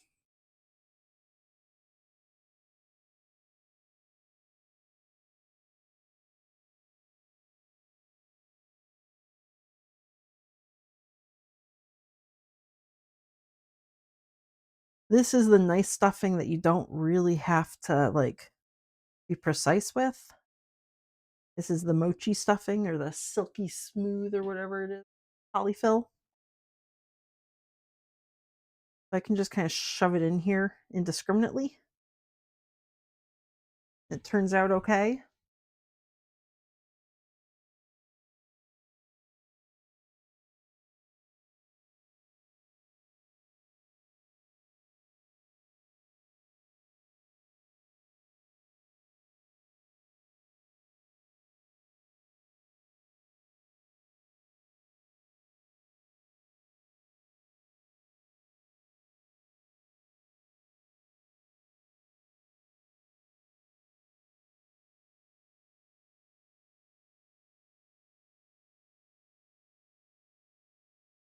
Gonna go through the light green ear, get some on the other side.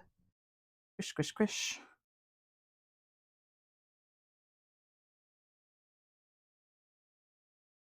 I'm gonna have to get myself some more of this silky polyfill. Ugh. Which Joann's is like completely out of all their stuffings.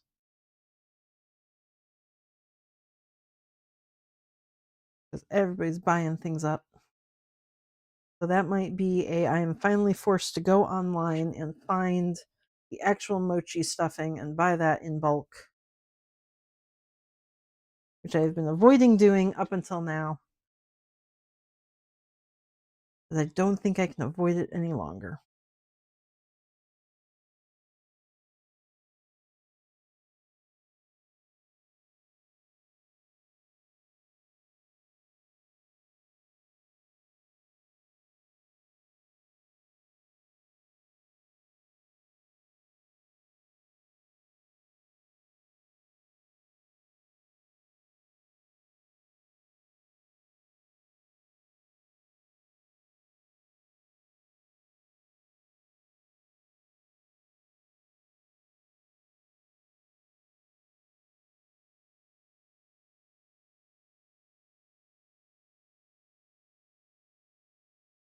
Okay, a little bit more in there. Give him some squish. I don't want him to be as squishy as my dragon, but I do want him to still be squishy. I think that's probably good. Yeah, I'm going to put that back.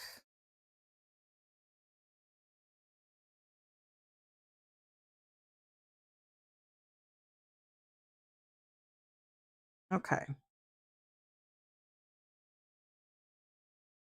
I think that's pretty good. That's a good amount of squish. Definitely needs to be lint rollered when I'm done. Let me get my sewing thread though, because I'm going to connect them together. And this one, because I'm doing hand sewing, I will grab my dark green as well, just because hand stitches are usually more visible than machine stitches. And my needles. I don't want to use that one. That's one of my stabby needles. This is a good one. I got my 2 purples. That will be for sewing up bat wings or bat heads later on. But I don't really want to toss those threads yet.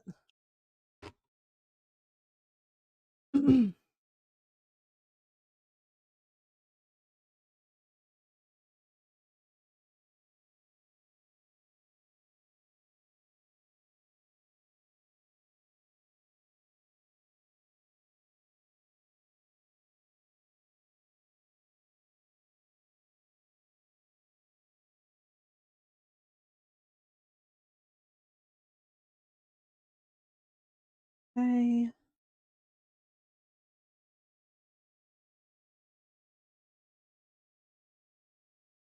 This should be tiny stitches. I am terrible at my tiny stitches, so it's going to be medium stitches at best.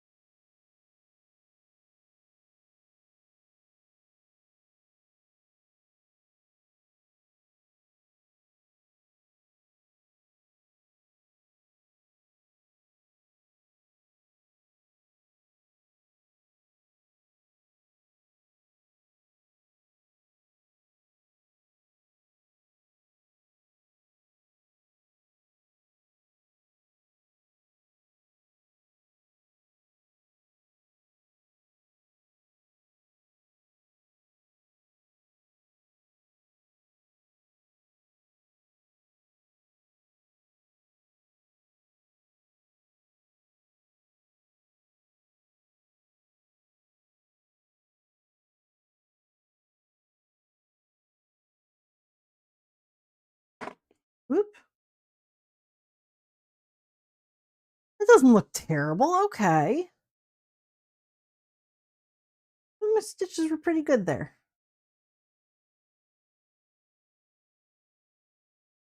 And then I'm going back across a second time just to make them extra sturdy.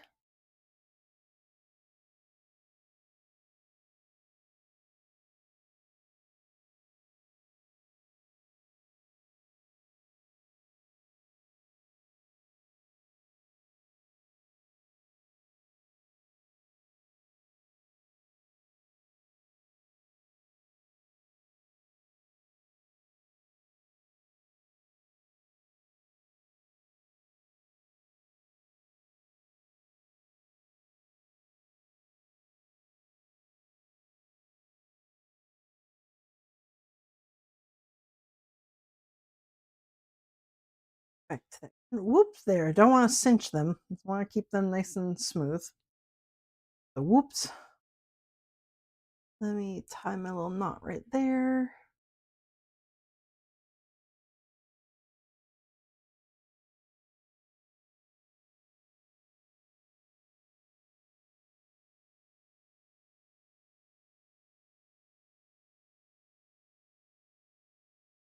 Ah,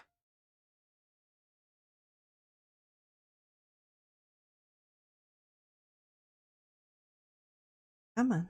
Needle.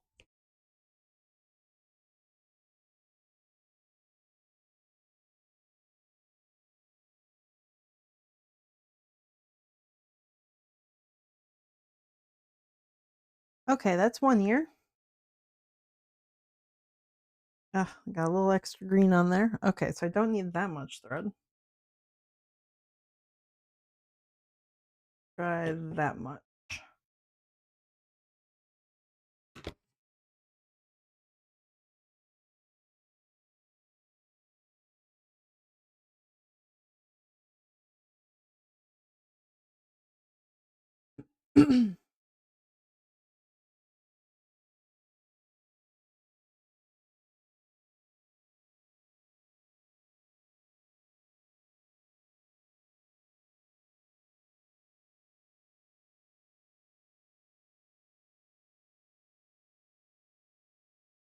Oops. Nope, don't want that. Oh, goodness. Okay, put that little flap of fabric back underneath. Thank you.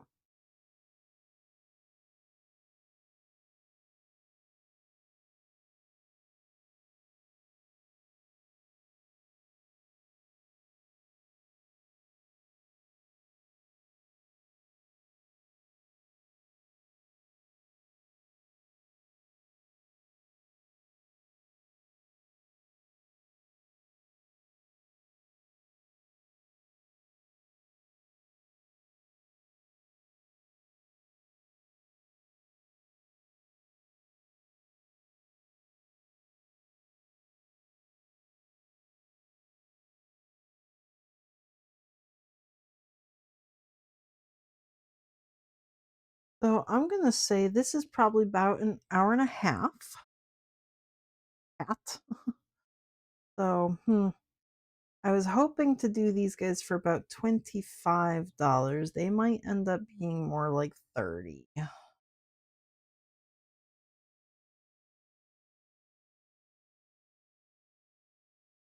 We'll see. I might be able to speed up the process by making multiple all at once. Like if I'm cutting the fabric for 10 cats at the same time, that goes quicker than making one cat alone.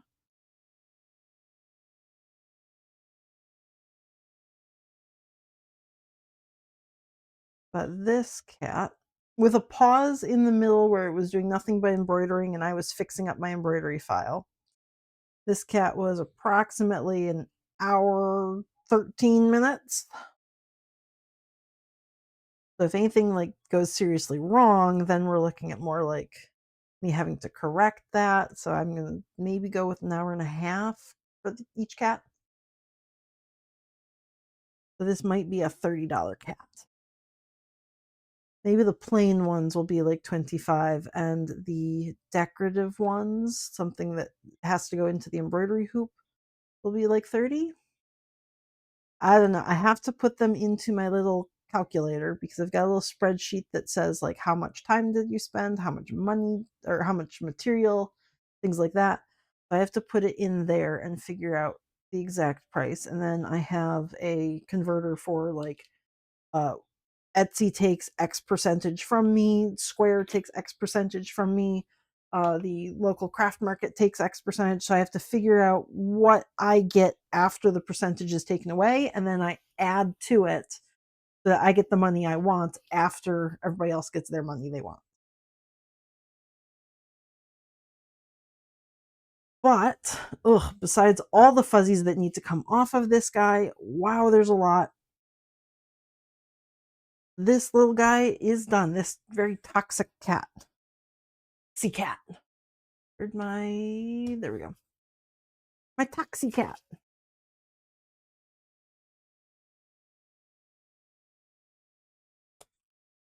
Ah,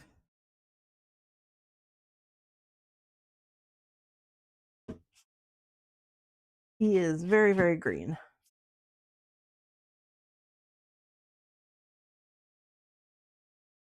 What is that? A little fuzzy caught in the seam. Okay, well, we don't want that.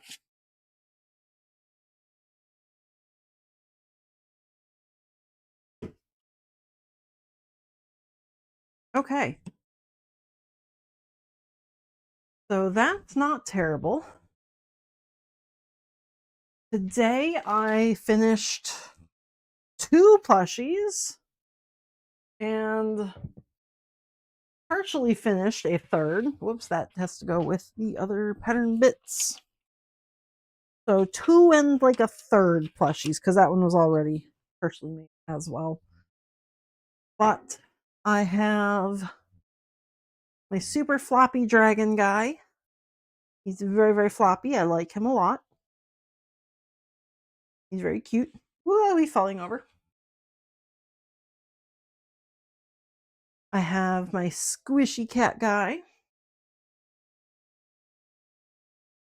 Thread needs to be put away. I'm turning Thomas off. He is done for today. Actually, Bernard's done too. I am done too. I can turn my lights off. I guess we can move just over to the view of table. Go. put my things away. Actually put them away, not just pretend to put.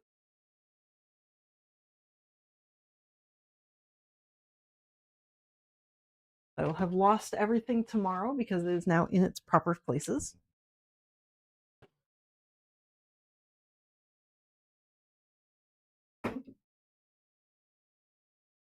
That cat was an hour 13, so I'm going to add that to my count of different dudes.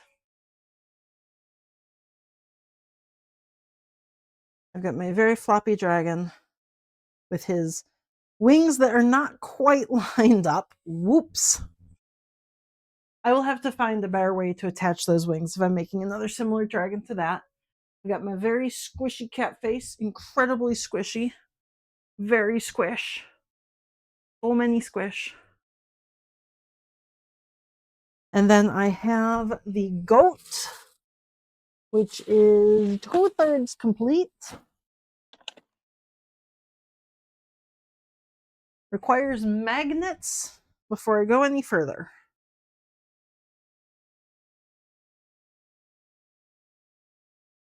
So that was everything today. I am going to finish up here. I will hopefully be back tomorrow.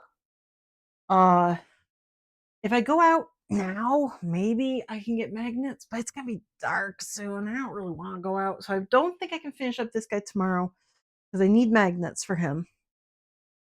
I might just work all day tomorrow on some cat faces.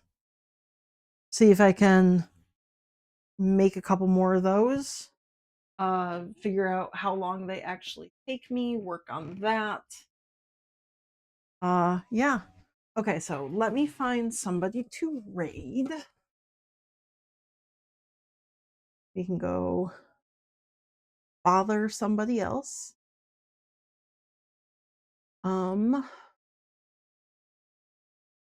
Who are we going to go bother?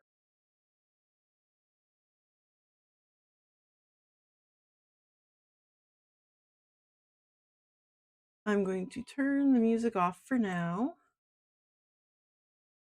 No more music. Well, let's see.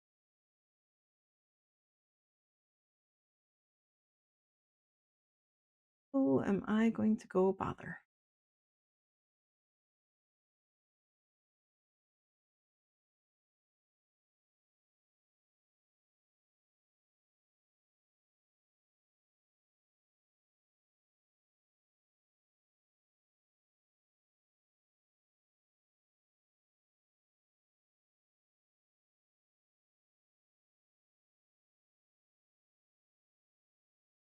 Haven't I bothered recently?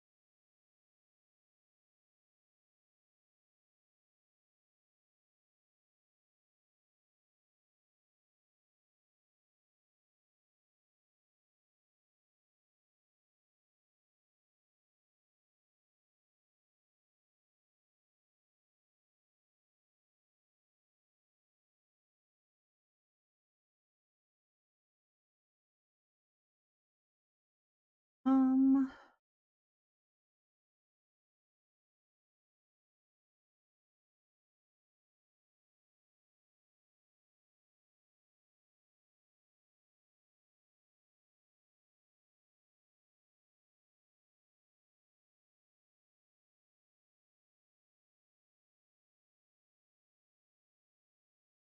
let's see if we can go bother somebody who's doing some cross stitching. That's some fun stuff.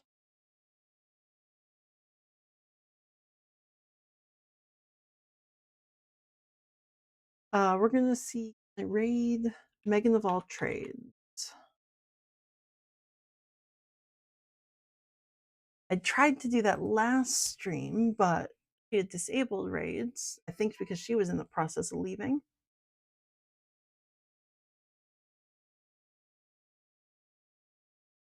Okay. Yes, we're going to go raid Megan of all trades. She's doing some cross stitching right now, making what looks like little sea animals. So we are going there. Thank you for stopping by. Thank you for watching. I will be back hopefully tomorrow to work on some more of these little cats of varying colors. We'll see how quickly I can make them and if I can price them as something small. Yeah, maybe I'll do something else as well. Who knows? But probably cats. I will see you guys whenever I catch you next. Thanks so much for stopping by, guys. Bye.